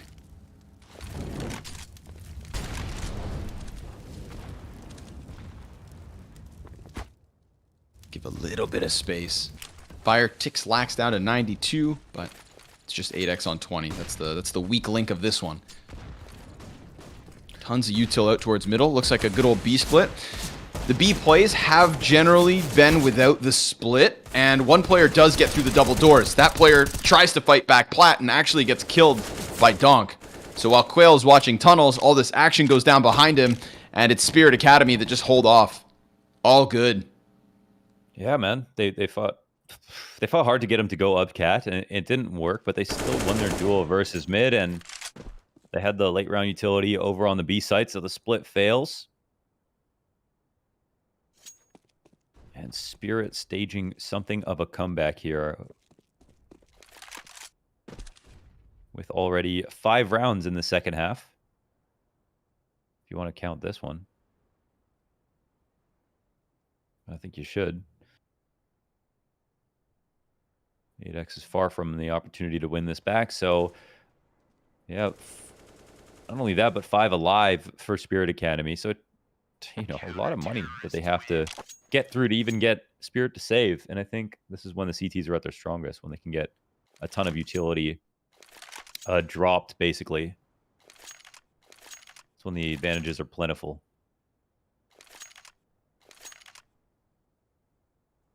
That's why it can be very tempting to go B in these situations, because a lot of the utility is less useful on the other side of the map. But for mid, for cat, and for long takes, everything you have is really good for the retakes. Ooh, a tag from 8X, and oh, the refrag makes 8X regret going for that repeak. Yep. Art Frost is always there. Maybe he doesn't care, actually. And oh, Urson takes out Donk, and Rue smoke on B. Art Frost, ooh, locking fights inside of middle. Urson's actually been able to get through this door. Art Frost ready for the quick scope. Backs it up, and gets back into safety here. So Urson does a good job to scare him back. This could actually open up a door towards A site where the CT rotates non-existent. You know, what if Lax kills a scout? So definitely scary. And they have Art Frost crossed over to B, right? So this is what they want. Potential for the long fight to come through from Lax. Smoke goes down in front of the 3Ts on cat.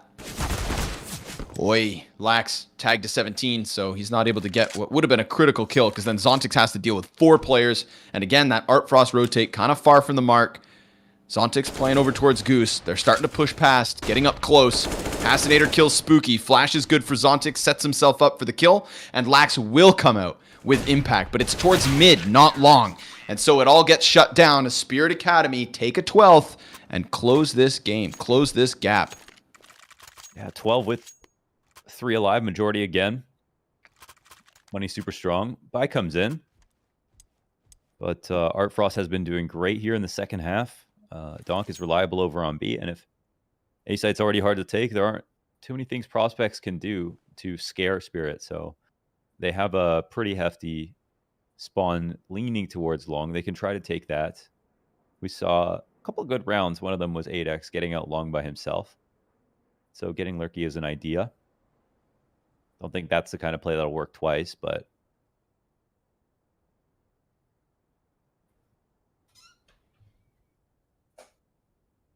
Apeks was pretty broke coming into this. Khalil no nades. And Lax, that's what happens when you can't afford an op. He's got an SG.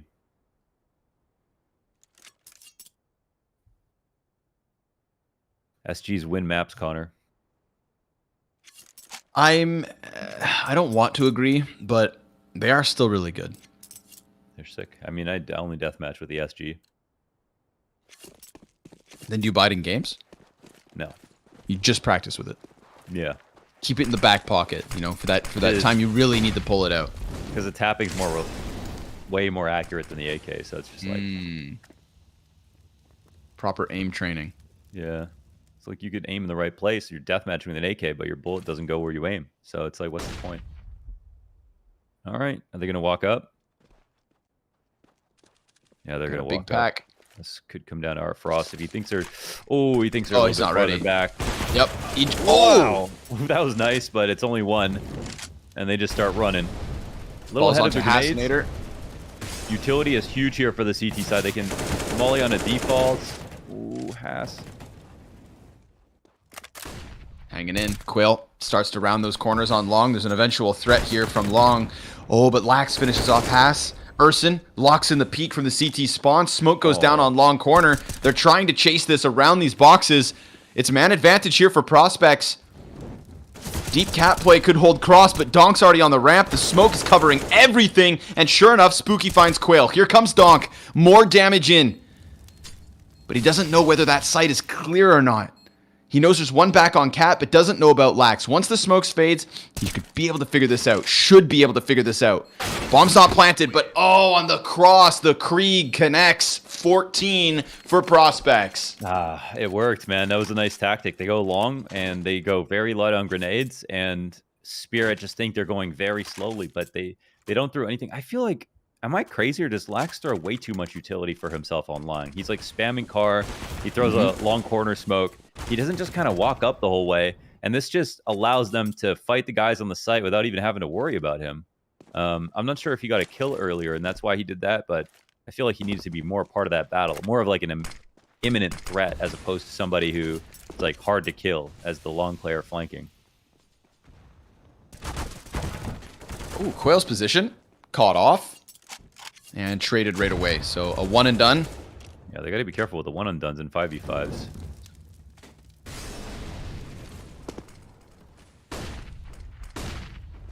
There's no support there at all.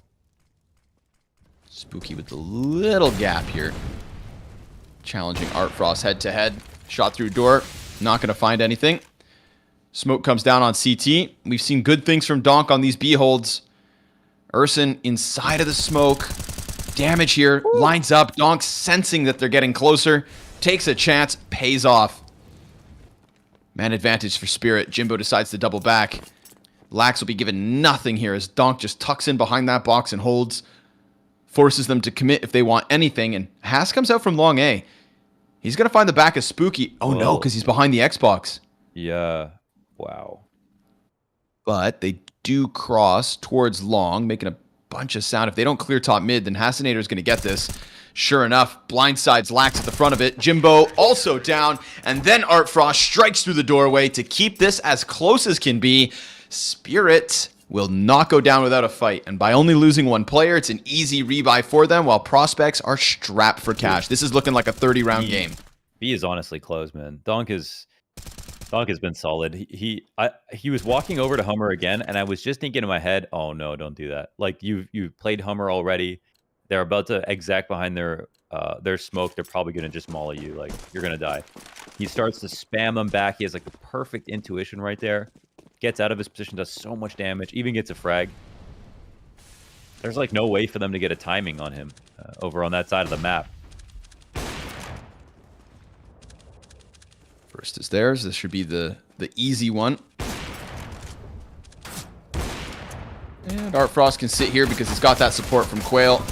Taps away with the USP, and this one's all locked in. Done. 14 all. Wow. 30 rounds needed. Yes. Very good, man. Spirit look in control. Super good comeback here from 6-9.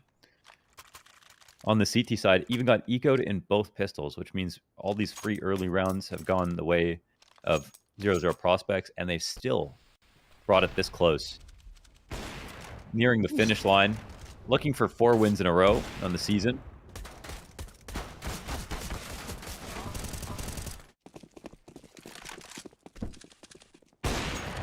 Ooh, that's a big one. 8x insta-kills Art Frost. They're trying to go for like a 2-man CT doors push here in round 29. Had like an affinity to lean back. Hassinator. Oh, 2! And then the peek around from Zontix. Oh, it's actually him that finishes Hassinator's assist. Missed shot from 8x, but he recovers. Damn. Gets Donk straight to the face. Wow. 8x, the X factor. Quail, deep angle, misses the jump across, confirms the last CT's position, and 0-0 Prospects plant on top of box. A death sentence for Quail, but he does have utility. Gets through the cat smoke immediately. Spooky's just tucked in on ramp, and then we get that deep play. 8x is actually all the way towards doors. Smoke down in front of this. Quail, oh, if he had killed Spooky, then things get weird. But sure enough, Spooky locks it in. 8x, the reason that A-site falls, because he comes off cat with 2 snappy op shots. 15 for Prospects. Oh, it's so well handled here by Spirit, but unbelievable shooting from 8x that round. First of all, it takes out Art Frost. That's like their scariest threat right now. Turns it into 2 more by himself on Cat. It's the whole round, right? If he dies, they don't scale long. This game is pretty much over. So a huge moment in a very close game, but at least Spirit Academy have enough money to go again. And 0-0 Prospects, they're finding it harder to win these T rounds overall. So you could smell OT. I think it's in the air, and it's pretty pungent. 0-0 Prospects will call their 3rd tech timeouts. They've got 1 extra in case we go over regulation.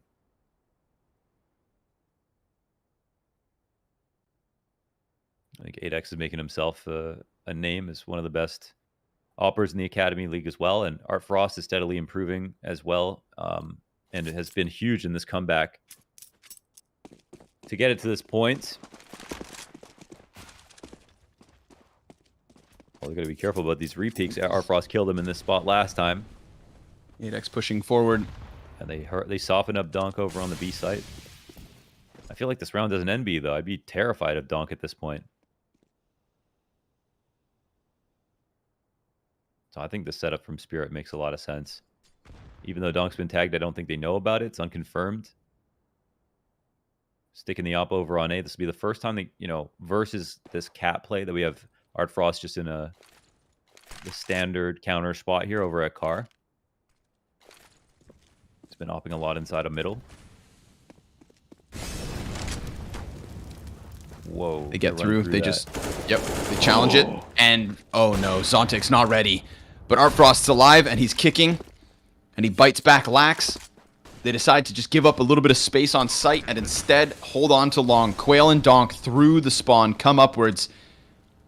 Apeks looking for that op duel, but it's inside of the pit right now. And Spooky comes through long doors, getting closer and closer. Soon he's going to look down. Art Frost jumps up. We've got a 2 versus 4. Make it 1. Donk tagged at the start, bagged at the end. 16-14 again for Prospects. God damn. What a game. Again. I mean, what a match. They had to get a little crazy to win that. Spirit, I think in the more regular rounds, were doing a lot better than they were. But Prospects, they come through to beat a couple of timings to win key moments. And they do it in round 30. And I mean, shout out to them for committing. Running through that molly on Cat, most of the time that's going to get respected, but they never wanted to get into a situation where they had to go with a regular execute. Almost all the time, they were trying to be a little trickier. And since they were on the same page, it worked. And 8X's clutch opping got them through round 29. I feel like it's a miracle they win those rounds back-to-back based on what we saw from Spirit leading up to that moment. But at the same time, they are a serious team with a lot of good individuals. Down to the nail biter again. Spirit Academy showing promise. It's a continuation of success after their victory over Eternal Fire, but a 16-14 loss. The record itself, it's going to keep them down a little bit lower on the standings, but I see this team competing for the rest of the season. Like, I believe in it now. I believe in it wholeheartedly. Yeah, like, this is not like the Eternal Fire games, right? Like, this game is close, and Spirit, you can say they even should have won or got very close. And they were looking very comfortable on CT side. So, I mean, it's just 2 teams playing very close in a insane match, honestly, with a lot of great shots. The offers both shining. And Apeks somehow standing up to Art Frost, who it felt like was going to be indomitable in this second half. So, full credit to him. Apeks, he was the reason that they got that round with the pistols and Scout off of Catwalk. He was the reason. Long. Again. Long. Yep. So Apeks, I think I throw Apeks at the very, very top of this one. Another game where he goes hard. The Romanians here for 0-0 Prospects. Very fun to watch. Just say the Romanians. Yeah, fair. Yeah, all of them this season. Yeah, right. From being nowhere to all of a sudden taking over this league. Very cool to watch their trajectory. Art Frost, again, trying his absolute damnedest. I thought Donk did a great job of locking in this B site. And even when it was, a bit like repetitive in some positions, they still just couldn't deal with him. So that's twice now, right? That I think we had Donk absent for a little bit, and then when he returned, he's just been better. And Spirit Academy have been winning. And so it's all coming together. But really fun game. Super cool to see these 2 teams who are kind of in the middle of that APAC trying to separate from one another, and for it to stay this close, I think bodes well for both their trajectories going into the play-in. This was a key. Any other day, you know, and with certain other maps, like this would be a sick BO3. Imagine this as a decider after a best of 3 or something. Yeah, it could happen for sure. This was key for to pivot in the standings, because one win and they would be tied up with Prospects, tied with 3 other teams, I think, at 4. So an enormous effort, but I mean, Prospects played hard. I mean, they played aggressive even in the scariest moments, so got to respect that as well.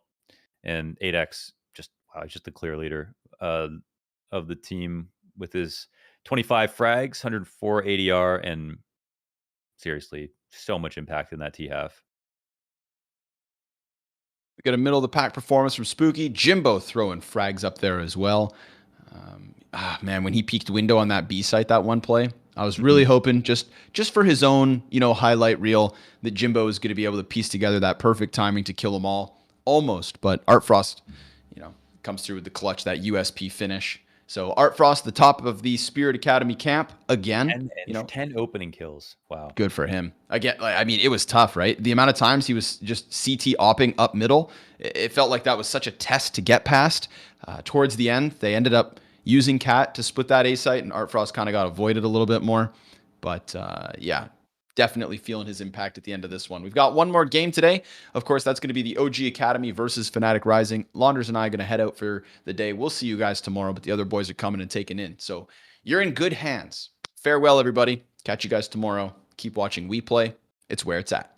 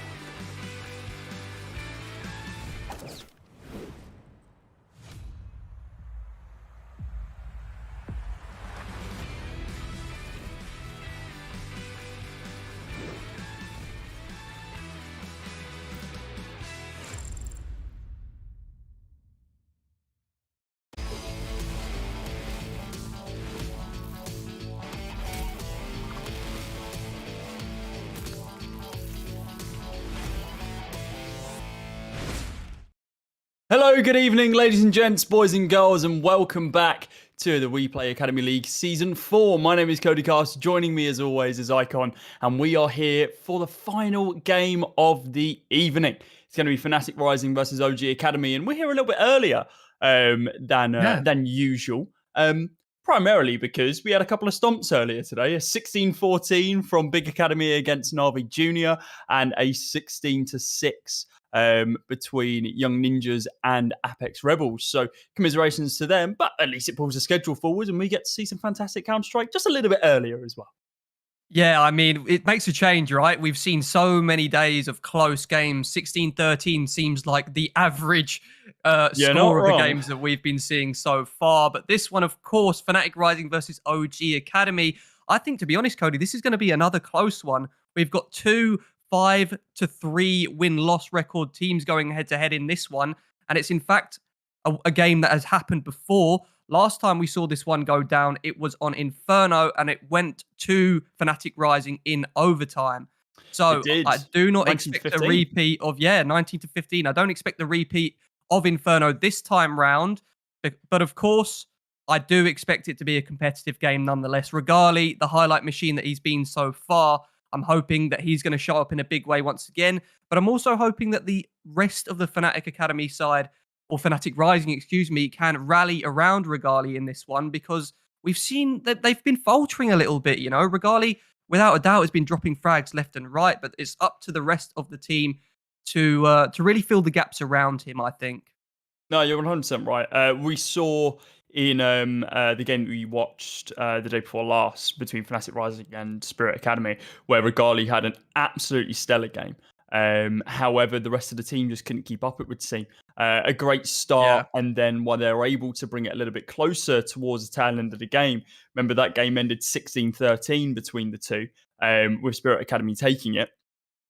Historically, when we've seen that game in the past, of course, you can see it on the screens right now, Fnatic Rising 16-7 was their first time they went up against each other. So a very different, much stronger side showing up on the server for Spirit Academy, and a little bit of a weaker one there for Fnatic Rising. So hopefully they've cleared the cobwebs. They had a victory over Eternal Fire Academy yesterday, but that one was a close one as well, 16-13. And considering Eternal Fire Academy are 0-8 in Group A, you wouldn't think that should be the case. Bans coming in pretty quickly, Icon. Overpass, Vertigo, Ancient, Dust 2 getting banned. So we are going to be on, new territory with Mirage getting banned out here as well. Nuke on the card, so could potentially be seeing that picked up. And, never mind. Not new territory. We're going back for the rematch. It's Inferno between these two teams. Yeah, that's an interesting one, to be honest with you. But given the fact it was as close as it was going to overtime last time, it's not really the end of the world for OG Academy. They've obviously revisited this map. They've made a few adjustments to the way that things went last time, and they're feeling confident to go back into an Inferno and take it from them this time round. Now, it's worth noting, of course, that the OG Academy roster is a fairly new one. They've only been together for, I think it's about 10 days now. Yeah, start the tournament. Yeah, start the tournament. And of course, over on the other side of Fnatic Rising, you've got Volt and MOUZ being brought in for the start of the tournament as well. So a bit of changes going on for both of these rosters. But when you look at the OG Academy roster, you can see a big name like Oxygen coming from Skade beforehand. And he was on that team for a considerable amount of time. And they did some great stuff. So Icon, we haven't really talked about it, by the way. Sorry to interrupt you. These openings are absolutely fantastic. They're beautiful. I really, really like these. I'm a bit of an Inferno simp myself, so getting to see the logo plus all over the place, I'm a fan. Well, we start off pistol round. It's bog standard, with the exception of Sound, who decided, you know what, screw you, I want some jewelies. He's picked them up, and he's going to try and make something stick over on this CT side. It seems like the fight's going to be over towards Banana right now, but no presence as of yet. Well, no fighting as of yet. A lot of presence. Is there going to be seeing a boost? Oh, Volt's head was spotted, and Volt's head is gone. Dementa, lovely one tap with the P2K of all things. He goes for the swing, taps down another. Anyone else want a head? Anyone else want a bullet? He's looking for a few more to be able to find. Oxygen swung on through from mid. Marex picks up one of his own, another one as well in the form of Regali, and dear lord, Fnatic Rising getting cold in this round. MOUZ going to be able to find himself a single kill there in the fragging capacity of Dementa, and then shut down by the over-aggressive barrage of bullets from Sound. What a way to be able to start out this game. And OG Academy, they're 1-0. Yeah, I mean, I love the way that OG Academy set up that round there. They had the player tucked behind the sandbags who really didn't even have to activate until the last minute there. The Mentor did a great job here using the P2K instead of the USP. That's a rare one these days, but he did a great job tapping out Volt on the jump spot. Good for a second kill with the help of a flash. And yeah, a great start there for OG Academy. It's quite interesting, right? Because we mentioned that this head-to-head's already happened explicitly on this map as well. Fnatic Rising, they're currently 2-0 on Inferno games play. They beat out OG Academy in that overtime that we were talking about, and then they decimated Young Gods 16-2. And we saw OG Academy actually play this game once again. You kind of alluded to it in the pre-game. They have changed up a bit of a play style, and they've regimented themselves and were playing this game. I believe just 2 days after losing to Fnatic Rising. They're still relatively confident on it. And who did they beat of all teams? MOUZ XNT. That is a hell of a team to beat. It is a hell of a team to beat. And if I'm not mistaken, is that MOUZ XNT's only loss? It is indeed.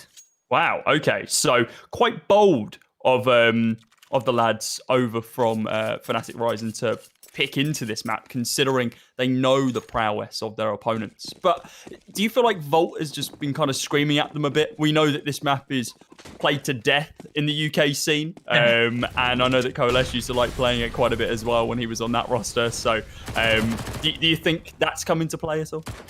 Yeah, I do definitely feel like Inferno is one of these Counter-Strike home maps, and every single team has to be able to play it and willing to play it, you know? So it's not the biggest surprise that we find ourselves here once again. But what I'm loving, speaking of surprises, look at this setup that OG Academy have gone for with the bonus round with the MP9 in the hand of the Mentor. It's a great start for them. They've got the opening kill. They've got full mid control and banana right now. And Fnatic Rising are in a really sticky situation. MAZE doesn't want to pop his head out of that gopher hole there in Mexico just yet. Oh, Sound going for an aggressive peek. Just a dry one there down the ramp. And MAZE is going to trade out the aggressive position of the Mentor as well. So what started great for OG Academy has fallen flat. And now the two remaining players of OG are spread across the map. We've got one in Marix in the back of the bomb site. And he's going to have to go huge here on the site defense. The rotator on the scout in CT spawn has got a flash in hand. And in it comes as the Marix wins the first duel against Volt. And that's spurred on the rotation. Banjo's already got himself a forward position up short. And the A bomb site completely open for grabs here for Fnatic Rising. A lovely little move from them there, knowing that they've got the two-man advantage, not overcommitting to one site. And with the bomb going down, with 20 seconds left on the clock, it's up to Marix and Shake. There's a lot of go for this retake. In comes the utility. Shake's got himself on the site already, but with USP in hand, you can't win that duel, I'm afraid, against MAZE. And it looks like Marix is going to try and save this rifle. Ooh. Able to win the duel versus Pepsaw just about, and gets away by the skin of his teeth on 14 HP. And a well-recovered round there from Fnatic Rising. Yeah, and a pretty well-recovered end of the round there from Marix as well. Everything was pointing towards him getting taken down by Pepsaw. I mean, he needs to be tickled by by that AK to take him down. I'm really upset that our observers focus on this chicken right now because we know what's about to happen. Two of them. Oh, goes the weasel. Yeah, Kentucky Fried early on in this game. Round number 4 soon to be coming up. And yeah, Fnatic Rising now on the board. It was a nice, slower round from them. It didn't look like it was going too well to begin with. Of course, Oxygen finding a lot of presence inside of mid. It looked like we were going to be rotating over towards B for a lot of that. I mean, the bomb was on B site. And then they were like, actually, no, we like A a bit more. They should have been punished, to be honest with you, because you can't be given a complete free site like that to then rotate over to one where you don't have too much information. But it works out for them. Still having a fall by here from OG Academy, even though they lost that last. AK recovered, of course, from Marix, so he's been able to buy up for one of his teammates. 2 M4s and an AWP on Shake. What are we going to be seeing here? An early engagement from the AWP? Oh, apparently not. He falls back, and Volt is going to be on point guard. Very fast round. Regali is going to be able to trade out in middle, but so far the kills have been going the way of OG Academy. Mid brackets and short control, and long, in fact, all in the hands of Fnatic Rising. and no presence towards Banana whatsoever. Banjo looks like he's going to coordinate with his short players here and wrap onto this A bomb site. And we've got Oxygen on top of the balcony, and one player in the back of the site is Shake on the AWP. Banjo's picked his timing perfectly on the smoke fade, really, and two quick kills for him, locks in the bomb site. And with that bomb going down now, the remaining players not really in a position to contest this for now. I'm wondering, Cody, do they even bother going for this one? If they don't, they can save the rifles going forward, but there's one rifle hitting the ground. Dementor gets his head ripped clean off by Volt, and it will be up to Sound now. 1 versus 3. It looks like he's going to go for this one from the apartments, which right now isn't being held for Volt, given the responsibility of checking between that and short. And he turns away at the wrong moment. Sound good for the kill onto Volt, but Banjo traded out. And 2 gun rounds, two rounds won for Fnatic Rising.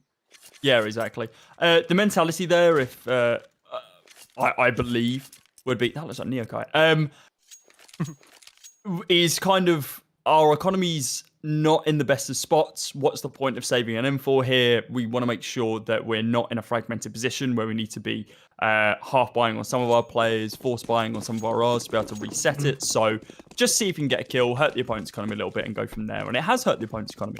Pepsor's now got nothing in the bank and he's had to buy up. Banjo's on 650 after having to buy up as well. So yeah, they put Fnatic Rising in a little bit of a tougher spot, because if anyone dies here, then they're certainly not going to be best pleased, and it is going to make the following round a little bit harder for them. Whereas OG Academy buying the bare minimum to be able to stay in contention of this round. A couple of flashes come in, a lot of util as well. The double stack works out pretty well. Dementor finding that kill onto MOUZ. Pepsor does pick up 2 with the AK though, but remember, they do find MOUZ. So that's at least 3,700 that they've ripped out the clutches of their opponents. Marritt's going to be looking for at least one more here. Does spot out Pepsor. They fall back, and of course he's recognised, well, but that's who a jump. There must be 2 players there, so we've got to spray through the smoke, see what else we can find.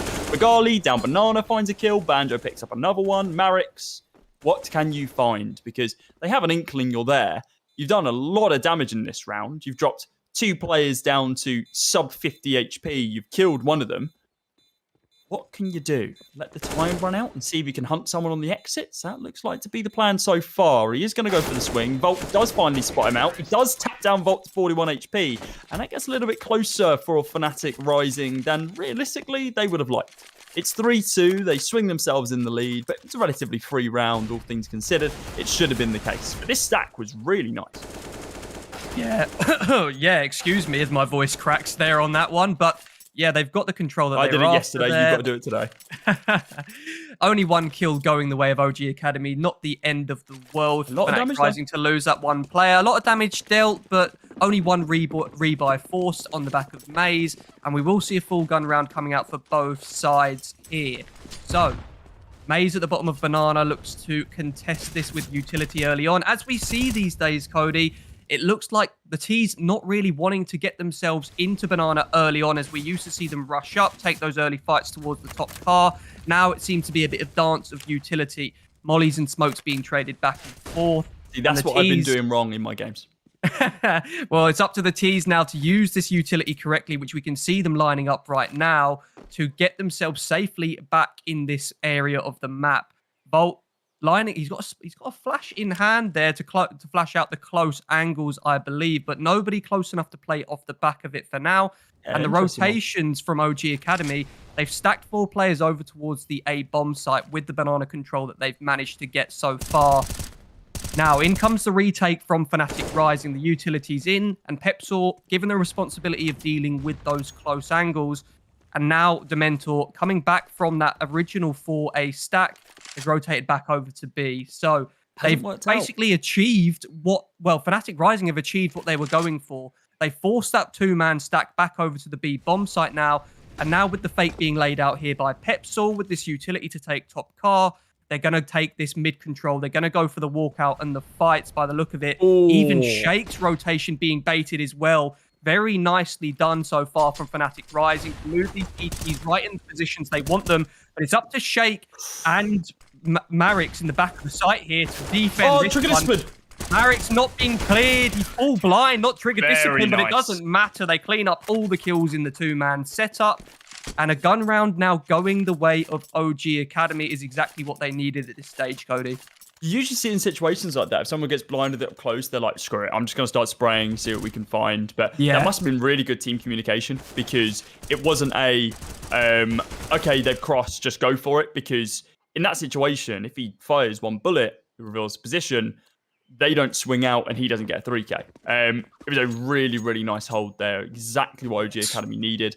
Yeah, it was quite interesting because Fnatic Rising, this felt like they were trying to sell this like huge fake over towards this B-bomb site, but OG Academy seemed to read it really, really well. The fact that there was the early Molotov into anti-flash over on the A-bomb site just seemed to sell that this was going to be an A push all along. And then it was only at the last moment that we saw Shake actually begin rotating round to Library. And then even then, it was, oh, I was going to go B. I've just heard footsteps. I'm going to rotate round to Palace. Finds himself. I'm going to, screw it. It's now Palace. It's now Palace. It's not Library. It's Palace. Palace for your mind to be able to learn things. There we go. I've twisted it.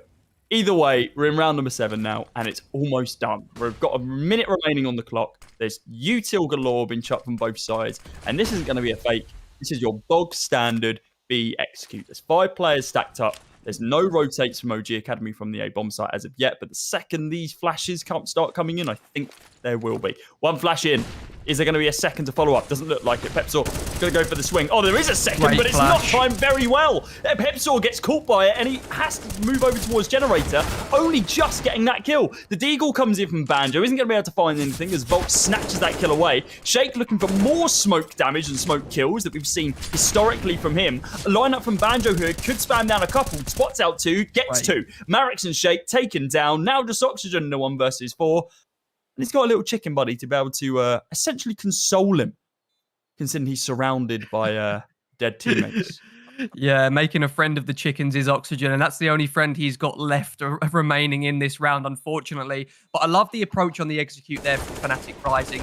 They get the smokes out early. They make sure that they've got their deep coffins. They've got CT covered, but they don't play off the back of them immediately. They wait to see if there's any sort of response in terms of utility from OG Academy, but as soon as there wasn't, they send Pepsor in hunting with the late flash and catches the timing just perfectly. 2 entries for him, and the trades therefore were all in favor of Fnatic Rising. So although one gun round did go the way of OG Academy briefly, Fnatic Rising bounced back, and now 4-3, 1 round in the favor of the Fnatic Rising side. This is the definition of a tactical pause. You've just won a round and you take a 30-second break. Put the feet up. So, hey guys, do you remember that round we just won? Yeah, it was good. Do you want to do it again? Yeah, go on then. Why not? Unsure of what even would be discussed here. Potentially if they do want to try that again, or if they want to try and get into the heads of their opponents a little bit, making sure that OG Academy's momentum is just kind of stifled completely. We'll have to wait and see. Pepsor, I don't like your eyeing up our little fluffy friend down there. Move your crosshair away, please. I swear to God, if you knife that thing, I'm not going to put... Volt, what are you doing, man? Volt. Come on! He's a traitor. Outrageous. Outrageous from you. Maybe that's what they were talking about. Who is going to kill this chicken? Yeah, so... a bit of a strange buy here for the OG Academy side. We can see Oxygen's got himself the Mag 7 and a deep double setup in the apartment. And the utility here is going to allow Demento to take a little close check. Banjo, this is an advantaged fight here for Banjo, but of course, if Oxygen swings past the angle, then he's going to be able to get the quick headshot. The shotgun now spotted means that Banjo wants nothing to do with this close range engagement. And I do feel like this is going to force the Fnatic Rising side elsewhere on the map. They've taken long control. Volt is caught Shake with his pants down. Oh, this is nice. And now Oxygen, Molotov going to land at his feet, but I don't know if it's going to spread to him just yet. It looks like it was to clear the back of the bomb site rather than the front. Marix hits the ground, and now Oxygen has been dealt with by Regali as well. All on Sound now in a 1 versus 5. And honestly, we'll see the guns coming back out in the next round regardless. But if Sound could get himself a couple of kills here, force some rebuys, and stop Fnatic Rising building up that cash early on, then that would be a bit of a bonus for him in this situation. The round's lost regardless, right? So he can just do what he can. But in fact, he's not going to. He's just hiding over there. He doesn't want anything to do with this one right now. Has he got armor? No, he doesn't. So just the Deagle in hand, which he's going to save and bring forward. And Fnatic Rising, knowing that their economy is not too heavily stacked up just yet, all saving in the pit, being nice and careful. So a great round from Fnatic Rising, noticing the buy from OG Academy and taking that long fight, knowing that they're going to get the long-range engagements rather than the close range. It's exactly what you want to be doing in that situation. Yeah, I wonder if that was a little bit. I'm trying to like big brain why Sound didn't just go in and try to cause some havoc. Mini tactical pause. That's what I'm calling it. You know how I think NAVI back in the day, this was a long time ago. I haven't seen them do it for a long time now. I think Alu as well. Again, ages ago, used to do this thing where they would just not buy anything, they'd stay AFK and spawn and just have a discussion instead of taking a tap pause. Just to be able to play into the mind of their opponents to get a little bit of information of their buy as well towards the end of the round, which is quite nice. Yeah, maybe similar situation to that. It's like, well, I don't need to do any damage here. Let's think about our game plan. Our game plan is stacking up here, and Banjo says, well, thank you very much for 2 kills. So I'll take down the top player, then the bottom player, just to make sure I can get everything I need. The blood across the walls there for Shake, so he knows that damage has been dealt. Banjo, oh dear lord, soon to be taken down by Shake, I believe. Really nice tap there for MOUZ to be able to pick up Sound. Didn't need that one, but he's going to go for it. And yeah, Shake within the AWP. Only good for 1. Certainly not what you would have expected. Demento goes for the swing, and that is no AK, my friend. 96 in 4. The classic M4 A1 damage. Really messy round there from OG Academy. I really think they have to go back to the drawing board on that one, because although I do like the double stack in Boiler, it's only going to be good for 1 or 2 kills. And when the flash comes in the way it does, you just absolutely caught pants down. And then Shake, he did make quite a nice move getting behind the Fnatic Rising players in apartments, but then overcommitted to the second peak before the Mentor was in a place to coordinate off of him. So they need to look at that one in the demo and really review things and how they play those situations out, because it just didn't go very well for them there. And now the economy's fallen away from them once again. They're down to the Deagles, and I don't expect much from them in a round like this. They've got a couple of players in the back of the B bomb site, but right now Fnatic Rising taking space towards apartments as the OG Academy players rotate on away. And really, already this looks to be a save for them in this position. I liked what they did in the previous like full save where, I say full save, they brought up Deagles here, but where they stacked up on a single bomb site, that kind of gamble stack, it worked out pretty well. They were sure they were only able to get 1 kill, but it did a lot of damage when stacking over towards B. Just flip a coin. Go B, go A, just stack up as 5. Do some cheesy, like totem tower play, and see what you can find. That is not the case here. It has been actually set up with Deagles and look for exits, it would seem. It's been a few A bomb site rounds in a row. It seems like OG Academy now have an inkling that they like just saving on the bomb site. So they might go in and see if they can find a tap or 2. Regali does take down Oxygen just as consolation frag at the end of the round and picks up another one as well. Because why not? Hell by the live. That's fantastic for the T-side economy, isn't it? It really is. They've started to get a little bit of momentum now. Fnatic Rising, MOUZ with a lovely little eco spray down here from second mid as well. So confidence starting to build now for Fnatic Rising. You can see, look at the money in the reserves. Regali on 11.5k already. MOUZ is over 10k himself as well.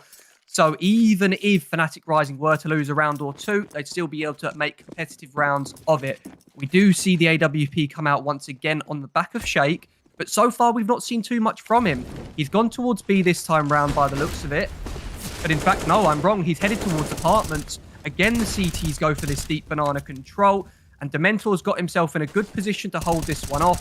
It's Sound's responsibility to, just play at the back, play off the back of his teammate Sound cues, the information that he's been getting given, maybe do a little bit of a jump spot and play the utility to keep his mate alive here, because without a doubt, Fnatic Rising are going to try and retake banana at some stage in the round. So an early, slow start here for both sides, really. You've got the control, but they've given it up for the time being. They boost Dementor on top of the wall here, so as that bottom banana smoke fades, he'll be able to see nicely over the top of it.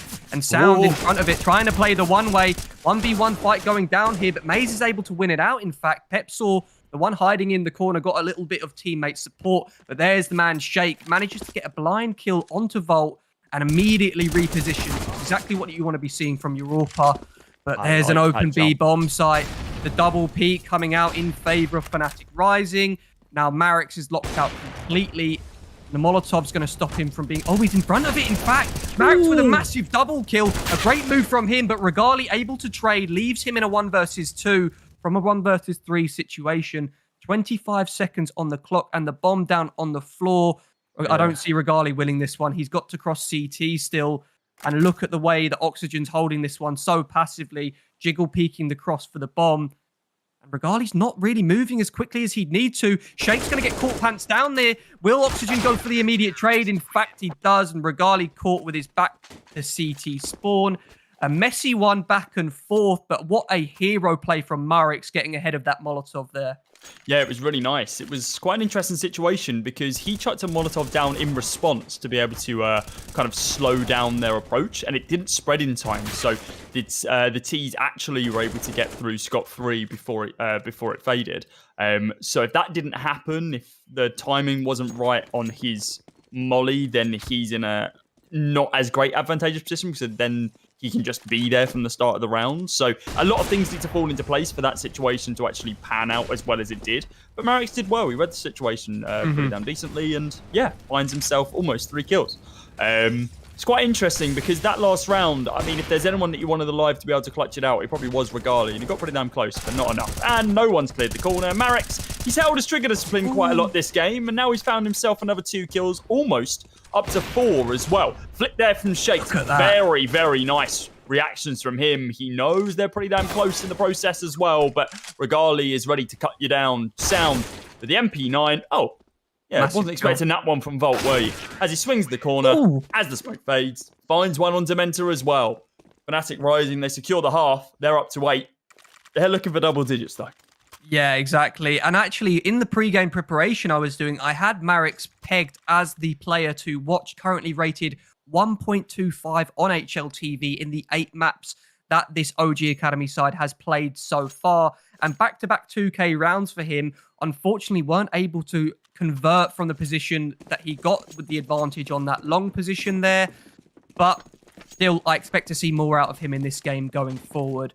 Once again, OG Academy only able to string 1 round in a row together. They're down onto the Deagles. And honest, they haven't been able to get control of the economy this whole game so far. CT side Inferno, you need that utility. You need that superior weaponry.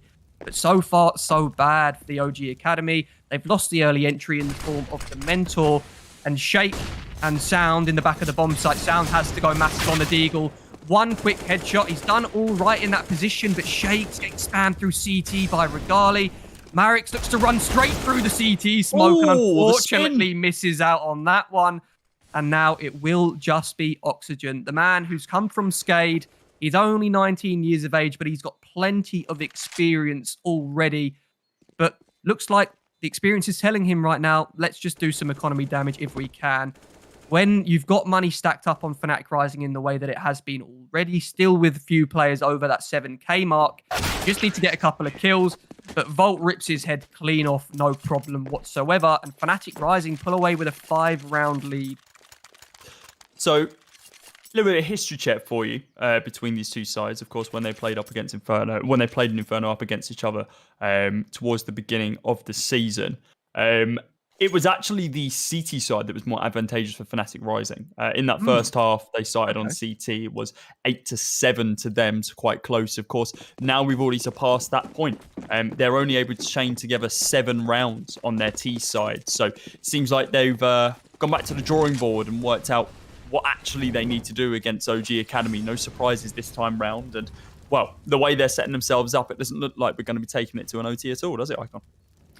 Not so far. The way that Inferno has changed in the meta recently, I would say that it is definitely lent more heavily towards the T side than it was previously, but still a slightly CT-sided map. And OG Academy realistically need to put these last 2 rounds on the board for a 9-6 half. win that T-side pistol, Shake's and get the momentum going in their favor. Excuse me? Shake was expecting a sprint boost. Do you see that little jiggle up and down?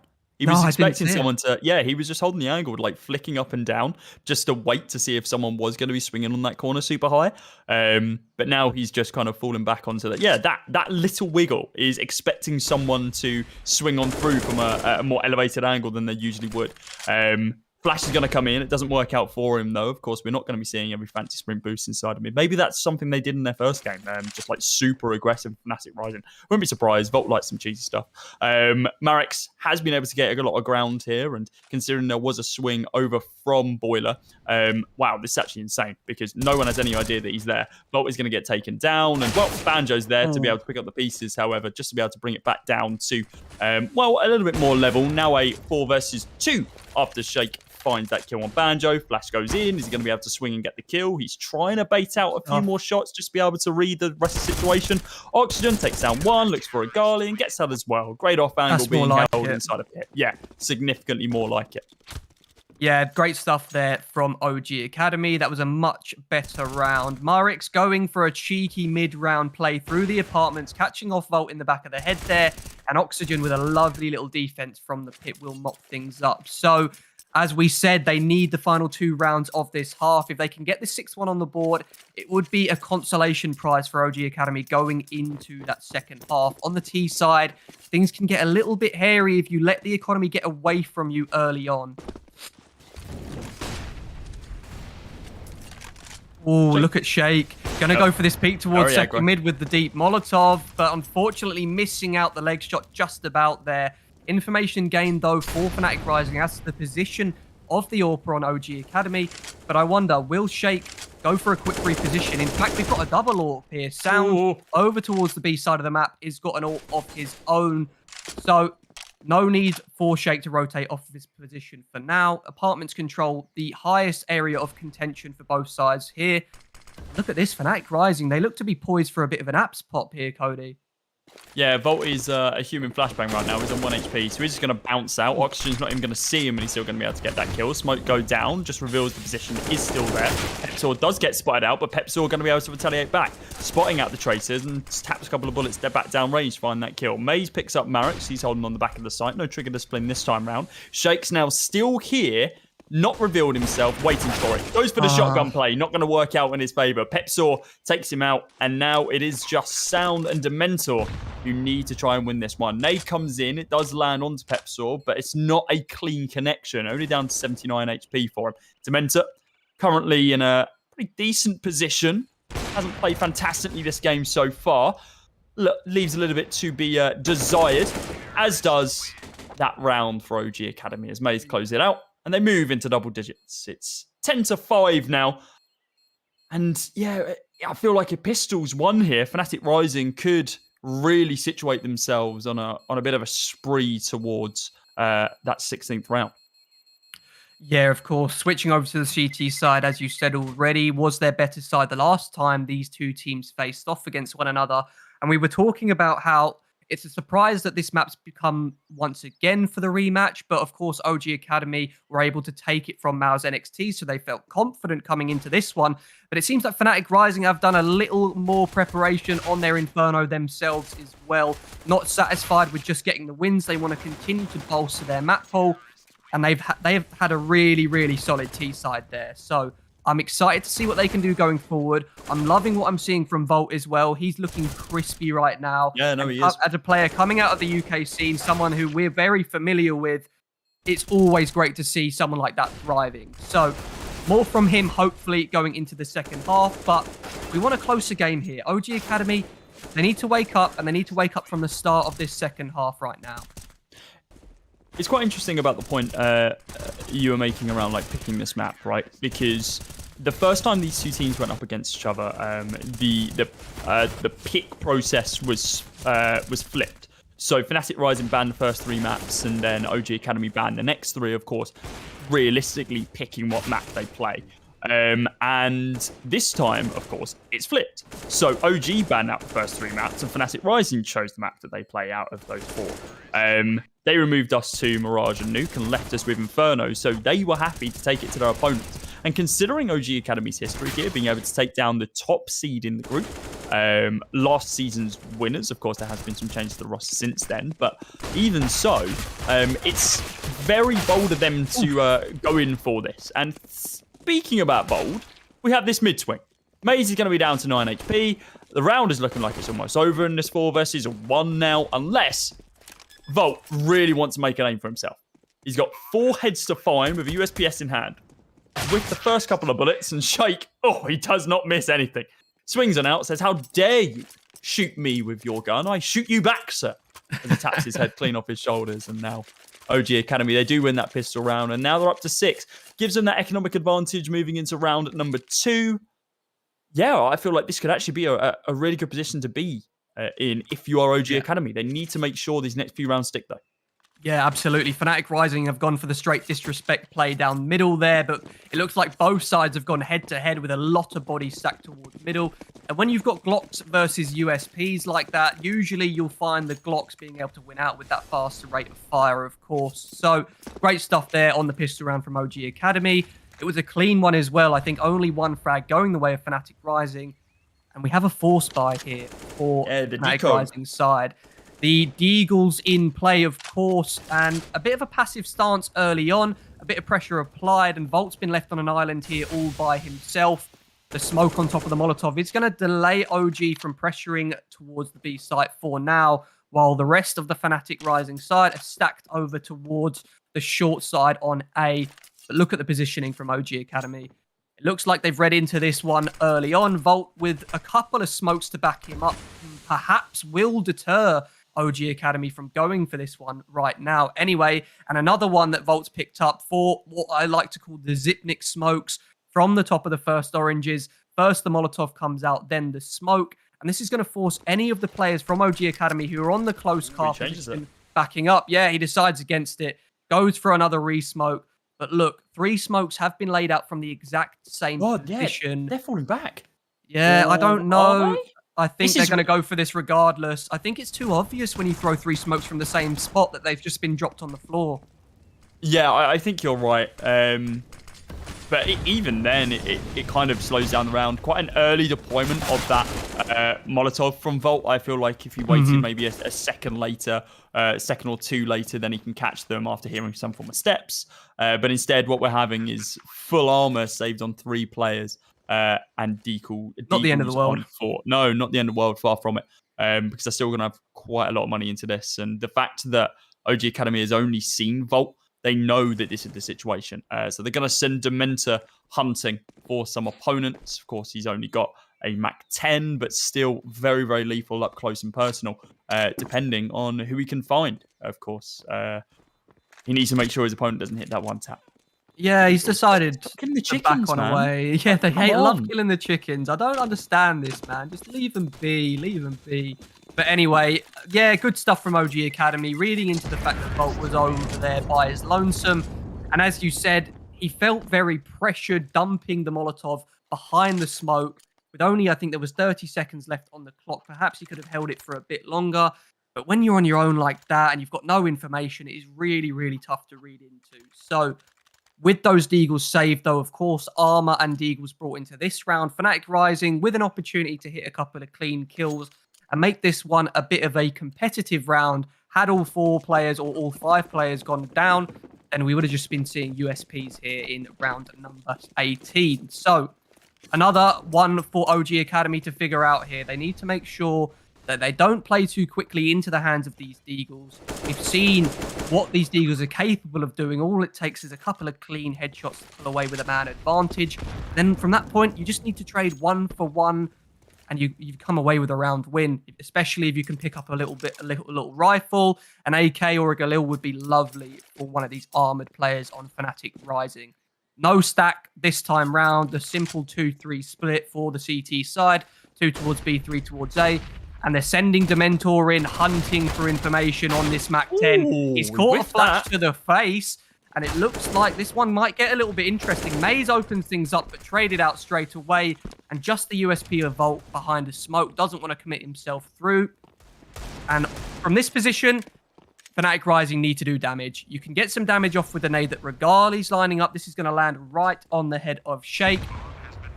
But not as much damage as it could have done, potentially. I think it just clipped the front of the coffin there.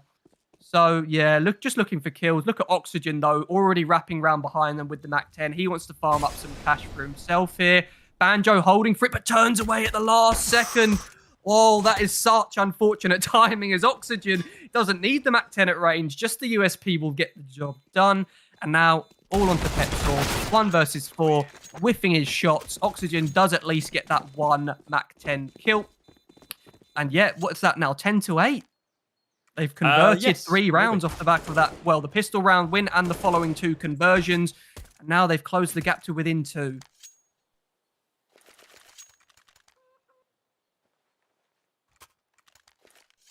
Finally, a full buy round from both sides here.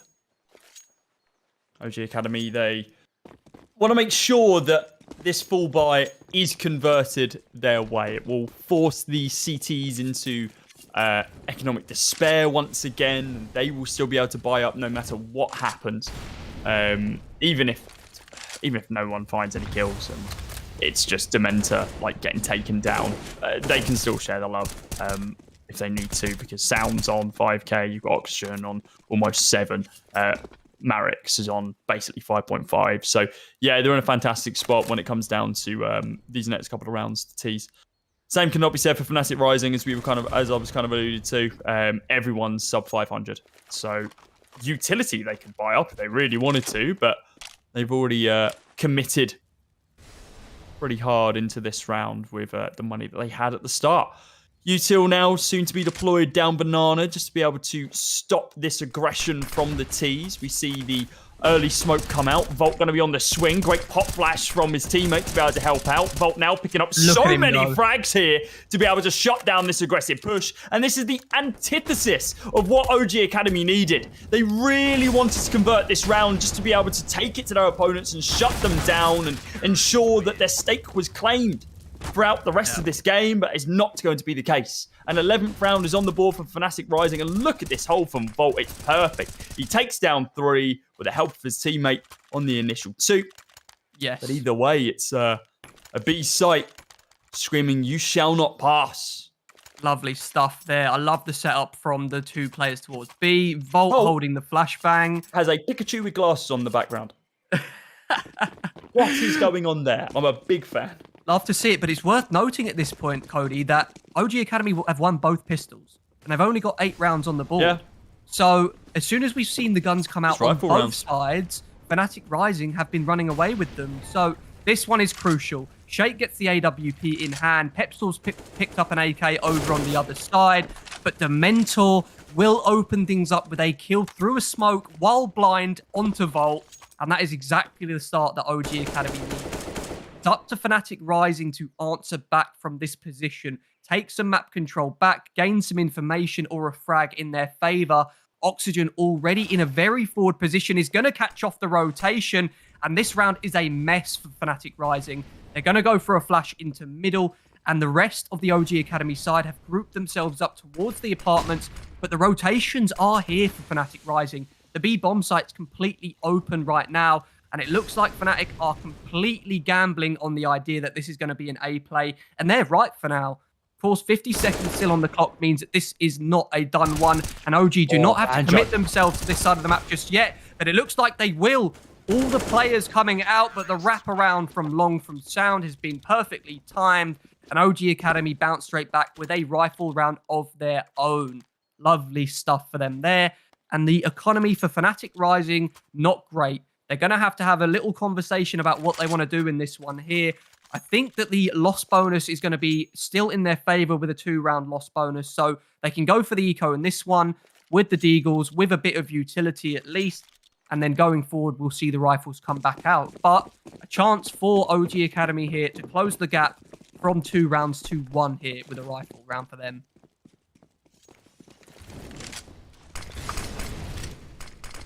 The same old song and dance that we've seen for, well, basically 21 rounds now. All of the util being deployed over towards Banana. Hitting onto Car. Then the last smittering over towards A. Does that mean they're going A? God, no. I mean, it can. It's anyone's guess where they go, even with all the util being deployed.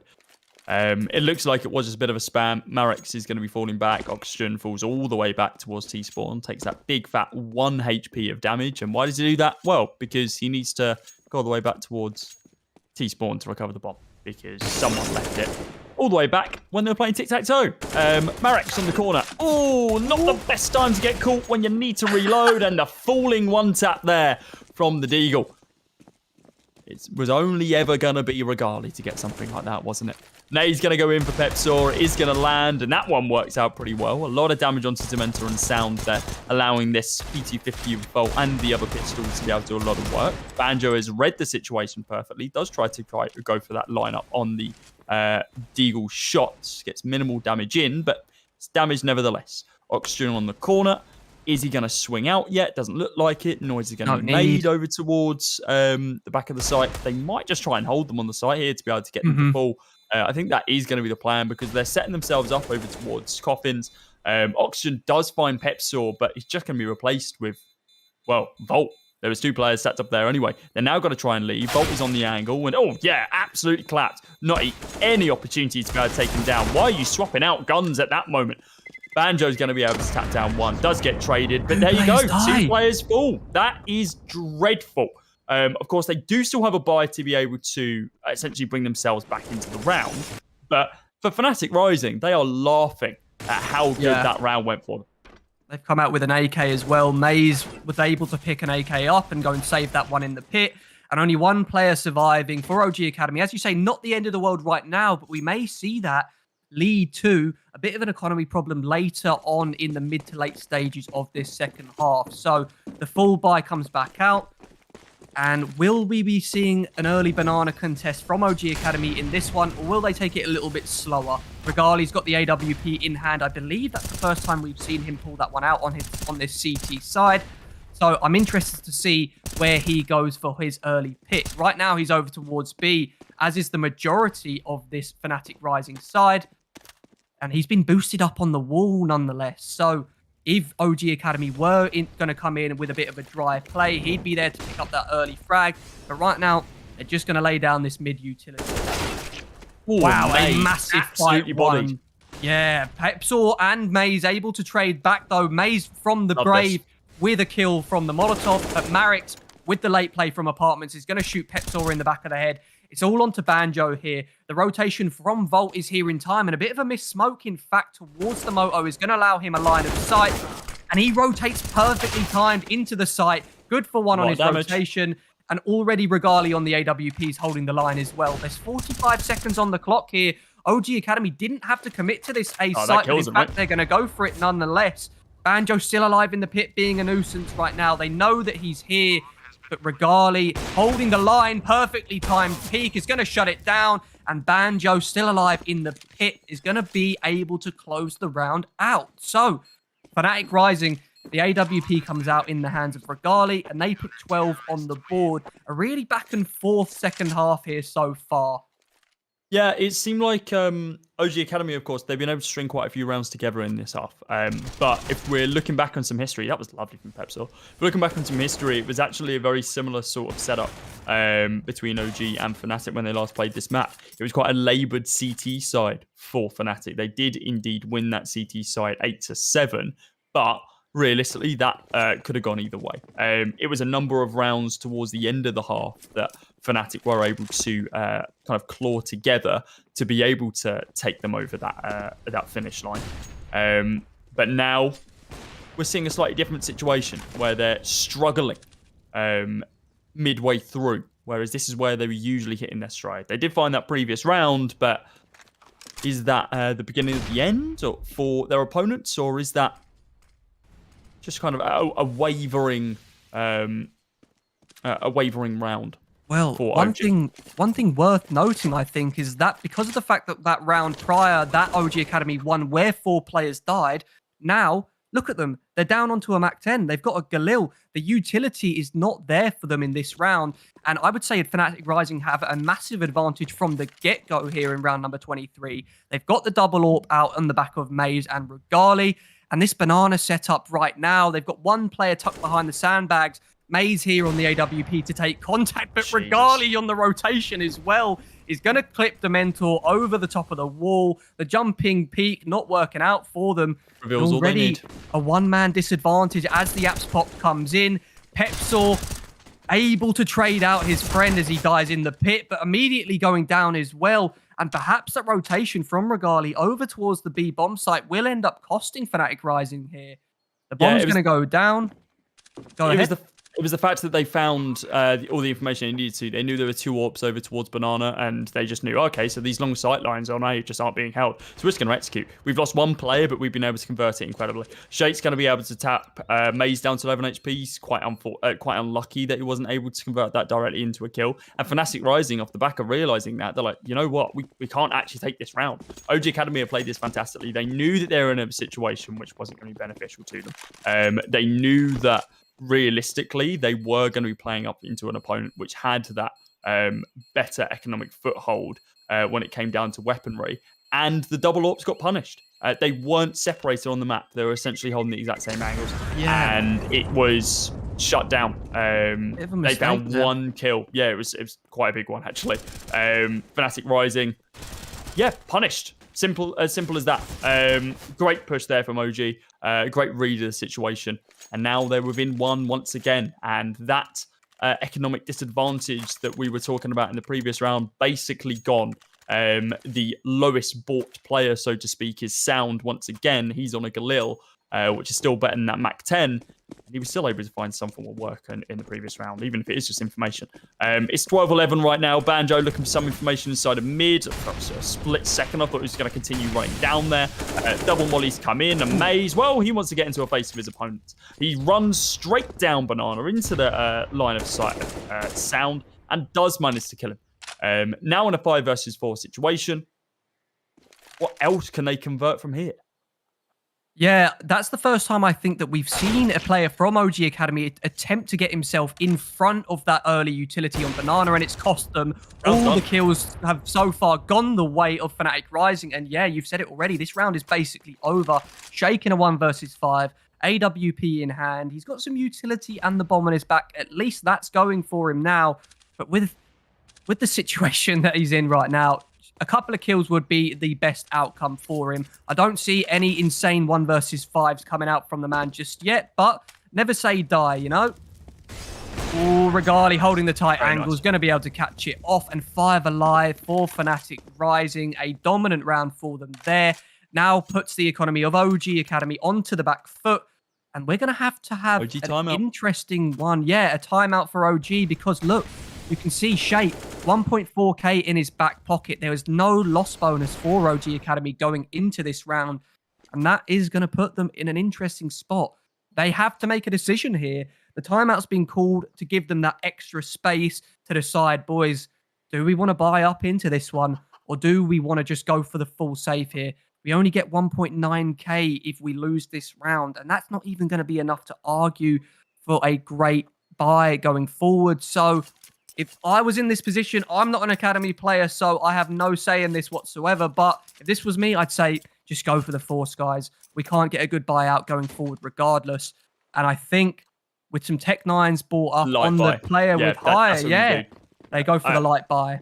Yeah, they need to make sure that their economy stays kind of in level, and that's essentially what they're doing here. They're buying into... they're buying up on the players who have that excess funds. The Sound and Marix were ahead of the rest of their team. Of course, still see Shakedown on that 1.4, Oxygen on that 1.5. They've essentially just tried to spread the load a bit, make this a little bit less of a crap round, honestly. And they're trying for this setup. They have a smoke. They have 2 flashes. They are going to try for a bog standard B execute, because they recognize that actually this is the bomb site where they don't line up as many players. It's usually over towards A. But we're going to be able to spam down 1. MOUZ picks up another one here, and one more. I mean, it's against pistols, but the flicks are still gorgeous. Look at it. unfazed about any of that. Yeah, I mean, people say, oh, why do you got hype about pistol rounds? Because there's still decent plays going on. MOUZ has done fantastically to be able to find those 4 kills there, and realistically, Volt was just there to pick up the pieces. Yeah, absolutely. But the thing is now, no bomb plant for OG Academy. They tried to go for the fast pop into B. It's not worked out for them, and I don't even think they got a single kill their way. So even though the buy comes out here, we've got 3 Galils in play. A lack of utility on those players with the Galils as well. So once again, fnatic rising with an early advantage. And Regali, look at him go. Just wants to take these head-on-head fights down middle.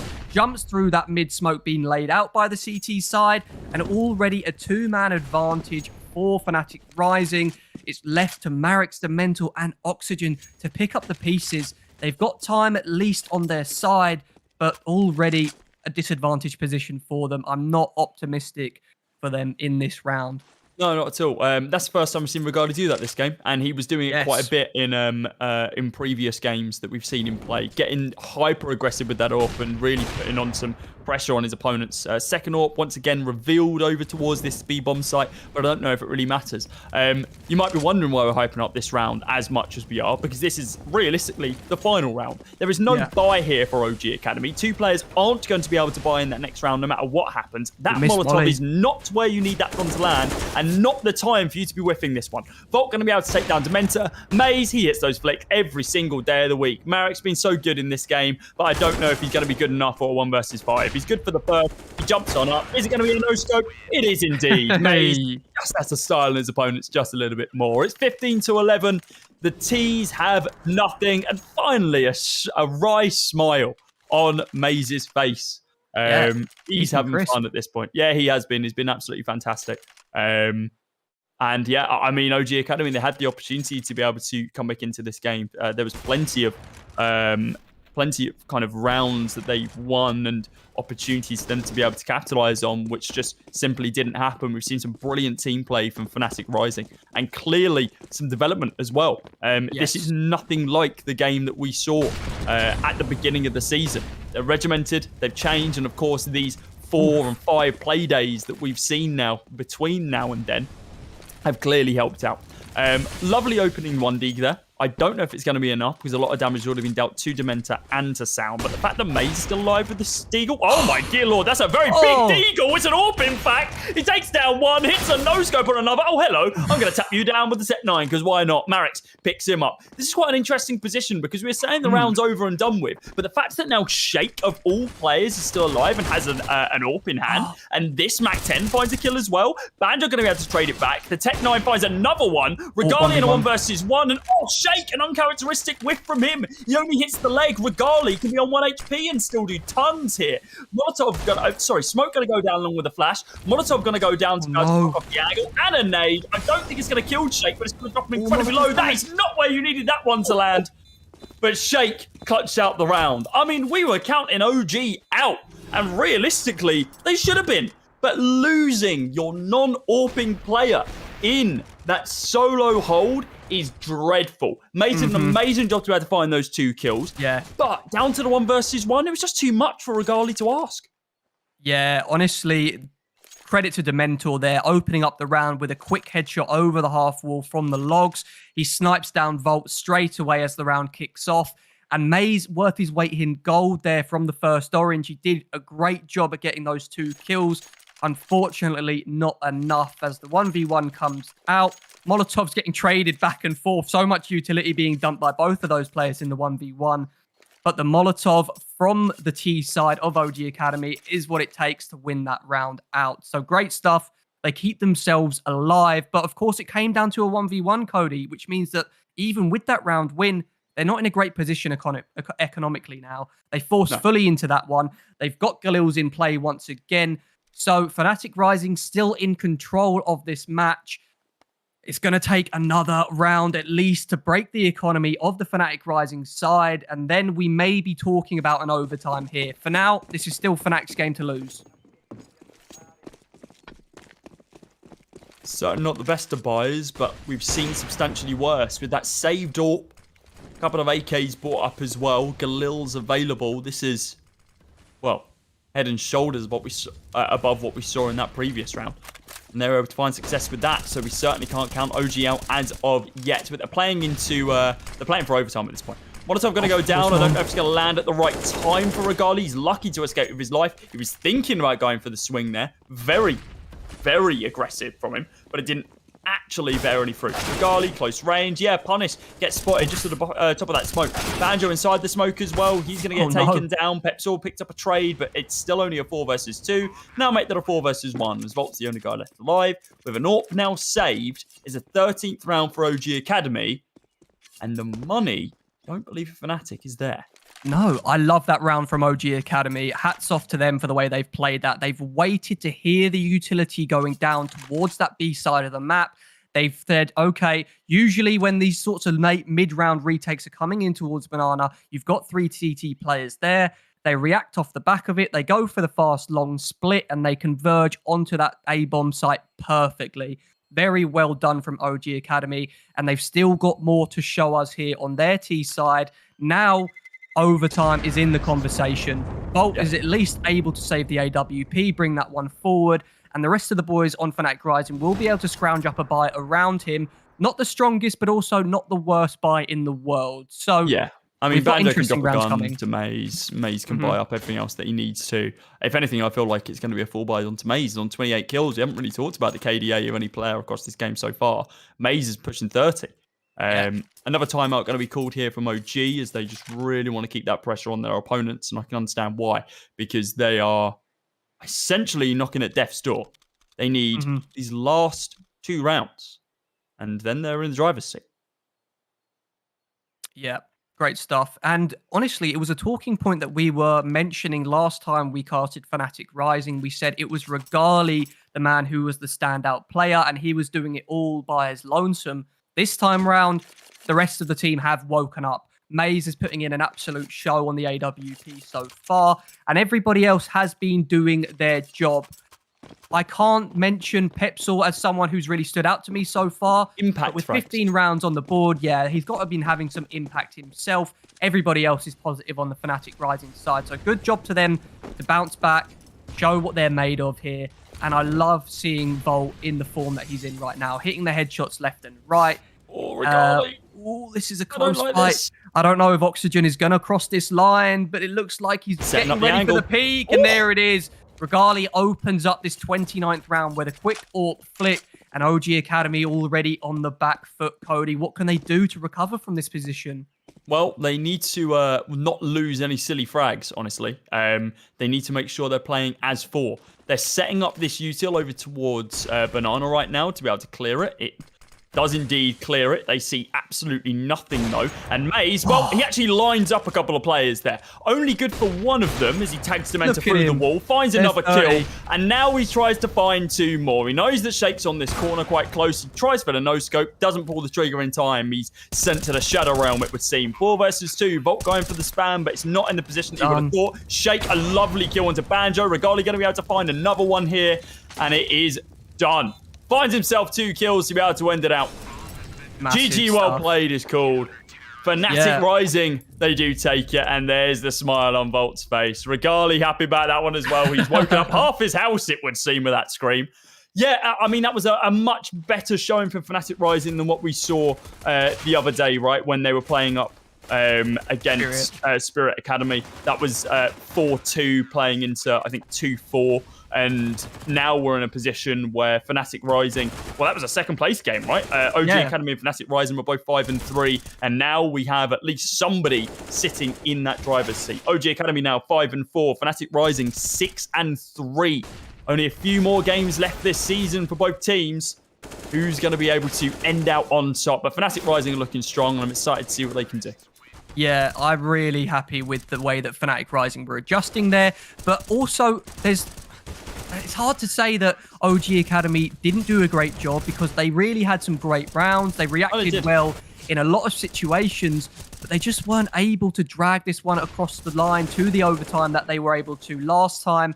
I think the fact that they won both pistols and it still came down to a 16-13 win favoring Fnatic Rising is a bit of a concern.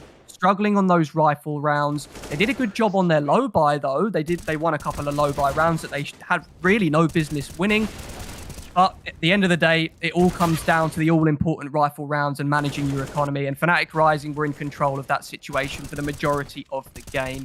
So credit to them for doing that well. Of course, the highlights from today's final game. There's been a lot of them as well, so we might be here for a while. Regali, not as strong as we have seen him in the past. He's usually that stellar standout performer.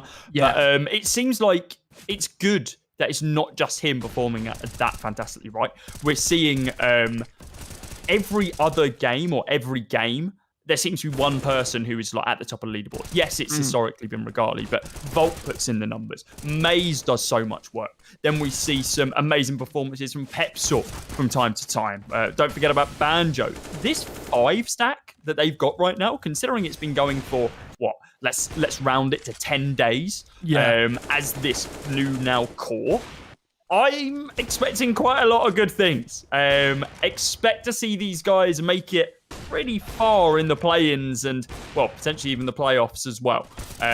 Keep your eyes on every single one of these players. And don't keep your eyes off OG Academy either, because it felt like a bit of an off day.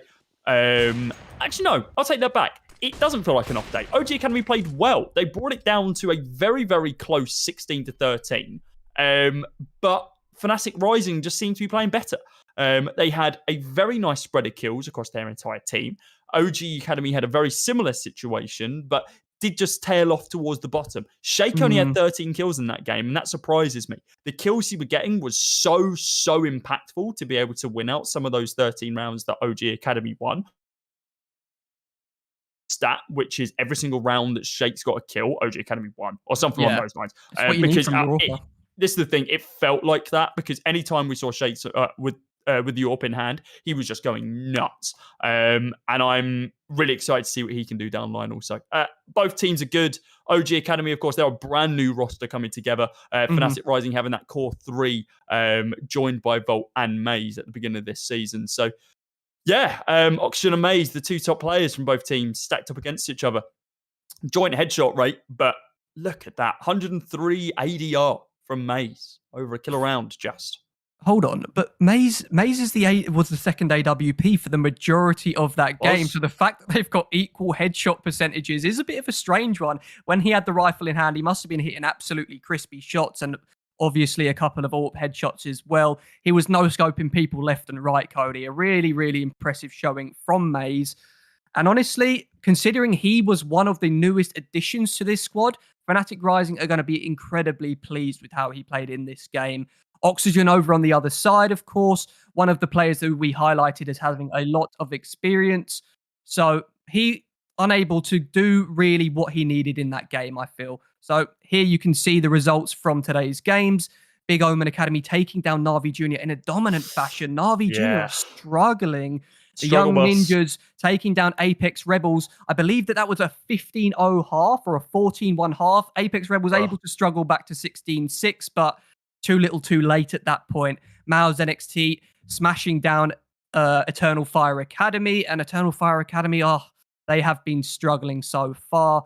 There we have OO Prospects versus Spirit. That one came down to the wire. And then Fnatic Rising versus OG Academy. As we just saw, that was an exciting game. No, it was an absolutely fantastic game. Let's have a look at the standings right now as they currently sit after that one. MOUZ NXT, they are 7-1. They are looking dominant. I don't think anyone can realistically catch them at this point. They are kind of guaranteed to end at least inside the top 2, depending on how these final few games go. Fnatic Rising, of course, they're now 6-3, not 5-3.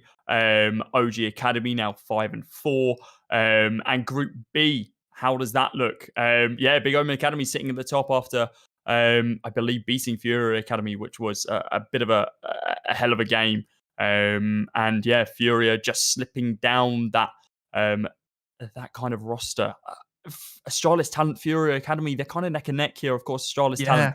I don't think they played today. No, they did, didn't they? They played. Oh no, they didn't. They didn't play today.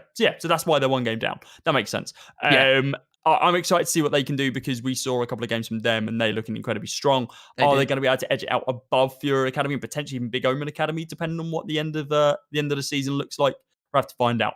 Schedule for tomorrow, guys. You already know what I'm about to say. We start at 5 p.m. CET. Same time, same start time, same place, but not the same faces. It is going to be Scrawny and Launders taking you through strong majority of the games. I believe it's 4 out of the 5, and then you know who's going to be joining you for the evening ones. It's going to be the Late Night Gang, myself, and Icon taking you through. That one is going to be Apeks Rebels versus BIG.OMEN Academy, an interesting one between them two. Make Top sure you versus check bottom it out. in the boot. Yeah, it is. Top versus bottom is going to be an interesting one. If Apeks Rebels can perform that upset, might shake up the group a bit. Might be a bit of a tall order, though. Make sure you do check out all the other games, though, because tomorrow is looking a bit stacked. And so is the rest of the season. We are now in a position where round difference is going to start mattering. And some teams are now going to be pushed borderline out of contention for any further progression in this event. So if you are just joining us for the first time, this is your first day of play that you are watching, make sure you continue tuning in. Best of ones are so easily digestible. And make sure you check out the VODs if you aren't able to watch us live because you don't want to miss any of the action. Ignore the HLTV scoreboards. That just ruins it for you. Watch the action. That's where it's fun. Icon, any major takeaways from that game? Anything you want to close out on? Well, nothing more than we've already mentioned. I'm loving the fact that the Fnatic Rising side were able to show up around Regali, rally around him, and MOUZ putting on an absolute show with the AWP. I'm excited to see what he can do going forward. So yeah, great stuff. Fnatic Rising adjusted well. So did OG Academy, but not quite enough this time round, unfortunately.